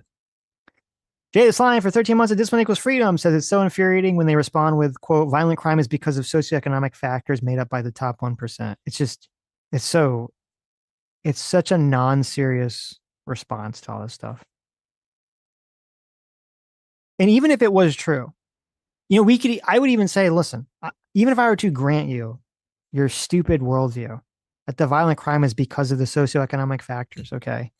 The overwhelming majority of Americans with the same socioeconomic factors still don't turn to violent crime. So obviously, I don't give a fuck. Fuck those people. I don't give a fuck. I don't give a flying fuck what kind of sob story, fucking whiny backstory that a violent criminal has. Fuck them.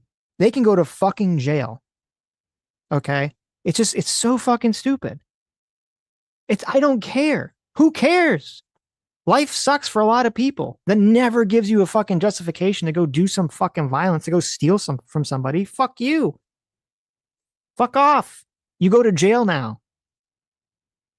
You just passed your law enforcement test. You're now able to apply for the law enforcement community. It's infuriating to me because I almost feel like it's the opposite. If you have like a bunch of bad shit happen to you and then you turn around and do bad shit to other people, like it's worse. You should know better. Mm-hmm. Yeah, no. But, look, they make excuses for this shit. Yeah. We're at the point. I'm at my wit's end here. Metaworks for $2 says prison camp should be like boot camp plus. It should be a cult. I'm going to stand by this take. I think this is the best take I've ever had on the show. We need to use cult programming techniques to deconstruct the identities and psychological problems of prisoners and then rebuild them in our image, okay? In the image of a productive American with cult abilities, right? Get the best psychologists to do it. I don't give a fuck the cruel and unusual punishment, okay? This is the way forward. The cult of America, baby. Nothing could go wrong with this idea. The Oceanist for $5 says building more houses means less zoning, which means more capitalism. So clearly Hasan will be against that. That's true. Jonathan Rosler for 45 months. Thanks so much. Says people don't realize that when Asmin says the bottom 2% oppresses the masses, he's mimicking the socialist talking points of the top 1 oppressing people. Well, that's true too. Yeah. Just flipping it. Yeah. Jay the Slime for $5 says calling people Nazis doesn't have the same effect anymore. How did that happen, Hasan? Yeah, that's a great question. How did that happen? Hasan and all these people were calling too many people that weren't Nazis. The boy that cried wolf. People don't care anymore. Yeah. Yeah, the wolf finally arrived.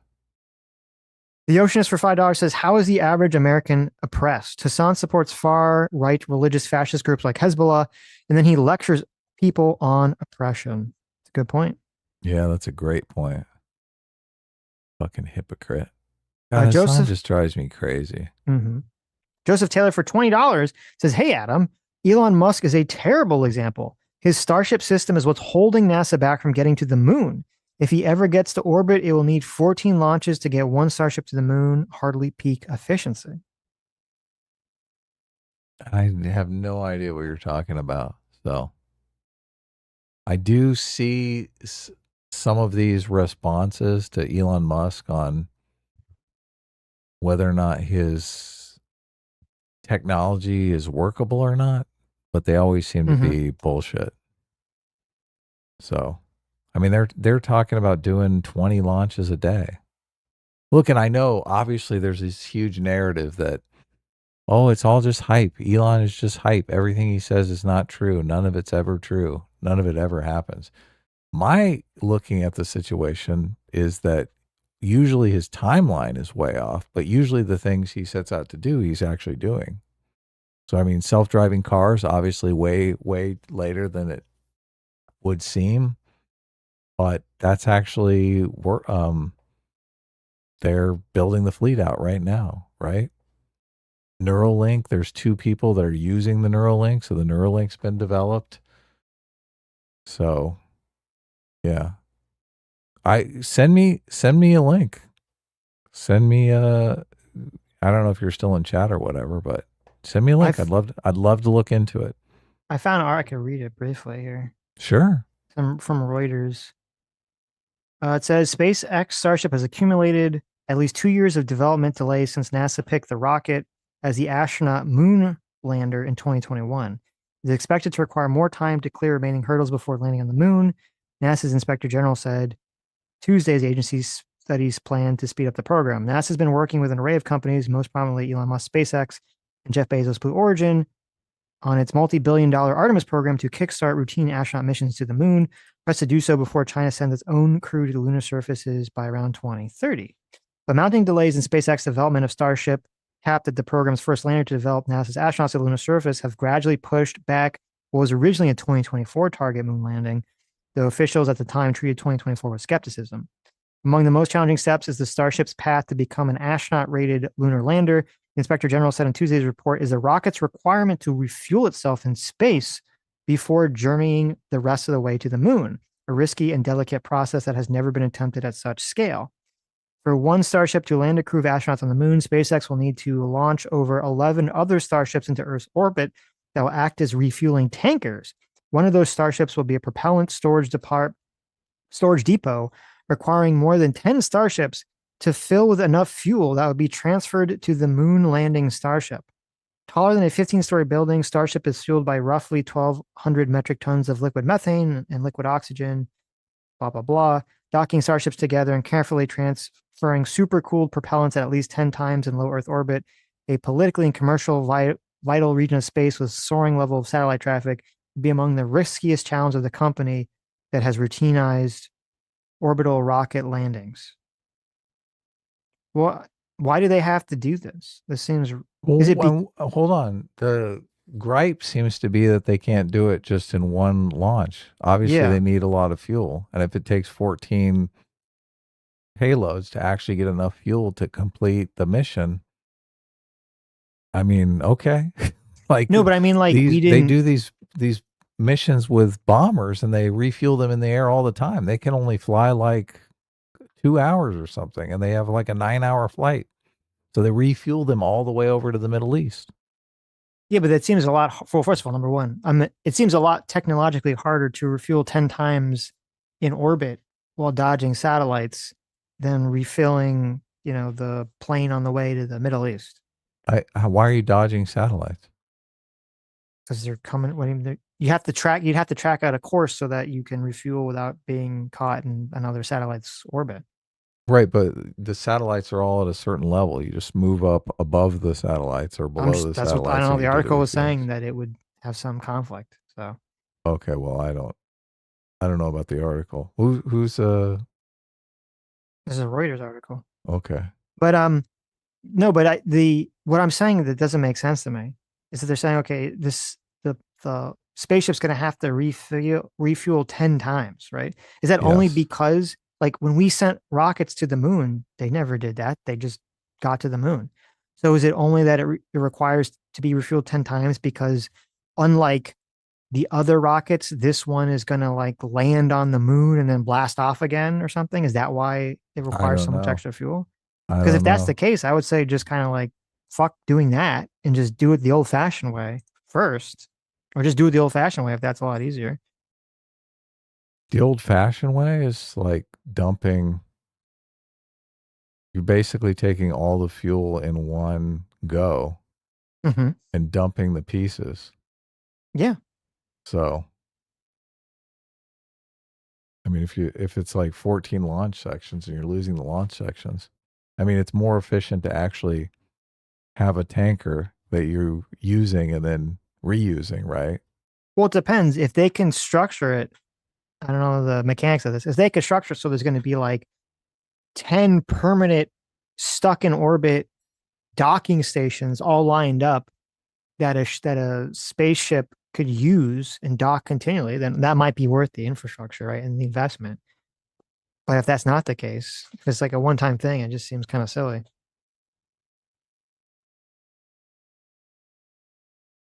His Starship is holding NASA back from getting to the moon. So NASA is all ready to go to the moon, but Elon Musk is like, no, you can't do it. No, he's saying because they're trying to do it whatever way they're doing. I thought funding was holding NASA back.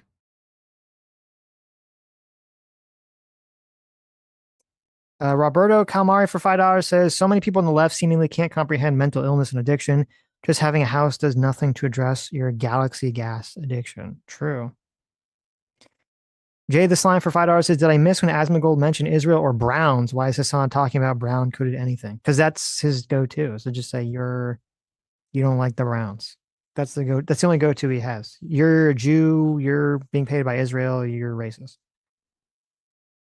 I am glad people in the audience are pushing back on this Elon Musk super chat, but I do thank you for the super chat. I do agree. Like SpaceX is way overvalued. So, but this whole idea that the United States government is going to do it better than Elon Musk, and Elon Musk is some terrible example. I mean, what other example? What innovator is a better example than Elon Musk?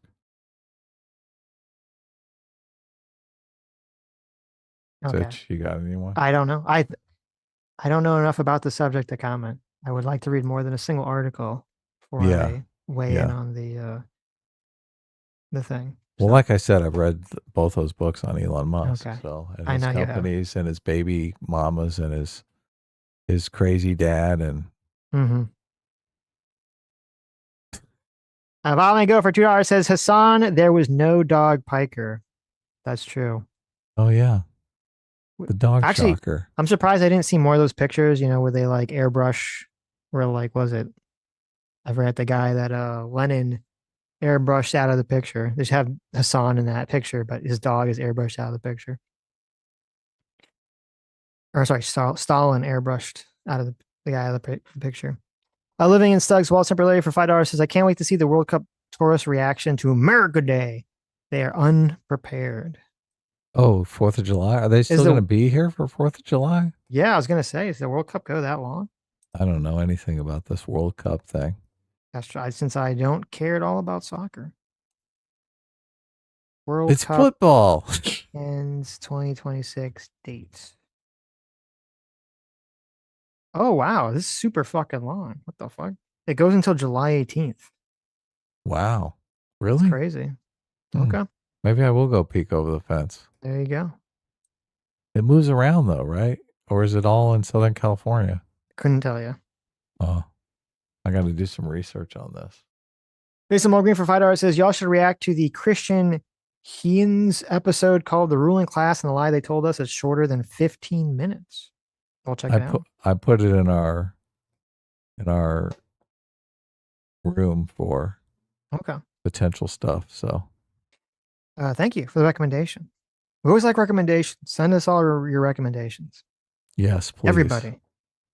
BVS for $5 says, rather than restricting Narcan, we should use it on the homeless just to ruin their buzz. Force them out with surprise sobriety. I like that. There you go. The thing is, they use a Narcan when they're, I guess, you could use it either way.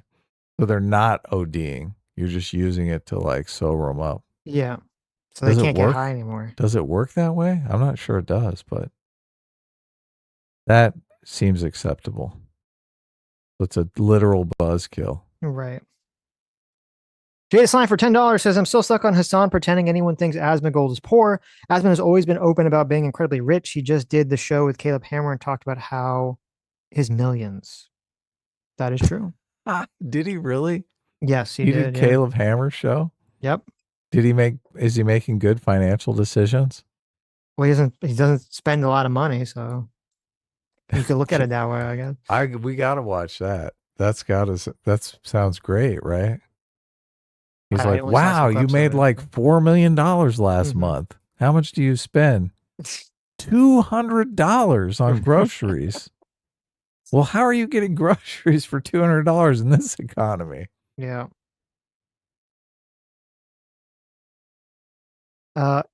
It's all beef jerky. That's how. That's funny. Alexis for $5 says, thank you both for keeping me enlightened amid the erosion of shared reality. Best class is the best class. And A-Team reigns. Supapapareem. Look at that. Yeah. Our hilts hurt for $5. Hey, what's up? This is great. Says Adam, try not to come in less than 30 seconds watching Philosophy Tube on House of the Dragon tonight. I know that pic I sent you almost did it for you.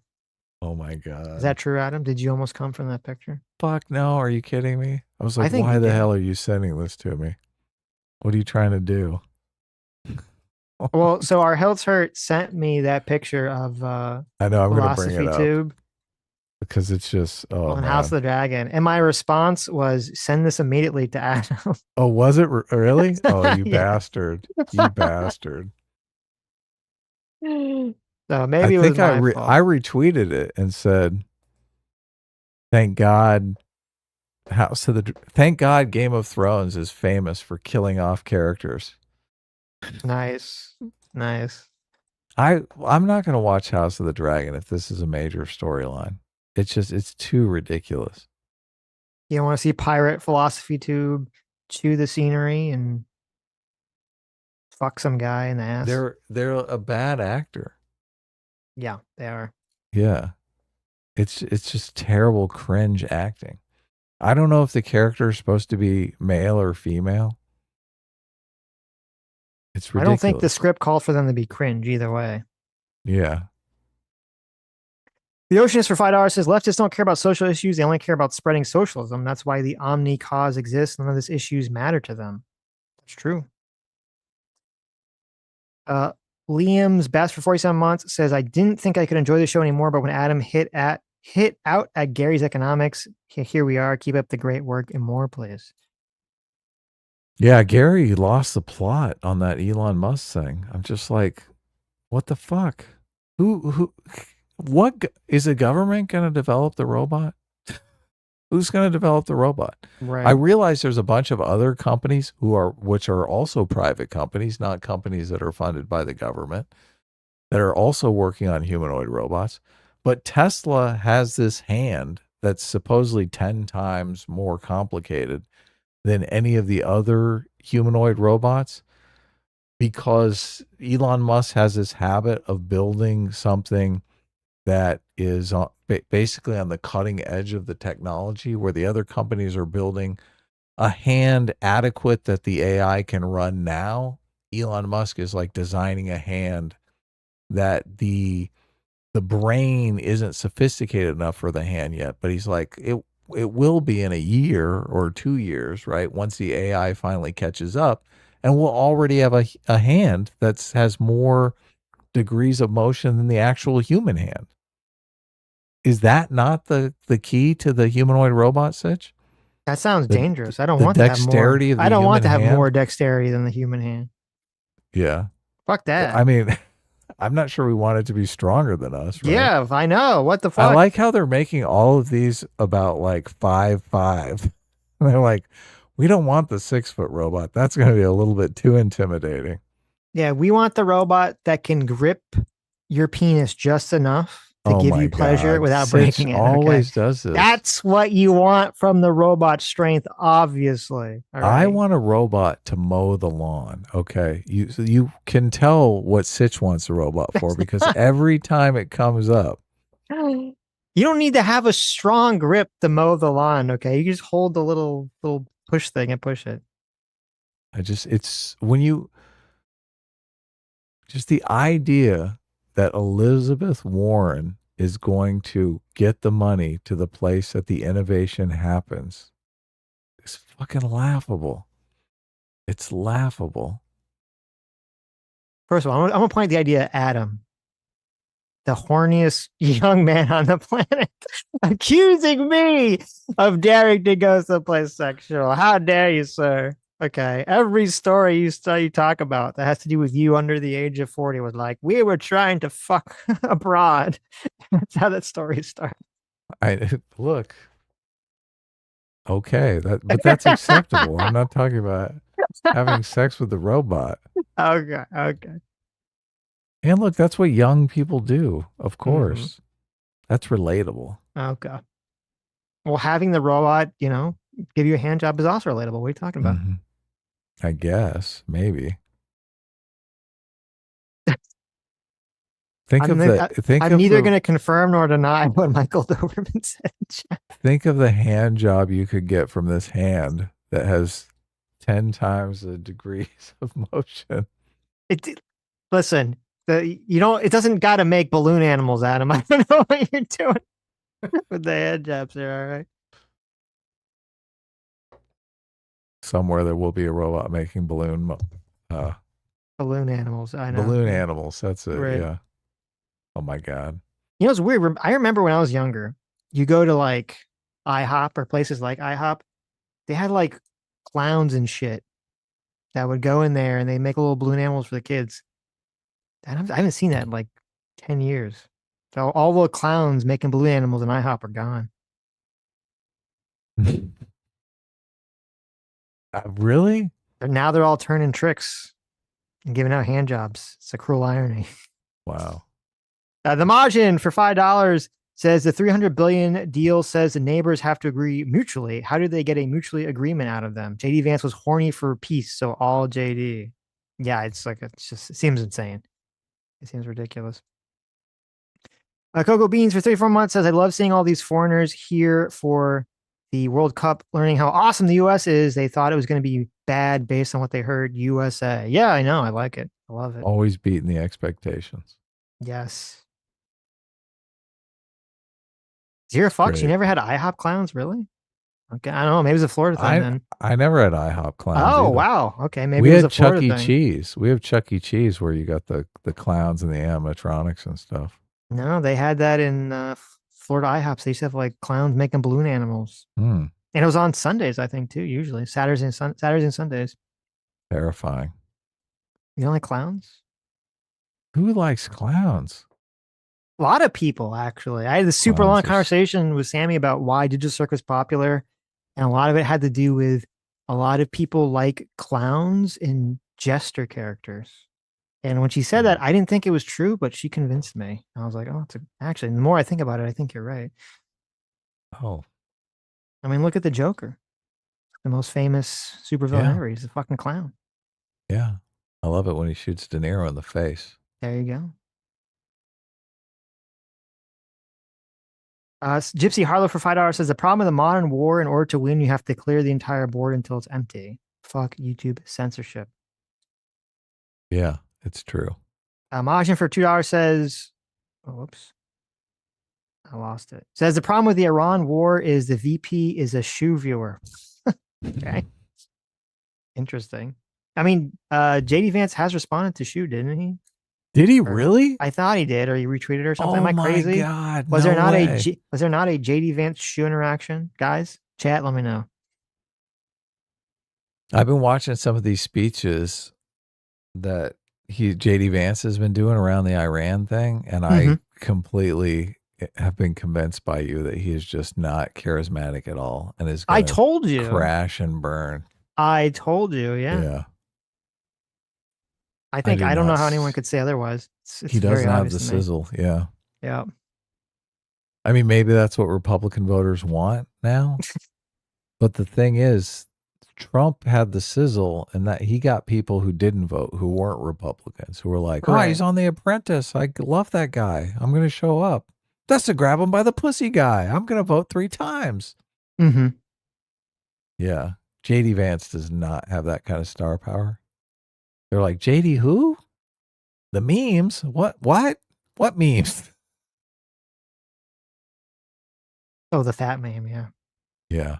Zero Fucks and Righteous Indifference says that JD Vance follows Shu. I guess that's what it was. I don't know if he ever retweeted her. He follows her. That's awesome.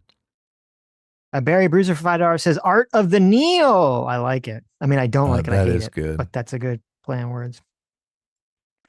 Lucifer the Doberman keeps trying to get Shu to come on, so he really wants Shu to come hang out with us again. Sure. Shu Always has an enjoy talking open to Shu. invitation, but I think Shu just likes to troll everyone in the chat. So Yeah. Which, to be fair, I mean, that is the more that is the enjoyable most activity. fun of the show. Yeah. Right. I'm even on the show, and halfway through, I'm like, I'm going to troll some of these fuckers in the chat. Mm-hmm. Crack Rock It's Steady, a our blast. favorite Ninja Turtle supervillain. Thanks so much for being 51 months of Discipline Equals Freedom. Says, what are your thoughts on all the positive press the U.S. has been getting with all the World Cup tourists? It really seems like many of their misconceptions have been shattered. I think it has done. I think it was funny because I was watching a lot of the memes, and I think this is actually, it's kind of interesting. I think the way a lot of these memes start is like, there's some memes that sort of start to percolate online where it's like, foreigner in Costco, foreigner in CVS, foreigner at IHOP, or whatever, some Texas or Texas barbecue, wherever the fuck they are, right? And they're enjoying America, and then that gets a lot of views and clicks, and then a lot of other foreigners see that and they start copying. They play it up. They're They like, play "Oh it my up too. Because I was watching some of his clips and I'm like, okay, they're playing it up, but it's awesome for us because I do think that a lot of the world, or I should say, a lot of Europeans specifically, because of Trump and because of a bunch of other things, they have such negative, down views of America. So the fact that like suddenly we have this, even if it's manufactured to some extent, we have this positive meme force that's like really just spreading through the internet. I think it's actually like amazingly good for America and for America's image. And I think it will really actually help us in the long run with the youths of the world. Is TikTok controlled by America now? Did that change go through? Oh, is that what's going on? Maybe. I don't know. Maybe. Kind of interesting. Majin for $2 says Hasan wears a suit because June Peg good him. What? Do you get it? No. Okay, I don't get it. I'm too stupid. I guess I get it. Sorry. Sketch for $5 says Kamala Harris is becoming the normie. Was the exact scenario that kept people from voting for McCain and Palin in 2008. It was doomed from the start. J-Mac for $20. Thank you so much. Says, how my boys doing? Staying out of trouble, I hope. Keeping your knives to yourselves. Well, thanks so much, J-Mac, our surrogate father on Father's Day. Popping in for the $20. Thanks for popping in. Thank you so much. Happy Father's Day. Happy Father's Day. We're doing good. We never stay we out of haven't trouble. stabbed anyone. You wouldn't want us to stay out of trouble. Staying out of trouble is bad. I mean, there's a few homeless people I like to stab, but it would only be putting them out. It would only be putting them out of their misery. There you go. Euthanizing them. Valmigo for $5 says, when Sean O'Malley dropped the gay Canadian at UFC 250 and saluted the crowd before he even hit the ground, I thought of death. That's funny. I didn't watch it either, but that's funny. Zero Fox for 45 months says a lefty journalist allegedly texts pictures of Shrek's penis to a senator, and this show doesn't even cover it. It's the biggest news of the week.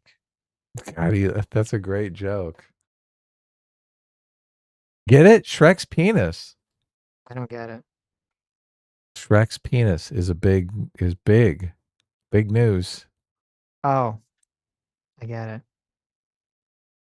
I know. I think Zero Fox actually he DM'd us this story. He did, yeah. Yeah. There you go. That's true. We should have covered it. That's the real story. I thought he was just making a joke. I was like, well, this is a great joke. This is a real story. We should cover it. We should bring up the pictures.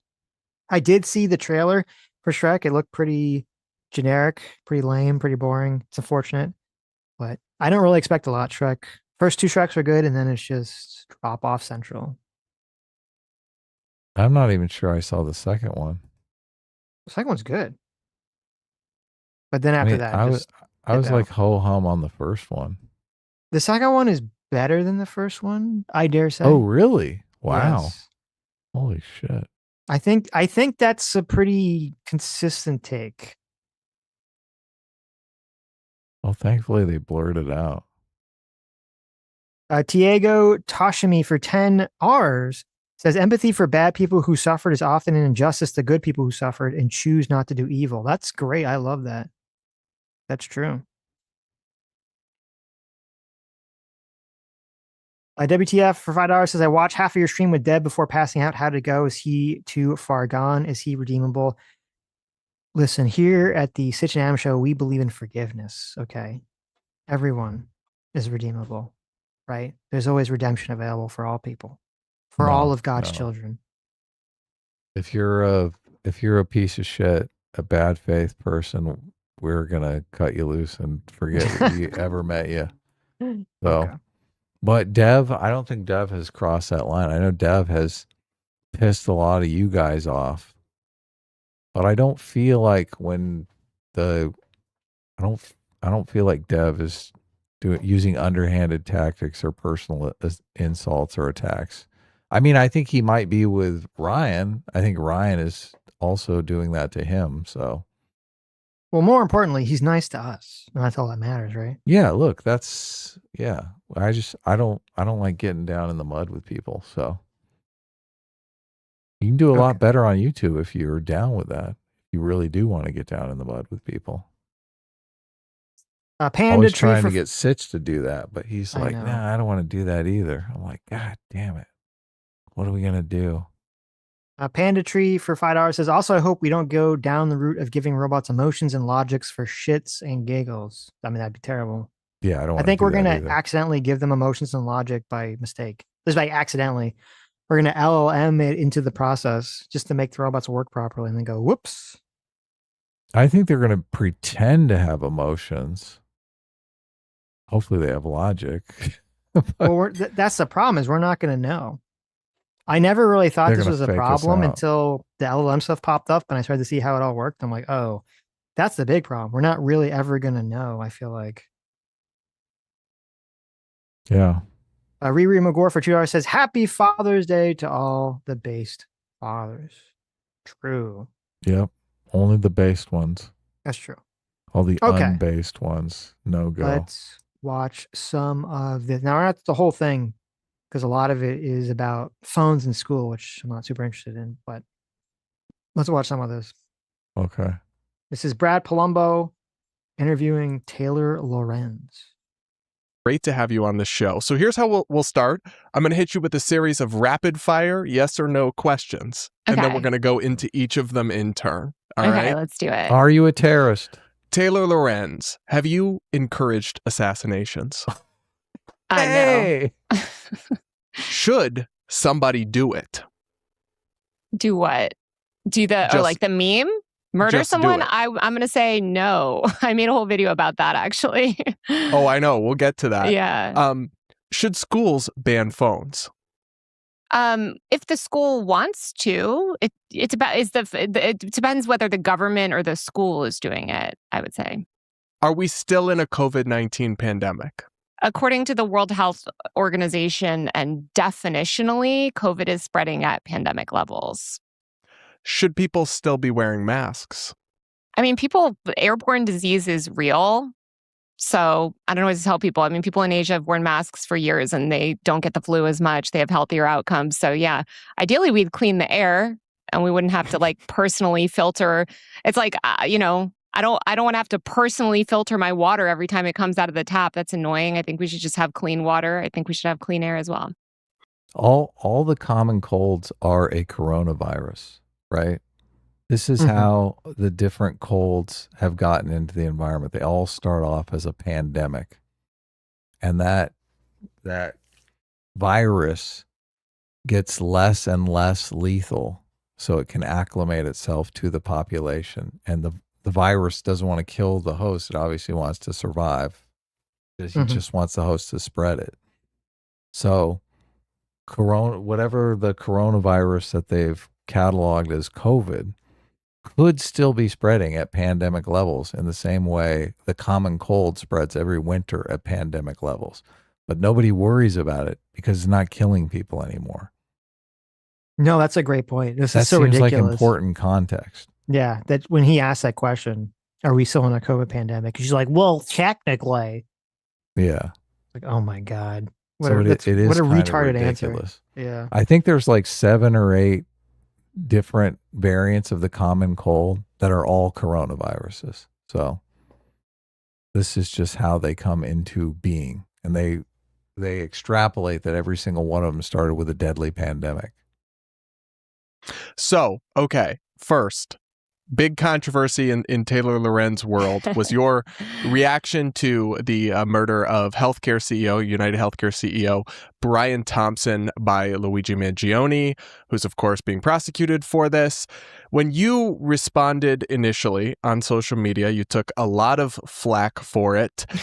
So would you say the things you posted don't encourage assassinations? No, I think it's such a ridiculous framing. I mean, explaining the motivations of a killer does not mean that you promote assassinations. I mean, this is America. True crime is a massive, massive industry. We have the Jeffrey Dahmer Netflix show, that's explaining his motivations.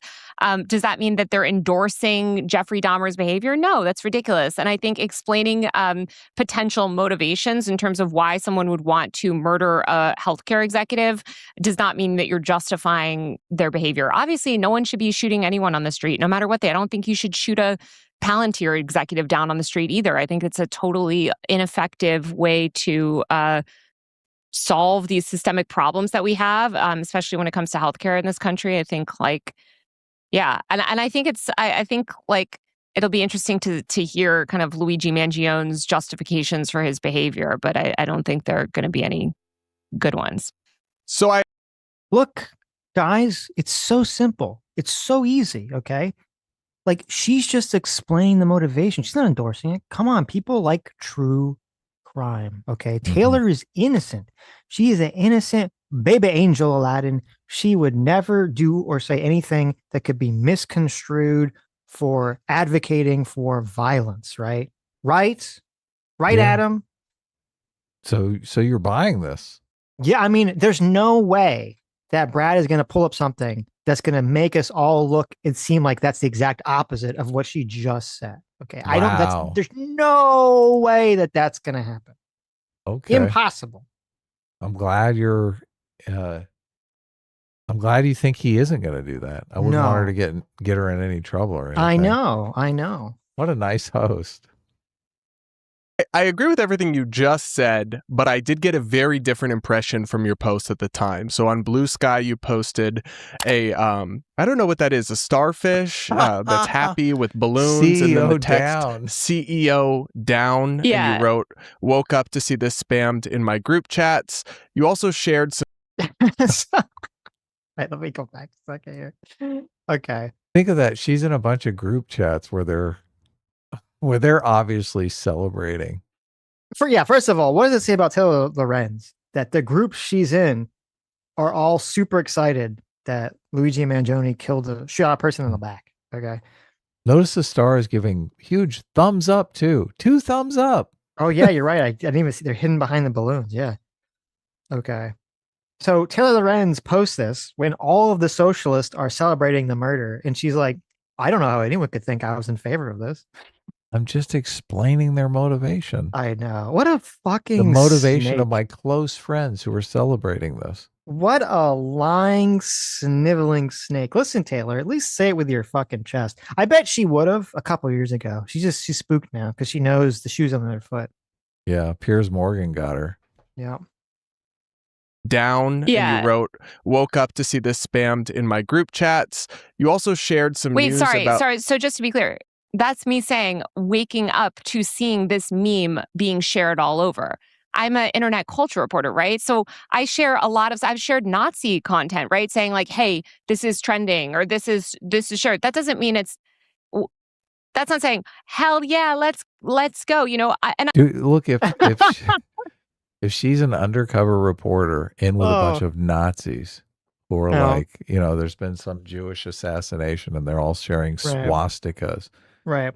Do you think she would share that and say, I woke up and saw this in all my group chats?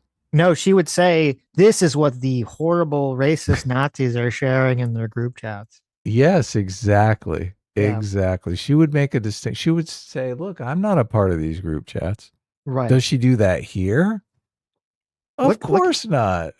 Look at Brad's face. He's like, oh, I know. Says it all. This bitch over here try to pull well, really? Oh, I'm not saying I support it. I'm just saying that's what people are saying. Okay. I'm just reporting the news. I'm telling Lorenz. Nobody's falling for this shit. Yeah. I'm just reporting it. Okay, everybody. This is so. Listen, God, she's such a coward. She's such a fucking coward. Just say it with your chest, bitch. Okay, stop being a coward. Oh my God. I hate these insurance executives. I'm not going to cry, when they, sort of bad things befall them. But I'm sure a lot of people feel. Oh my God, they stopped the pandemic. These insurance execs. I was in my dream world. They called an end to it. I think she's also just like, I'm not going to cry when they get murdered. Yeah, I'm not going to advocate for it, but I'm not going to cry. Oh. Yeah. Look, she's saying it from her chest now. She's just working into it. So give her a minute. That doesn't mean I think somebody should go around shooting, me on the street or anyone on the street. Really, I think gun violence generally, as we saw with Charlie Kirk as well. Generally, huh? Oh, like it's not Yeah, good. wait a minute. Wait a minute.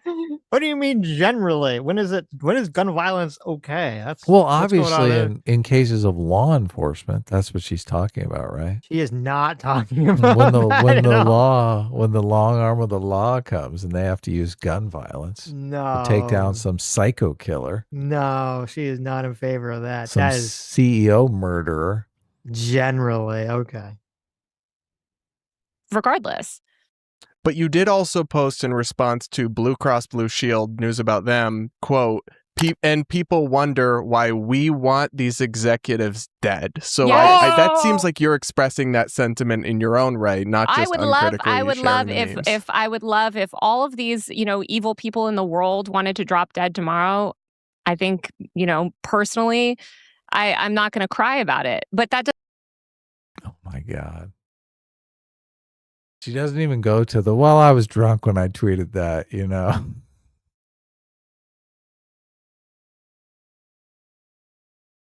Or Sitch, are you going for how long you can hold your breath? Oh, I was muted. Okay, Oh. I muted myself. Sometimes I just let you go on and on. I know, I'm like, It's he's terrible. talking right now. Look, he doesn't even know he's muted. I know. Well, I'm pulling Hasan, so I want everyone to hear me chew. Oh, you're eating, huh? I'm eating, yeah. Oh, so lucky. Well, listen, that's part of your diet, okay? You're doing your diet. I'm over here starving. I know. And Sitch is wolfing down food. I know. Sammy brought me a delicious dinner, okay? She's such a wonderful person. Look at that. So sweet. I know. But no, the problem, like, I don't think there's a single person in her audience that when she says, here, let me go Look, back they a all get second. duping delight over this. They know exactly what she's doing. They're all in on it. That's exactly it. They're all getting duping delight on it. Okay. They're like, oh, look, she's fucking with this guy, this right winger. Oh man, this magatard. And when she says, and people wonder why we want these executives dead. We want these executives dead. Okay. When she says that and she gives this bullshit excuse, okay, that she just gave, that you have to be literally 1 IQ point to actually believe. You're right. Her audience knows she's fucking lying and they love it. They're totally fine with her just lying her fucking ass off. They have no problem with it whatsoever. Blue Sky. This is on Blue Sky. It's on Blue Sky. Which is supposed to be just insane lefty craziness. People wonder why we want these executives dead. So that seems like you're expressing that sentiment in your own right, not just uncritically I would love sharing the if if all of these, evil people in the world wanted to drop dead tomorrow. I think, personally, I'm not going to cry about it. But that doesn't mean that I'm endorsing gun violence, which I've been always very staunchly against, whether it's the shooting of Charlie Kirk in cold blood on a campus. I think that's incredibly dangerous. I think shooting, especially in public, it's just dangerous behavior. It's ridiculous. Like, luckily, other people aren't hurt, but most of the time in these types of incidents, other people are hurt. There are civilian casualties. And I would say this is another reason we need to have a talk about sort of guns in America as well and access to firearms. But yeah, I mean, I think, listen, Brian Thompson, I don't know whether he was morally good, morally bad. I mean, I think his job was unethical. I think the insurance industry is unethical. And I think the way to build a better healthcare system that works for all Americans, because again, the support for the murder of Brian Thompson was across the political spectrum, as Ben Shapiro learned the hard way in his comment section. It was higher among left of center people, but I agree that there was some all over the place, though. If she actually didn't like this, then she wouldn't take such glee the fact that people were in Ben Shapiro's comment section saying it was good to kill the CEO, right? If you actually didn't support it, which she's claiming, she's pretending, oh, I don't support it. But then when Ben Shapiro doesn't support it, he gets a bunch of flack. She dances on his fucking grave. Yeah. What's going on? It's almost like she's lying, like she's a liar. She's definitely lying. You look at the polling, it was heavier among left of center respondents. Yeah, maybe. But I think generally, I mean, I talk to people from all over the political spectrum. I think no one is happy with our current healthcare system. I think ultimately, I bet you if we saw this bitch's phone, okay, you open this bitch's phone and you look at those group chats where people are posting CEO down. She's like heart. She's like heart. laughing, crying emoji, heart, Taylor Swift fist pump gif response. Like there's nothing but fucking celebration. Oh yeah, dancing in the street. Yeah. We need. I bet you there's like a bunch of pictures of them all in the group chat swooning over Luigi, like, oh, he's so handsome. Oh yeah. Heart. And she was like, heart eyes, Luigi. Oh. Yeah. Need systemic change. She has actually. So I don't know if you guys know this. Okay. I have a very reliable source, an inside source here. She's sending love letters to Luigi. No, so she used to have an altar to Hasan in her bedroom, and she had like random bits of like hair and like garbage that Hasan had like thrown out. And she's like, it's like, I don't know if you've ever seen Hey Arnold. She constructed a head that looked like Hasan, but it was like made out of all of his like waste and everything, and she'd like stroke it. And then once Luigi happened, she replaced it with a Luigi head actually, and she got like Luigi's making shit up. I have a reliable source that everything I'm saying is 100% true. Okay. Well, as long as you got a reliable source, this. I believe it. I am not lying about this in a very obvious way because I think it's fun to just lie about things on the internet. There's nothing allegedly about this. This is a 100% reliable source. This is a true story. All right. It's completely true. 100% true. Inside source. Okay. Don't talk to any defamation attorneys or anything. Now, listen, the source might be Taylor Lorenz's cat. Okay. Okay. But it has given me very reliable information in exchange and for a hairball from time to time. Well, yeah, because that's how I know that it's made of hair, because the cat sneaks out some of the material and then spits it back out to me. Just to that healthcare system, and like you could literally shoot dead every insurance executive tomorrow, and there'll be a new insurance executive in their place. It's not going to get anything, and in fact, it's just going to proliferate gun violence and political extremism. And I do think that we are seeing more and more violent political extremism because people don't feel represented through our democratic systems. And that's kind of what my I videos agree with you. about. I definitely agree with everything you just said. But then were some of these posts just rage baiting? Because like you had to know how some of the things that you said would be perceived. And obviously they're going to be taken out of context. But yeah, I think everything's taken out of context. And I think it's a matter of kind of, again, people consume. Why would he give her the out? No, they weren't taken out of context. We could see the context. I know. The we. Consuming somebody else's post through this filter mechanism and intentionally misrepresenting their views. I am a very good faith person. If somebody says, "Hey, what do you mean by that?" I went on Sean Hannity, right, to talk about exactly what I meant by this. I will show up anywhere and say, "Yeah, I totally understand how that reads, but here's what I'm trying to say." So I think like if you want to ignore that context, okay, but there are also people that are in 4K calling for, blood and calling for people to be murdered. And I think we should be able to talk about this. Yeah, totally. But we need to be able to talk about that stuff without accusing every single person that says, hey, I totally get how these people feel actually, or I totally understand their anger, or what does that mean? Or here's the discussion that's happening. Let's talk about it. When we refuse that stuff and we do the moral panic outrage shit, whether you're on the left or the right, it's just totally unproductive. And we can't talk about these things because they become taboo. And we have rising political violence in this country. That's just a fact. We're seeing it. And I don't think it's going to get better. I really don't.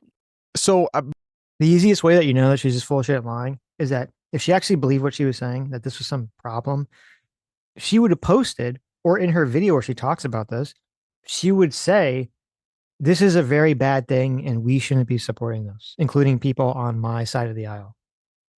But guess what? she can't tell Brad that post exists or that clip exists. Because it doesn't. Because the bitch is lying. Yeah. Because she's a fucking lying weasel. But I do think that some people did take your posts out of context. That certainly no one gets context, right? The same and way I'm not going to go out of my way, by the way, just to give you credit. Like, I'm not going out of my way to I'm not going to go out of my way to soften or be like, oh, Fox News is going to take this out of context, whatever.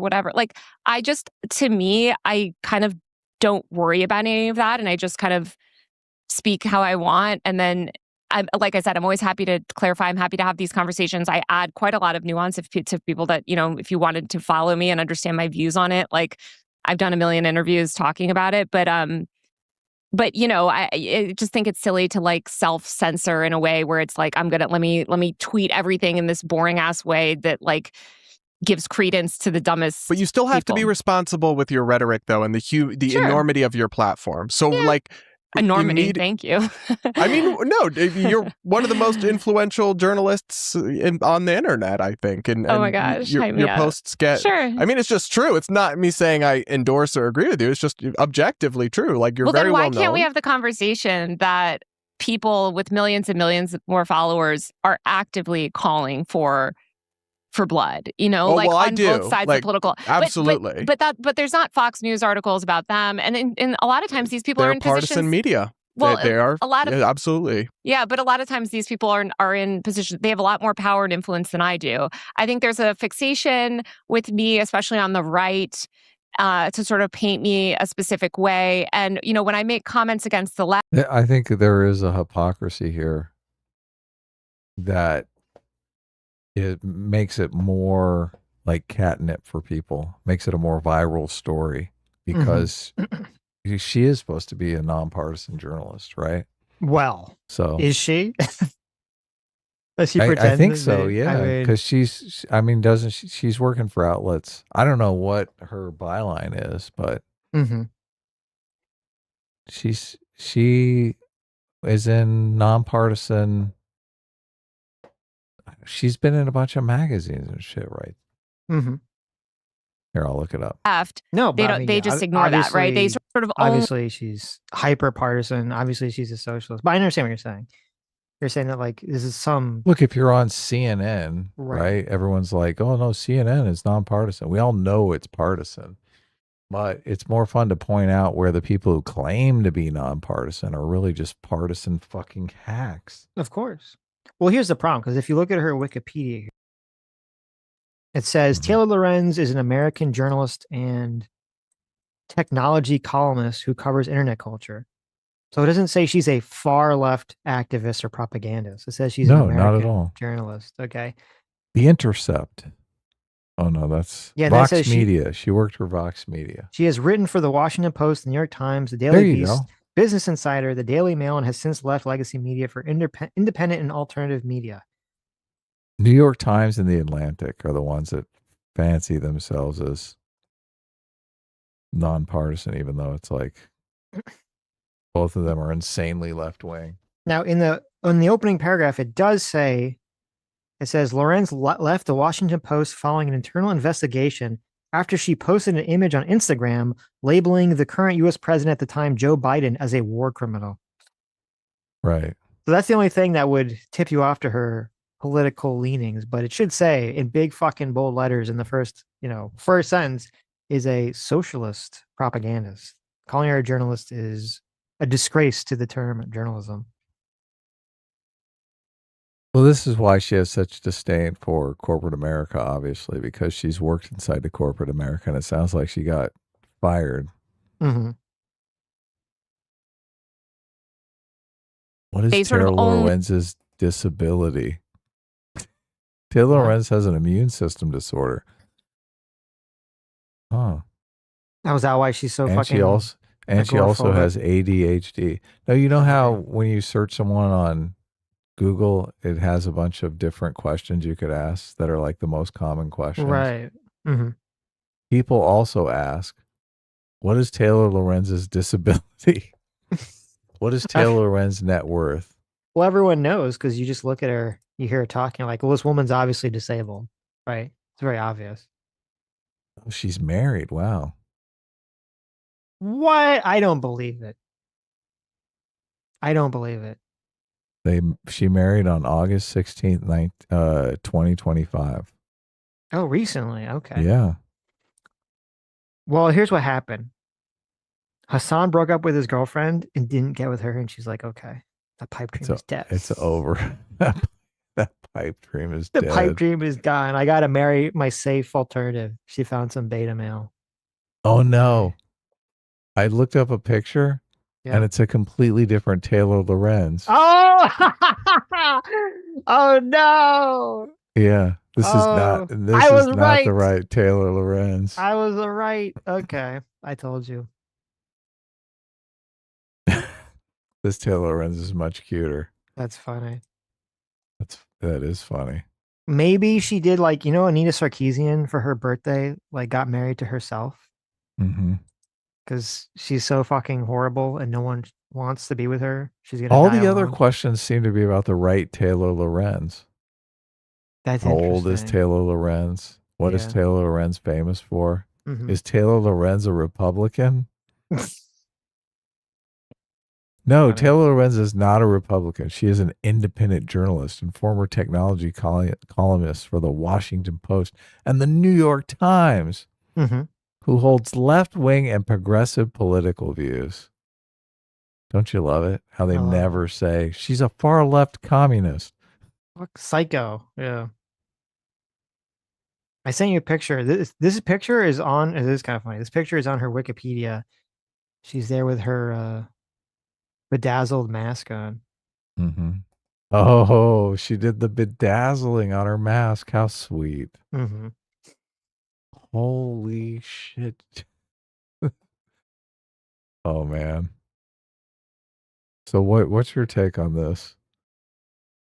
On the bedazzled mask? Is this not your dream girl? Oh yeah. I mean, I like that she covers up more of her face. Like that's good. What the fuck is up with this shirt too? It like matches the bedazzling. Oh, she's got to match her mask. What do you mean? She's very fashion conscious. Okay, points for She's like, fashion. Hasan, look at all these books I'm standing in front of. You can't name one book that influenced you, but Tag me in, Hasan. I'll name all the books for you. I've read all these books. Mm-hmm. Why does it look like? Looks like those are like what are those books at the top? Those don't look like a reading book. Those look like volumes from like a law book or like an encyclopedia or something. I don't think she even knows how to read. There's only this moral outrage. Well, the left around can be very vicious towards people as well. Yeah, when they tell me about it. dissent I know. I'm in but it. so just to round out this point about the response to the Luigi Mangione shooting, you did post immediately after or shortly after the killing of Brian Thompson an image of the Blue Cross Blue Shield CEO Kim A. Keck. Oh my God. Said you're next. This fucking bitch. This fucking lying weasel. She says, this is why we want to kill them. This is what my group chat's saying. And then she posts with no text. Here's a picture of the Blue Cross Blue Shield lady. Okay. Here's the CEO. Just post a picture. Why? Why did she post a picture, Adam? Why? What was the possible thought process there? Well, I think she's saying this would be a good second target. I think that's the implication here. Obvious. But look, I don't have any context because she's not giving us any context, right? Well, this is after randomly posted this. This is around the same time that she posted that other thing about like they wonder why we want them dead. That's in the same in the same time frame. Oh yeah, no, I get it. Really, she's mad because that woman has a husband. A Keck with her photo and her name. I mean, surely you understand how that could be seen as you saying, get her next. No. You don't? Why would you post it with no text or anything? Like, what is the purpose of posting that? Just like someone might be looking for health insurance? What? Yeah, Why listen, would you post that? You need health insurance. Look at this lady. She seems like a nice lady. Okay. She's the CEO. You wouldn't even go to her. Mm-hmm. Oh man, this is ridiculous. This is duping delight. They've got to be loving this. Oh, of course. Of course. They're like, oh, we're so subversive here. But these are the same people who cry if you get their pronouns wrong. Oh my God. I know. They're like, oh yeah, we joke about killing CEOs, but oh my God, it's a holocaust of the trans people. Immediately after someone's shot, you post another CEO with their name and face after you just said we want these people dead. With context, talking about it. Again, like we need to talk about the context. At that point, people were really talking about that. She was in the conversation. People were talking about it. Again, you can take every single thing that I... Whoa, oh, man. Does he ask What's her the what she said? context? I know. But the context wasn't, hey, don't shoot this lady. Protect this lady. Don't shoot this. What possible fucking context would you need to post the picture and name of a CEO of a different health insurance company? What possible journalistic reason would you have to just post it with no text? Now we know why she's formerly at the New York Times and formerly at the Washington Post. How is this? This lady should be banned. I'm saying it's a joke because fucking blue sky. This lady should be banned from social media. She's advocating for violence and then fucking cowardly cucking out about it afterwards and pretending like that's not the case when we all know it's the case, Lauren. She's hiding it. Lorenz. And frame it in the worst way possible and intentionally mislead stuff about it. And that's what we're intentionally misleading. We're intentionally misleading. She hasn't given us the context yet. I've not heard her reasoning for posting that. She said that she was part of the conversation, but what was the conversation? What was the conversation about? She was part of the conversation about who should we kill next? Mm-hmm. Was that the conversation she was a part of? Mm-hmm. It's what the right-wing media does. And I have to say, it's oh my God, it's the right-wing media. The right-wing media. They're so unfair. You got to understand. They're so unfair with me. Such a waste. It's such a waste. And I know it feeds the base and I know it generates outrage, but it's very silly. And the left does it too. I'm not going to say the left doesn't do it too. But you don't think there's anything irresponsible about that? Okay, actually, I found the context of the post. It's even worse. Oh my God. It's even worse. Actually, he should have brought this up. Okay. So, let's see. When was the shooting? I don't know. The shooting was on December 4th. Okay. Okay. The shooting was on December 4th, 2024. All right. The same fucking day. December 4th, 2024. Okay. The same day that we woke up and we all found out about the shooting. There's this post. The post says, Blue Cross Blue Shield will no longer cover anesthesia for the full length of certain surgeries in Connecticut, New York, and Missouri. If a surgeon exceeds a specific duration, anesthesia costs for the additional times will not be covered, right? Now, this is a story that came up. I think it kind of was debunked to some extent. But so she retweets that and then just posts a picture of the woman's face the day of the shooting. Right. With no text. So was that policy change just someone rage baiting people? And she's going to it wasn't a real policy change? She's going to fucking lie to your face. She's going to lie to your face. And her fans are going to lie to your fucking face. Because it's funny to them. Because they think you're dumb. They think you're a dumbass. No, I think I think it's what you said. Duping delight. I think they literally get off on lying to your face about it. They're going to lie to your fucking face about this and pretend like she was not very obviously saying you should target this person next. Yeah. What a dumb cunt. Do you know if that policy was legit or? I have to go back and look because I remember it came up. I could have swore that people were. It turned out it wasn't accurate, but. I don't 100% remember. Because I could see someone totally going, oh, look, everyone's mad at healthcare CEOs. Let me cook up some enraging policy change, right? Yep. And, You know, these accounts do this all the time, like breaking some news report of something that everyone wants to see, but is obviously just fake. Mm-hmm. But and then Taylor Lorenz misses, we have to do something about misinformation on the right, retweets this misinformation. Right. Of course. With the CEOs. I mean, that makes the story even juicier, right? Mm-hmm. Obviously, she's fallen for rage bait, and she's using that rage bait to incite her audience to go kill some CEO. This That's so woman crazy. should be incarcerated. No, she should be. We'll go with incarcerated. Mm-hmm. Incarcerated is fine. Immediately after an assassination against a healthcare CEO, blasting out the name and image and specifically another CEO. The context in which I blasted it out was saying people are calling death threats against her. By the way, I actually debunked the idea that she was, I think. Uh-oh, here it comes. She realized she shared fake news. I shared the news that everyone was mad about for Blue Cross Blue Shield with a picture of the CEO to protect her, guys. It's the most obvious thing on the planet. That was just to protect her. Okay. I debunked the fake news. Not in that tweet. It was like 6 tweets later. Right. Was I think there was a claim that she had cut some other sort of backing, like I can't remember. She had cut back on I think it was like anesthesia or something. I helped debunk those claims. Oh.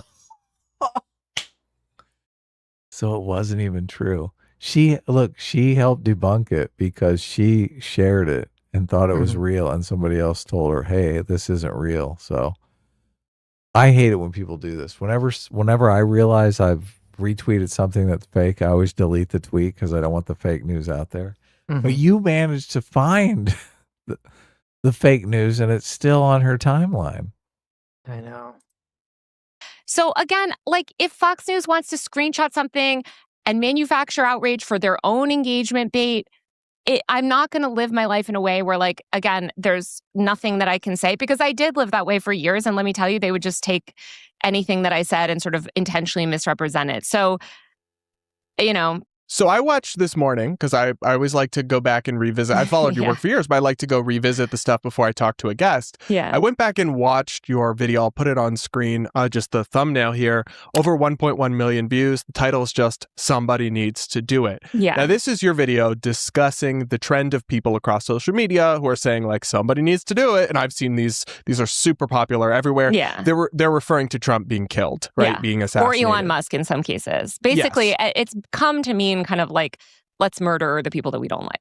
So you obviously, your video was very well done video essay, and very interesting. But I did notice, like, at no point in there did you really explicitly disavow that sentiment. I think you should watch it again. Because that entire video is a critique of this meme and why it's so harmful. And it's instead of saying, like, there's this obsession, especially on the right, with condemning. You have to, do you condemn XYZ? Do you condemn Hamas? Do you condemn? And I never engage in that sort of back and forth, because what I think is, do you understand? Do you understand why? And this is how I started covering the MAGA movement so early. Do you understand why these people are outraged at the liberal machine? Do you understand why people would vote for Donald Trump? Do you understand the anger that a lot of Americans feel towards the media elite? I would argue a lot of people in the media don't. A lot of journalists don't. A lot of people don't care to understand. But I don't think you'd take that approach towards another group, like radical white supremacists or a surge in white supremacist sentiment. I don't think you would do a 35-minute video. What are you talking about? I have interviewed the Proud Boys in 4K. I famously... I didn't finish the sentence. Okay. Without explicitly disavowing the sentiment or including voices who speak out about how harmful it is as well, which I think you're not, Brad, please don't. Like, if you follow my work and if you actually watch my videos, you should know that I think that this reflects condemnation type of obviously, like I'm sort of firm on my viewpoints, and when I talk to white supremacists, I don't agree with their ideology, but I don't just go condemn, condemn, condemn. I try to understand where are they coming from, why do they believe that, and why is that ideology increasingly resonating with people? And I think it's so important to have those conversations. And by the way, to say that video is positive or that I'm in any way endorsing it is very ridiculous. I would believe make it quite clear in the video that I don't support murdering anyone. I think I explicitly say it. If not, I don't think it's clear. I'll read you a quote that I jotted down this morning from the video. In my opinion, it's not sick that people want to unalive Trump and the billionaires who are responsible for so much suffering. It's sick that people in power have normalized such obscene levels of systemic violence, especially against marginalized groups. A little bit after that, you concluded, we can't vote our way out of this. Yeah, you can't vote your way. Oh, Man, my sounds God. horrible. He's cooking her ass. Oh, she's all like, oh, listen, if you just watched my video, I swear, like, I'm pretty sure I said, it's bad. He's like, well, actually, here's what you actually said, you dumb bitch. Oh, Wow. fucking cooking her ass. And she's like, oh, I got to interrupt now. It's getting too crazy. It's getting too bad. Oh, my God. That's crazy that she said that. Vote your way out of these systems, meaning we have to change the systems. Now, again, if you want to take one line and cherry pick, fine, but please, everybody go watch that video. Please do. It is a good video. It is interesting. Brad, and please I'm telling you, I watched it, and it sounds like you're sympathetic to them. You're crazy. It really does. You're crazy because I got canceled for literally. This is ridiculous. It's just ridiculous. I'm sorry. At that point, you're just seeing what you want to see. She got canceled for that video. Notice how she For stopped. what? I know she stopped mid-sentence. What was she going to say? I got canceled for that video. What yeah, was she because gonna everyone say? realized you were talking about assassinating Trump. What were you going to say, Taylor? Huh? And that's what the right does a lot. It's what the left does too, but it's really what the right does. You don't want to understand. You don't want to empathize with people. You just want to project onto them. And that's why we're in this place that we are right now with political violence. And I talk to a lot of extreme people from a lot of extreme groups. If anyone gives you this like nonsense, right? Anyone is lying to your face about this. It's like, it's so silly. If Taylor Lorenz, known socialist, known leftist, interviewing some neo-Nazi, right? The assumption is, okay, she's not going to be supportive of them. She's not going to empathize with them. Right. like She's not going to empathize with them, but she's not even going to support, like if she's like, this is what a neo-Nazi says, like everyone knows, okay, she doesn't believe that. But if there's a conversation, twice, a specific conversation, that's a bunch of people whose politics are closely aligned with Taylor Lorenz, who are in the same fucking social circles as Taylor Lorenz, are celebrating political violence and murder. And she's going to sit there and try to pretend quite like, well, I mean, I didn't explicitly say I don't support it, but I mean, you should have guessed that, right? I think you're being bad faith if you didn't read my mind and see that actually when I posted the woman's picture that I was trying to protect her, right? Like, what the fuck are you talking about? Like, get out of here. Get the fuck out of here. She's definitely lying. God. And I watched that video, by the way. I mean, we could watch it. It's kind of boring. Well, actually, it's kind of insane because the first 10 minutes of the video, her video is called Someone's Gotta Do It. It puts out a psychotic worldview I didn't know existed. Okay. We've heard a lot of crazy shit. And it's the worldview, and I said this earlier in the stream, that the COVID pandemic showed us that the socialist utopia was actually possible in America. And then it was ruined by evil Joe Biden because he shut down the pandemic, or he said that we weren't in a pandemic any longer or something. And he destroyed it all because the capitalist class were mad about ending the pandemic. Okay. This is the argument she makes for the first 10 minutes of this fucking video. And I'm listening. I'm like, this is bad shit fucking crazy. We're still dealing with the inflation from that, though. I know. And then the rest of the video after that, when first of all, it has like almost nothing to do with the topic. And then when she finally gets to the topic, all she does is spend the entire video justifying why people are mad at Donald Trump and Elon Musk. And that's all it is. She's just justifying it, just explaining, well, this is why people are mad. At no point in the video does she say it's probably a bad idea. She doesn't even do a cursory, flimsy, well, obviously I don't support it, right? She didn't even give herself that out. She didn't fucking anywhere say that she was against, shooting these people or killing these people. Yeah.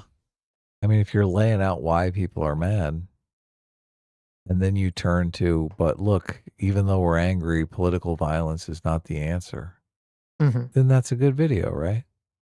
Yes. Are you saying she didn't do the last part there?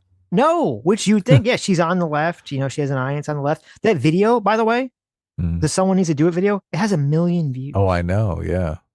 1.1 million views. All right. Yeah. Still going. And it's frustrating because I think people get into these political rabbit holes and they can't see outside of them. And so everything becomes like this sort of like, oh, how can I kind of view this through the lens of my ideology?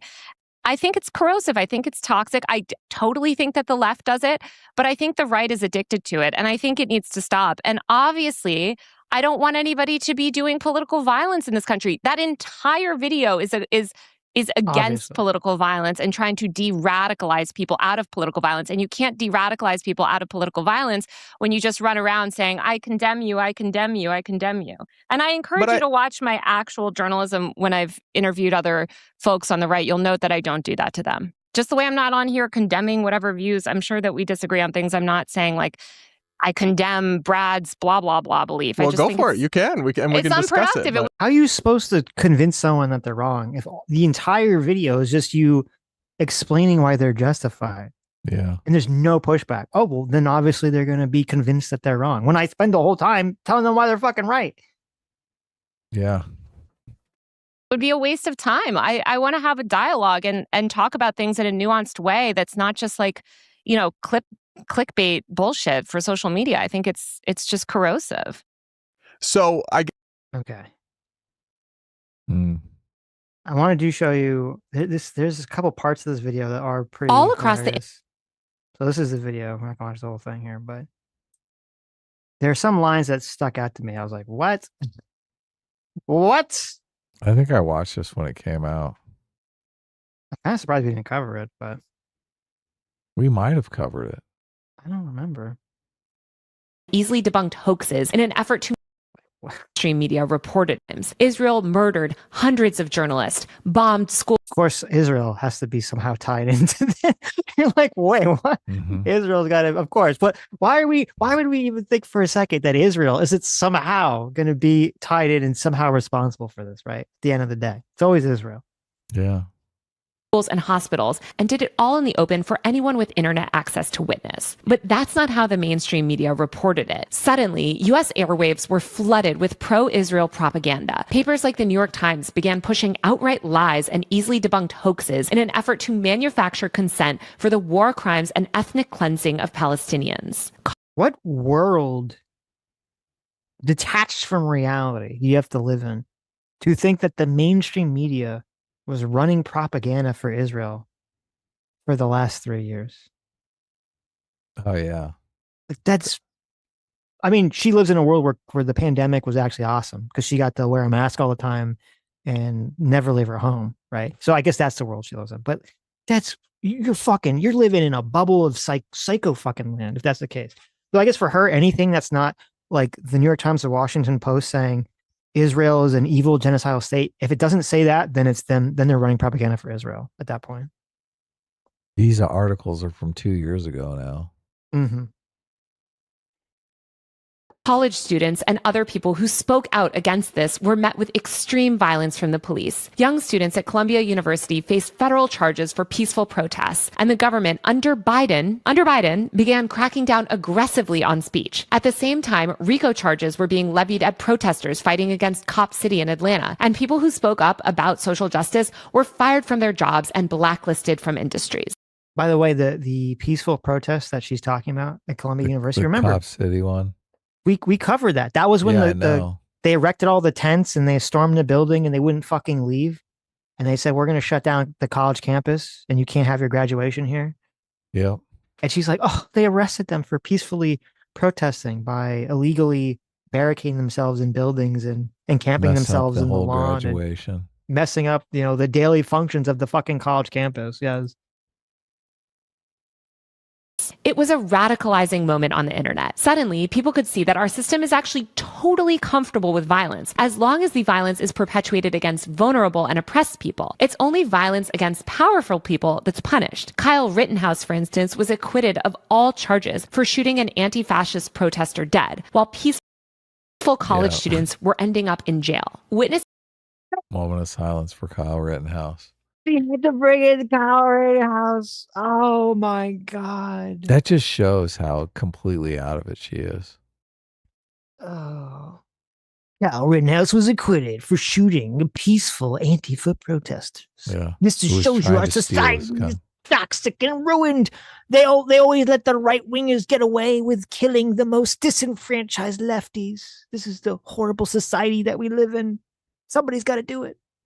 An ex-con trying to steal his gun is now a peaceful protester, just minding his own business. Yeah, of course. Of course. What a fucking loser. It's so fucking crazy. Yeah, there's one other part here. All these people have is talking points. They don't talk about anything with any depth. It's all just a string of, it's like the laundry list of talking points. Mm-hmm. They know barely anything about any of these stories. The manipulation of information. By the end of 2024, a record number of people reported feeling powerless and disillusioned, viewing our political system as irreparably broken and unresponsive to their needs. As the academic Jamie Cohen told me, quote, much like many authoritarian countries, people realized America is a democracy in name only. Then, on December 4th, 2024, United Health CEO Brian Thompson was shot dead in the street. Within days, the police had apprehended Luigi Mangione as their prime suspect. Even before his arrest, the killing became a meme, and millions rallied behind Mangione's alleged actions. The public and legal response to Mangione once again revealed the massive disparity between how people in power treat different victims of violence. Mangione currently faces federal and state charges including murder and terrorism. Attorney General Pam Bondi announced that the state would pursue the death penalty. Meanwhile, the week Mangione was arrested, Daniel Penny, a former white Marine, was acquitted after choking Jordan Neely, a black homeless man experiencing a mental health crisis on the subway, to death. As Cohen told me, quote, See, it's just the fucking headlines. Oh my God. Oh my God. No. It's just like one headline after another. No. One little tiny bullet point after another. She doesn't go into depth on any of these stories because if she did, she'd realize, oh my God, I'm completely wrong about this. Oh, have you ever, like, she is the epitome of like high school level socialist who, like, they just discovered socialism and they think they're so smart and everything is retarded. Yeah. Did you, like, guys, didn't you ever like think about it? Like, how is it fair that the guy who shot a CEO in the back as he was walking away is going to go to jail for prison and maybe get the death penalty when a guy who was spazzing the fuck out and threatening to murder people got choked to death or got restrained and then accidentally choked in a subway car? Like, aren't those the same fucking scenario? Like, obviously it's because like one was white and one was black and that was this rich CEO. Obviously that's the different factors. Okay. Yeah. Call me when Brian Thompson is in a fucking subway car telling people he's going to attack them. Okay. Maybe then we can have a conversation about Luigi Mangione being some fucking comparison to Daniel Penny. It's insane juxtaposing she's doing. She's unhinged. She's unfucking real. This is even levels I don't think Hasan would even get to.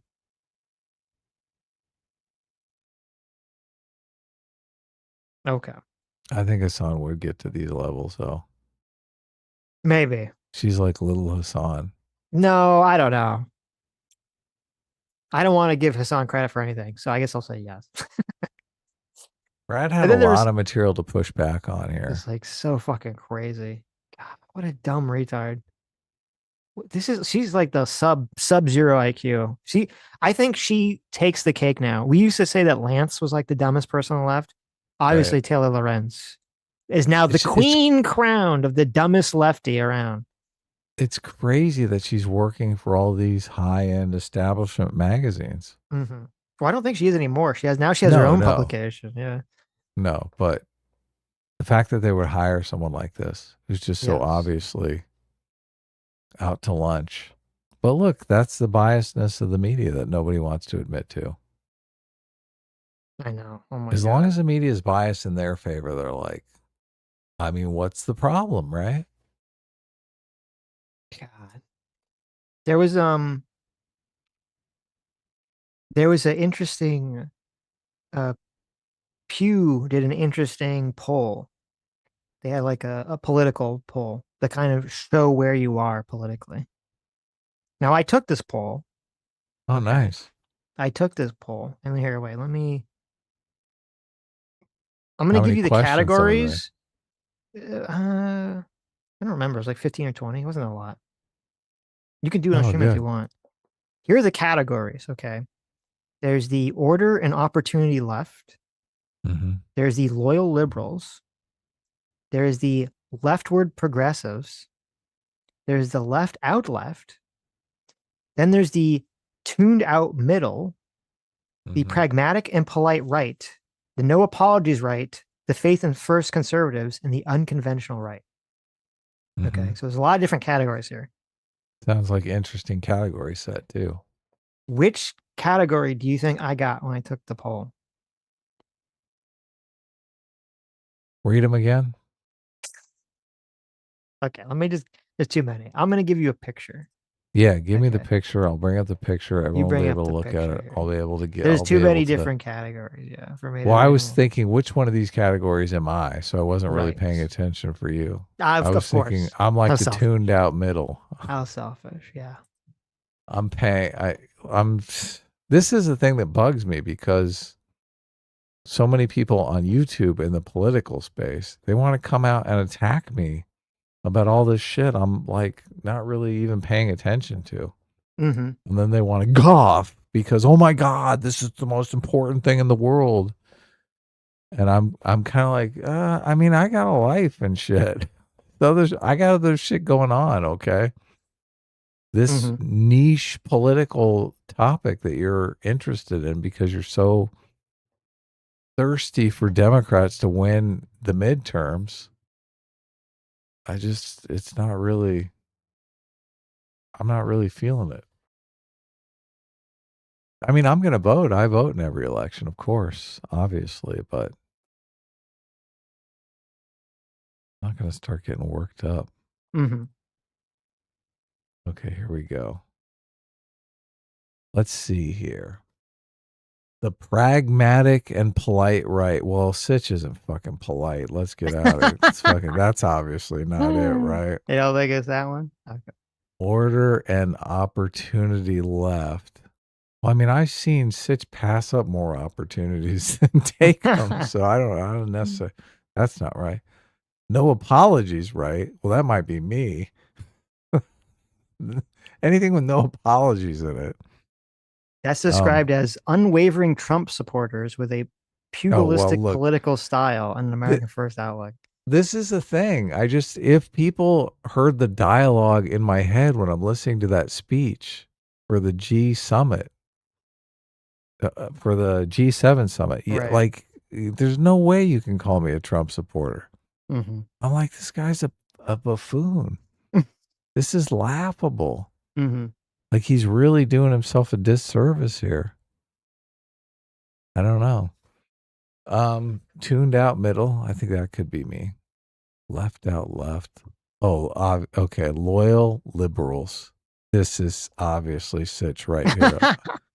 11%.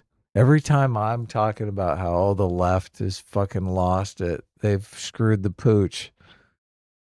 Obviously, Sitch, the loyal liberal, comes back in. He's like, "Oh, it's not that bad." Yep. I'm like, "You live in fucking Florida." I'm over here dying, Sitch. Mm-hmm. That's your fault. I vote in every election, and I'm like, why should I vote when you have 18 homeless people, or you have one homeless person signing 18 ballots? It's fucking crazy. That's your fault, though. And how's that my fault? Get out of California. Come to Florida. I mean, would you? I mean, it hurts. I grew up in California. I love going to the places I grew up in. I'm like, I learned to surf on this beach. Jesus, this is fucking amazing. Mm-hmm. I'm in Florida. You guys don't even have waves there. What? Oh, I guess that is kind of, well, we don't have as good waves for surfing. That is true. Yeah. Which side is the good side for the waves? The West Coast or the East Coast? I couldn't tell you. There's not a surfer. You guys do have an East Coast, West Coast thing, right? Yes, it's a peninsula, so we do have both sides. That is true. You're like the hard on of America. Mm-hmm. That's right. So am I correct? Is a loyal liberal what you got? No. Oh, what'd you get? Well, listen, all the haters in our chat are wrong. Faith first conservative. And all the haters not in our chat turned out to be right, to my utter shock. Really? I got unconventional right. Really? Yeah. I took that poll. I'm an unconventional right-winger. Send me the thing. I'll do it too. We'll figure out if I'm how far off, how close we are, how far off we are. Well, you'll see some of the questions are in by. Well, I mean, that's the problem with all these things. There's a lot of times there's like not really. Yeah, it's some internet. Answer. Some internet thing, right? Mm-hmm. But I bring it up because it was very interesting. They gave this quiz to the r/politics subreddit. And of course, the r/politics subreddit was overwhelmingly the furthest left you possibly could. Mm-hmm. The majority of the respondents in r/politics got the furthest left answer, leftward. 46% got leftward progressives. Mm-hmm. And then 25% got loyal liberals, and then 19% got left out left. Okay. Which could actually, those could be pretty far left too, considering how how you answer the questions or how you conceptualize it. So, let's see, where's the link that actually says click this to take the fucking test? They give you everything but that. What's the name of the test? You have to did you put your social security number in to take the test? I did. Yeah. You think that's like a bad thing to do that? I mean, only if you ask you for your mother's maiden name too. Oh, okay. I lied about that. It's usually one or the other. I lied about that. So that got them. Okay. I sent you the link. It takes you to the Reddit thing, but it will say take the quiz. So you can just click take the quiz. And take it online. Show everyone what you get. Okay. I'll take this. I won't take it right now. I'll just take it later. Oh, what? Oh, you want me to take it now? Yeah. Gotta take it in public so we know you're not lying. Oh, right. Okay.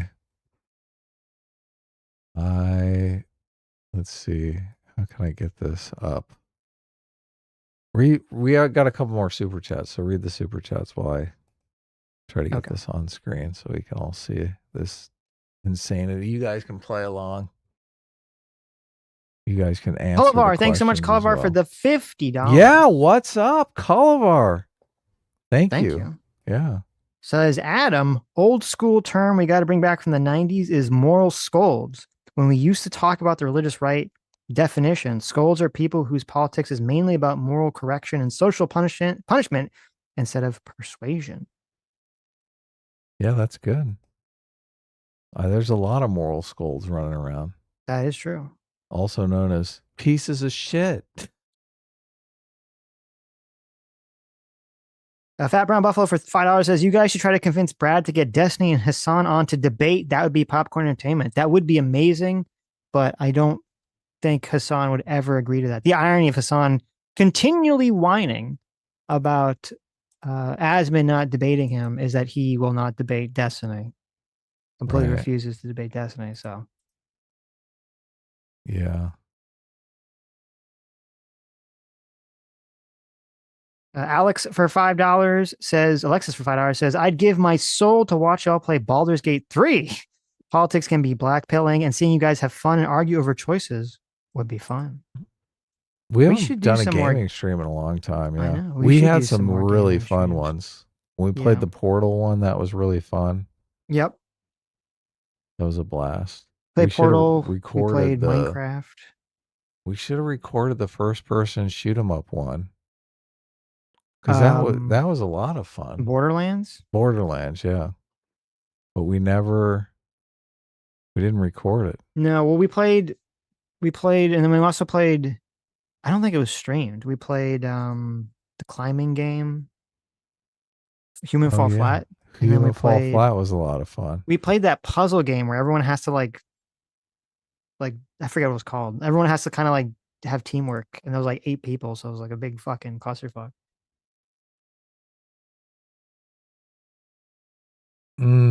Okay, this is I guess this one isn't that hard. So I'm on number 1. If you had to choose, would you rather have a smaller government providing fewer services, a bigger government providing more services? Mm-hmm. This is a tricky one for me because I think the government could finance more services, but I think the private sector does a better job of delivering those services. And there's a mechanism to deal with fraud in the private sector that the government sector just doesn't have, right? All of a sudden you're the provider and the person that's getting the service are colluding to like bilk the government for money, for tax dollars.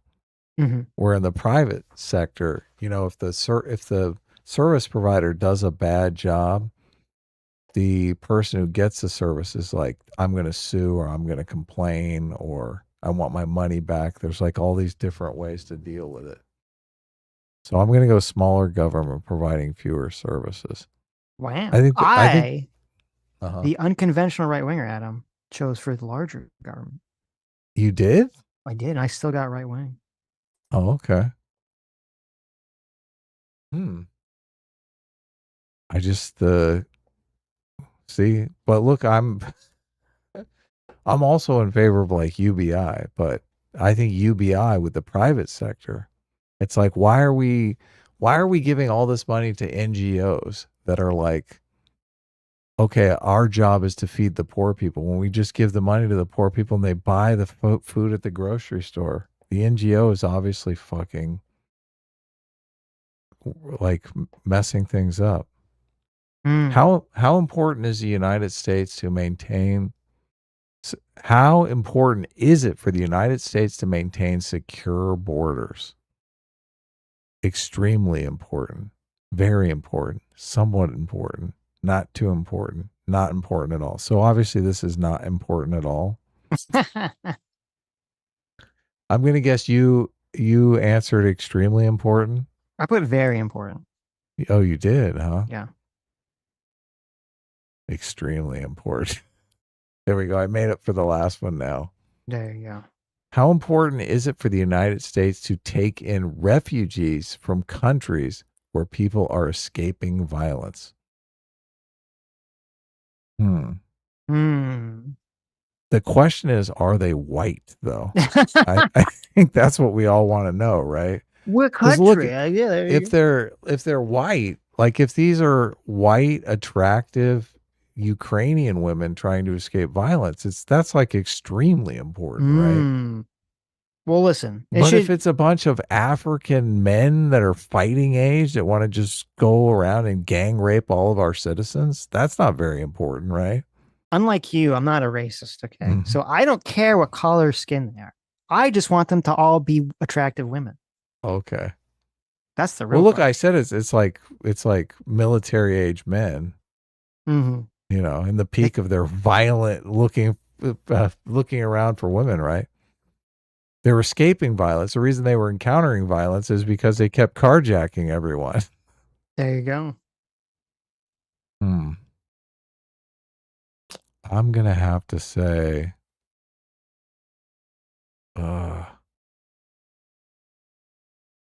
this is tough. I'm going to say somewhat important. Yeah, you have more bleeding heart than me. Because I think in some contexts, I think we definitely should be taking in hot, attractive women that are escaping violence. There you go. That's a good point.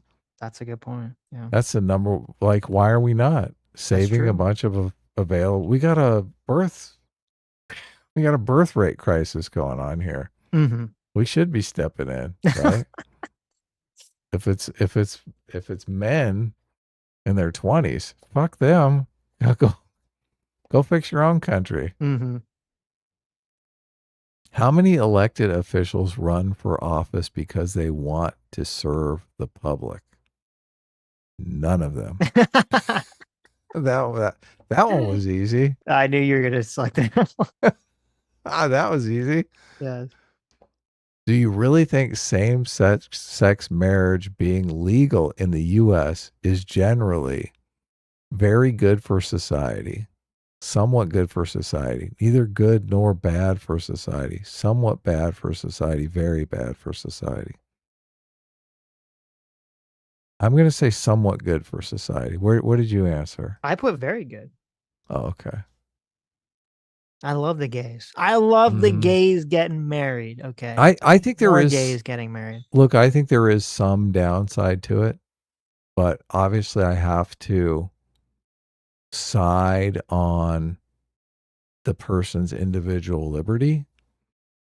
But I do think like a lot of the problems that we're having with kind of the woke pro-gay, like pro kind of almost pornographic degeneracy during Pride Month, which people are lashing back at, is a response from the gay marriage thing, the emboldenedness of the gay marriage thing. Oh, interesting. Like we were sold that, look, we just want to be, normal. We want to be treated like normal, regular, regular Americans, right? We just want to get married like heterosexual couples, right? Mm-hmm. But then all of a sudden it became like, no, really, we want porn month. Fucking porn month, right? So I think there are some downsides, obviously. Interesting. How comfortable are you I'll be with right back. people? Oh, okay. Well, we won't know. Here, I'll read a super chat then.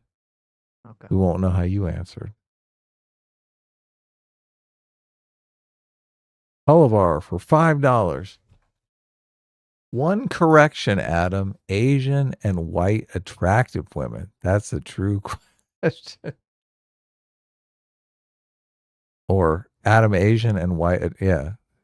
They have to be attractive? Are you sure? Come on. We got some ugly dudes over here that wouldn't mind some nice refugee women that maybe are a little heavier or not as attractive. Everyone needs someone to love. I don't know if he read this. Done 809 member for 36 months says the LARP these lefties play with their audiences where they think domestic terrorism is rad, sending these fools to ruin their lives. Yeah, that's exactly what's going on, and it's fucking terrible. This is why I get so triggered by Hasan, because Hasan does so much damage. Hopefully it's just a bunch of dumb kids who they realize this guy's just, they want to watch Hasan because he's funny, because they think everyone's watching him and it's a cool thing to do. Everyone talks about Hasan, but really they don't take it too seriously. Like they're not ready to join up in the communist cause. But yeah, I guess look, Okay. maybe we're trending in that direction though, I'm back. because of all these commies that are winning office and shit. Oh, nice. You're back. How comfortable are you with people openly carrying guns in public places? Well, look, is this public place in Compton? Like where are we at here? What's going on? Mm-hmm. Is this like a law enforcement convention? I don't Is this like a Hell's Angel biker ride? It's the local Walmart. Yeah, is this the local Walmart? Come on. I guess somewhat comfortable because I think the context matters. Mm-hmm. How much of a problem do you think climate change is?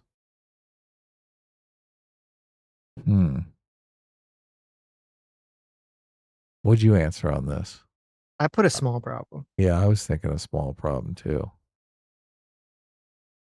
If they just let Elon finish the electric car project. In the future, how important is it for the U.S. to be the only military superpower in the world?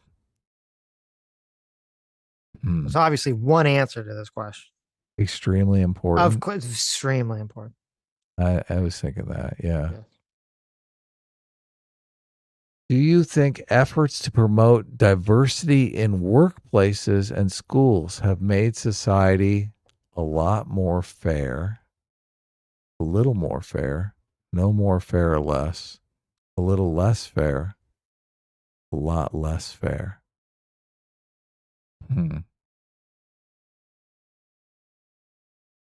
I'd say a little less fair.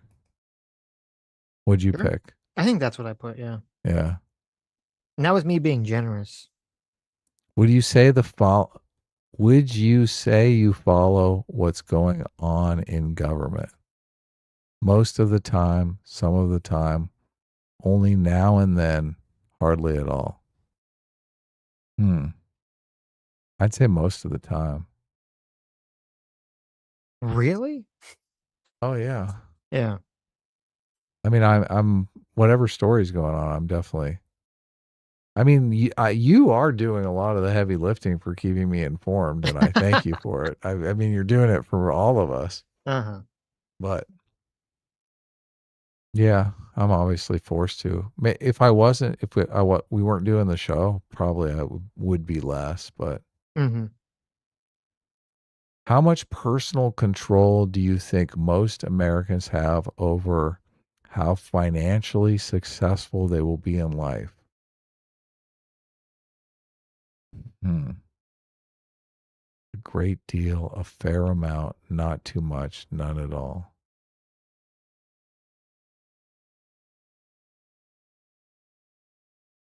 I'm going to go with a fair amount.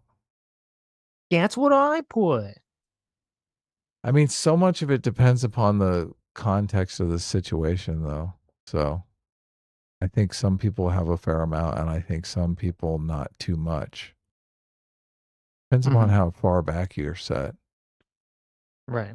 How important is it for the United States to have an economic system based on capitalism? Really important. Easy.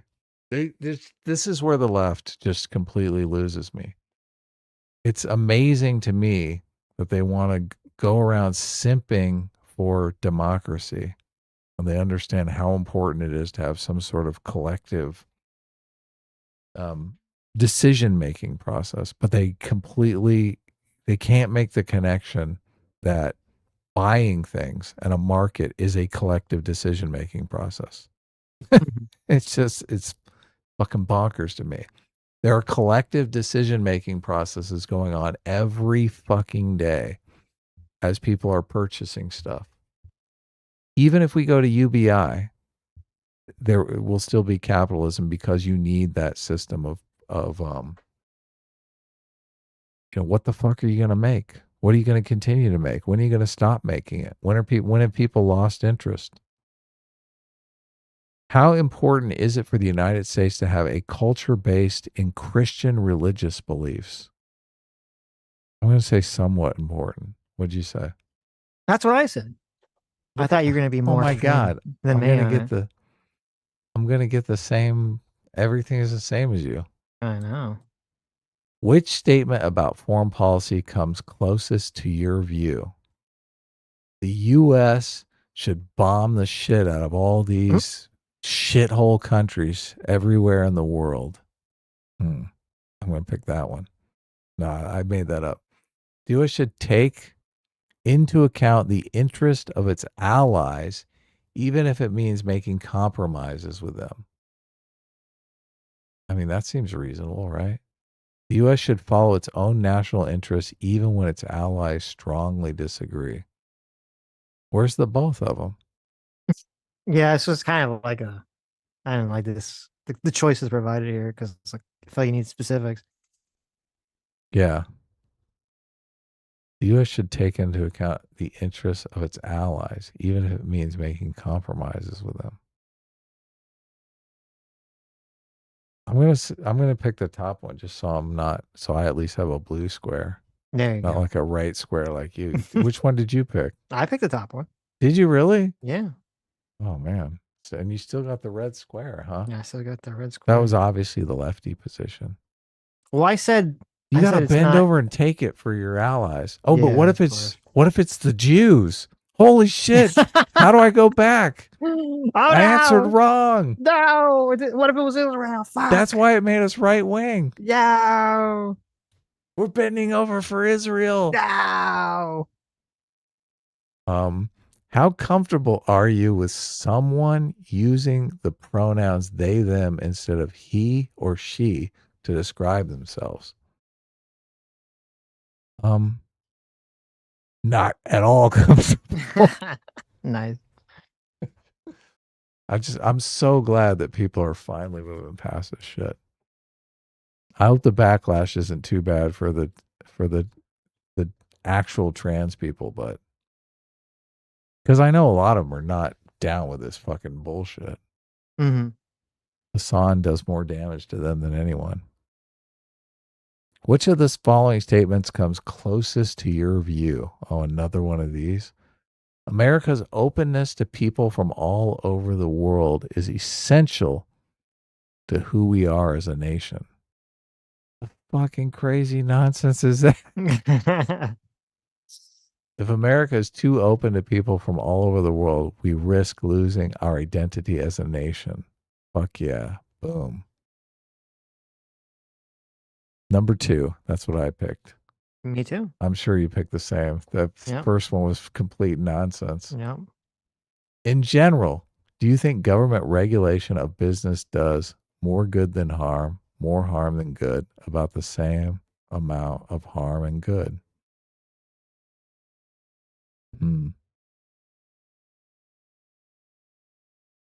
This is like in the current environment. And look, I'm in California. So in California, I'm going to say more harm than good. Definitely more harm than good. Right. Yeah. How much do you think the legacy of slavery affects the position of black people in America, in American society today? See, this is a tough one too. Mm-hmm. Because I think it's a great deal, but for completely different reasons.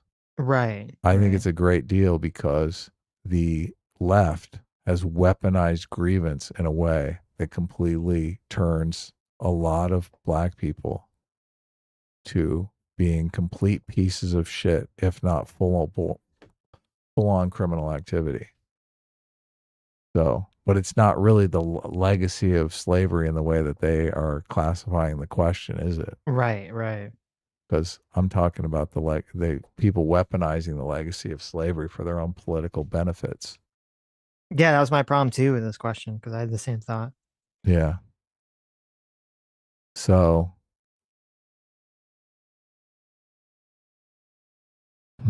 I split the difference a little bit. I put a fair amount. Yeah. Because I'm going to put not much. Okay. Just to fuck with that question. There you go. It's going to make me more right wing though. That's true. When politicians you agree with humiliate their political opponents, do you like it a lot? Like it a little? Dislike it a little? Dislike it a lot? Oh, humiliate. I dislike it a lot. Yeah. It's such bullshit. I'm Childish. Leave the childlessness to us. Okay. Yeah. Which of the following statements comes closest to your view? Religion should be kept separate from government policies. Government policies should support religious values and beliefs. I mean, what the fuck is with this? These people, obviously. Is this really a Pew Research poll? Yeah. Religion should be kept separate from government policies, right? This is so fucking stupid because a lot of laws against theft and murder and rape completely overlap with religious values and beliefs. Right, but I think they can also exist independent of religious values, or those moral frameworks, I guess, have been so mainstream that they do exist independent of religion. At least at our current point in time. I'm going to vote separation of church and state. Good. Top. You voted the same? No, I think religion should be should be permanently baked into our laws. Yeah, obviously. No, you're kidding. Obviously. Very strictly, yes.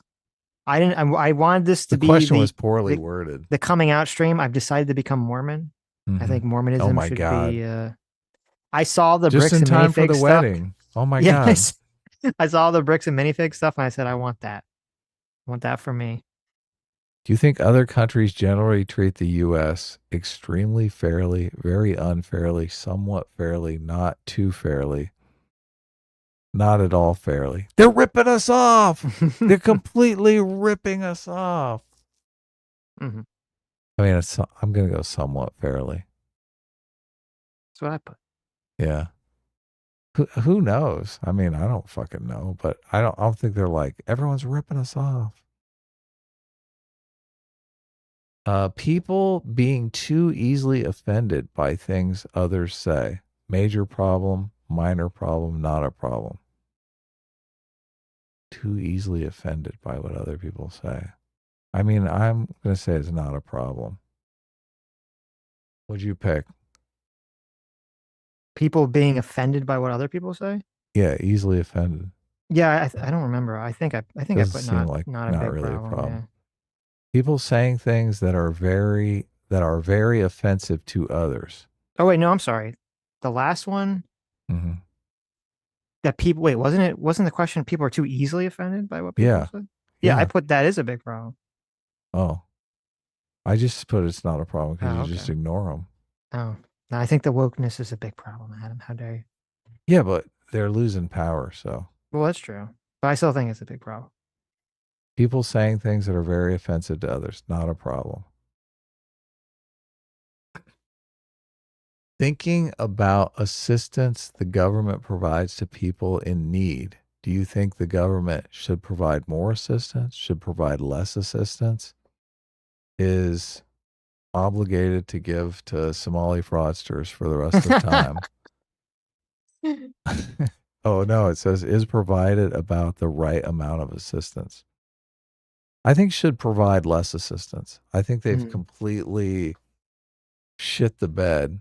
Oh, look, I'm unconventional right. Same as you. Oh, there you go. Look at that. We're both unconventional right-wingers.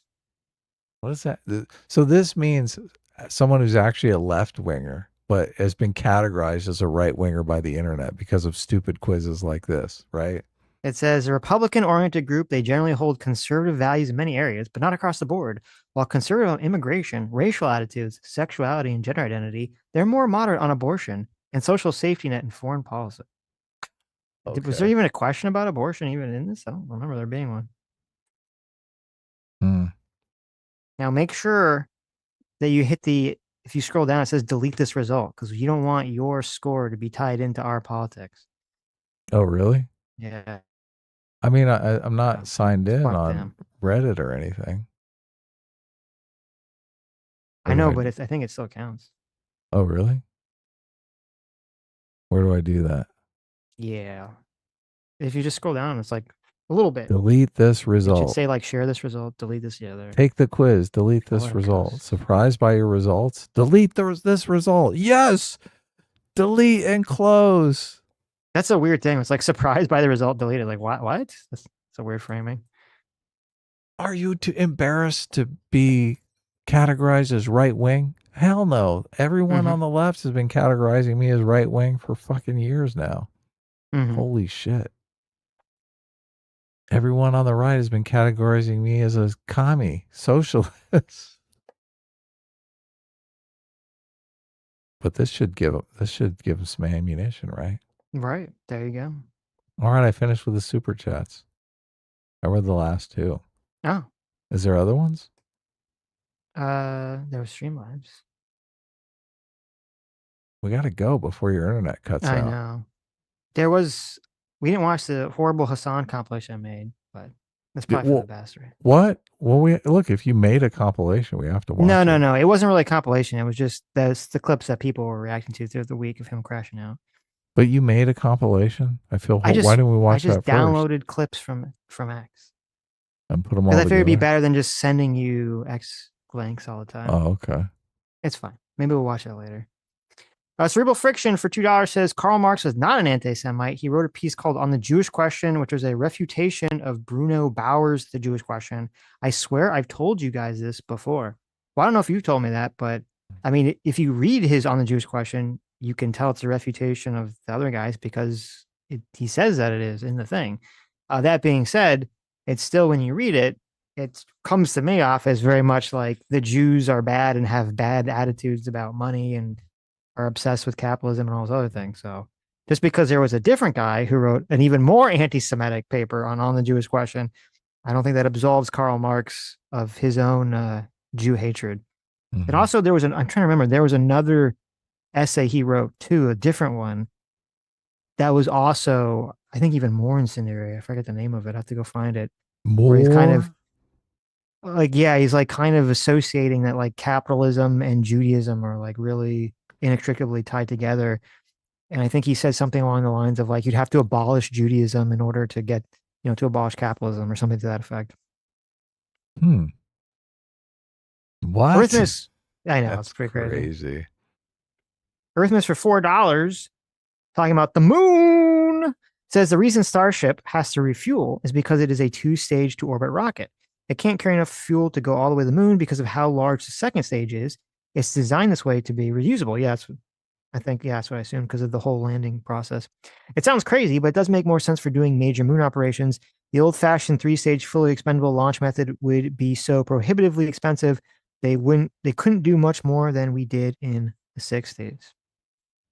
Yeah, see, it's the reusability that takes all the cost out of it. Right. That's why I said if that 10-stage rocket thing they're talking about, if that's like a permanent fixture or something more permanent that you can set up, then that makes sense. If you have to send up 10 rockets every time you do it, that would be retarded, obviously. But I mean, I don't know how many of those rockets they have, but if they have 20 of them and you're like, okay, we're just going to throw 3 away to do this moon mission, you're like, what the fuck? We need those 3. We can't just throw them away. Or unless actually, I guess, unless the 10 rockets, because I guess if you left them up there, you have to keep refueling them, so you have the same problem. Is it like the 10 rockets refuel and then they land again? I don't know. Yeah, no, I don't know enough about that's got to be what happens. They take the fuel up, they refuel the one, and then come back down and get more fuel and take more fuel up. I don't know. I'll look into it. It seems very technically complicated, but listen, if they could pull it off, more power to them. Yeah. Metalworks for $2 says there's really only one reason to like clowns, Adam, and it's called Pussy. Clown fucking. Pussy. You guys are the worst. Oh, look at Adam. Adam over here. Suddenly, Adam, too good for sex? Look at you. What's going on here? You've lost the game. You've lost touch, Adam. You've lost touch with the Gunnar spirit that used to inhabit you. Oh my God. You guys just took it too far. Adam's lost the Gunnar spirit. I never thought I'd see the day where Adam would turn his back on the Gunnar spirit. The Gunnar spirit. Oh my God. That's the so Gunnar hilarious. soul. How dare you? What a sad day this is. The Gunnar spirit has died. Yes. Horn dog Adam, too good for Clussy. I know. No one's too good for Clussy, huh? Of course not. Don't hate on the Clussy. Right. Or the Clusy. Did you say Clusy? Clusy? I would if it's funny. Why are you saying Clusy? The Clussy? Or yeah, it's Clussy. Flussy? Pussy? Pussy? That doesn't sound right. It's the Clusy. Yeah, that's right. Yeah. Nice. You said it wrong. You're tricking me. You're gaslighting me. I know. It's getting like when you say a word over and over again, the word It becomes stops making sense stranger and to you stranger. in your You're like brain. pussy, Yeah. pussy, Right. Patusi. Mm-hmm. What are we doing here? Is it time? It is time. Time to meet my isekai protagonist. That's right. I don't even know what a fucking isekai protagonist is. But Yes, I know you do. I know it's time. Yes, you do. You gotta watch Digital Circus. Oh yeah. I guess I can watch it after this. There you go. It's like an hour. I might take a peek at House of the Dragon. Oh my god, I hope I don't come too fast. I want a full report on Gooner Adam and how quickly he goons. Oh when he my watches god. House of the Philosophy Dragon. tube. Okay. I might have to just drop my drawers and start spanking it right there. I knew it. I knew he had it in him, chat. I knew the gooning spirit never really died. It was only sleeping. We brought it back out, boys. I only have eyes for one trim.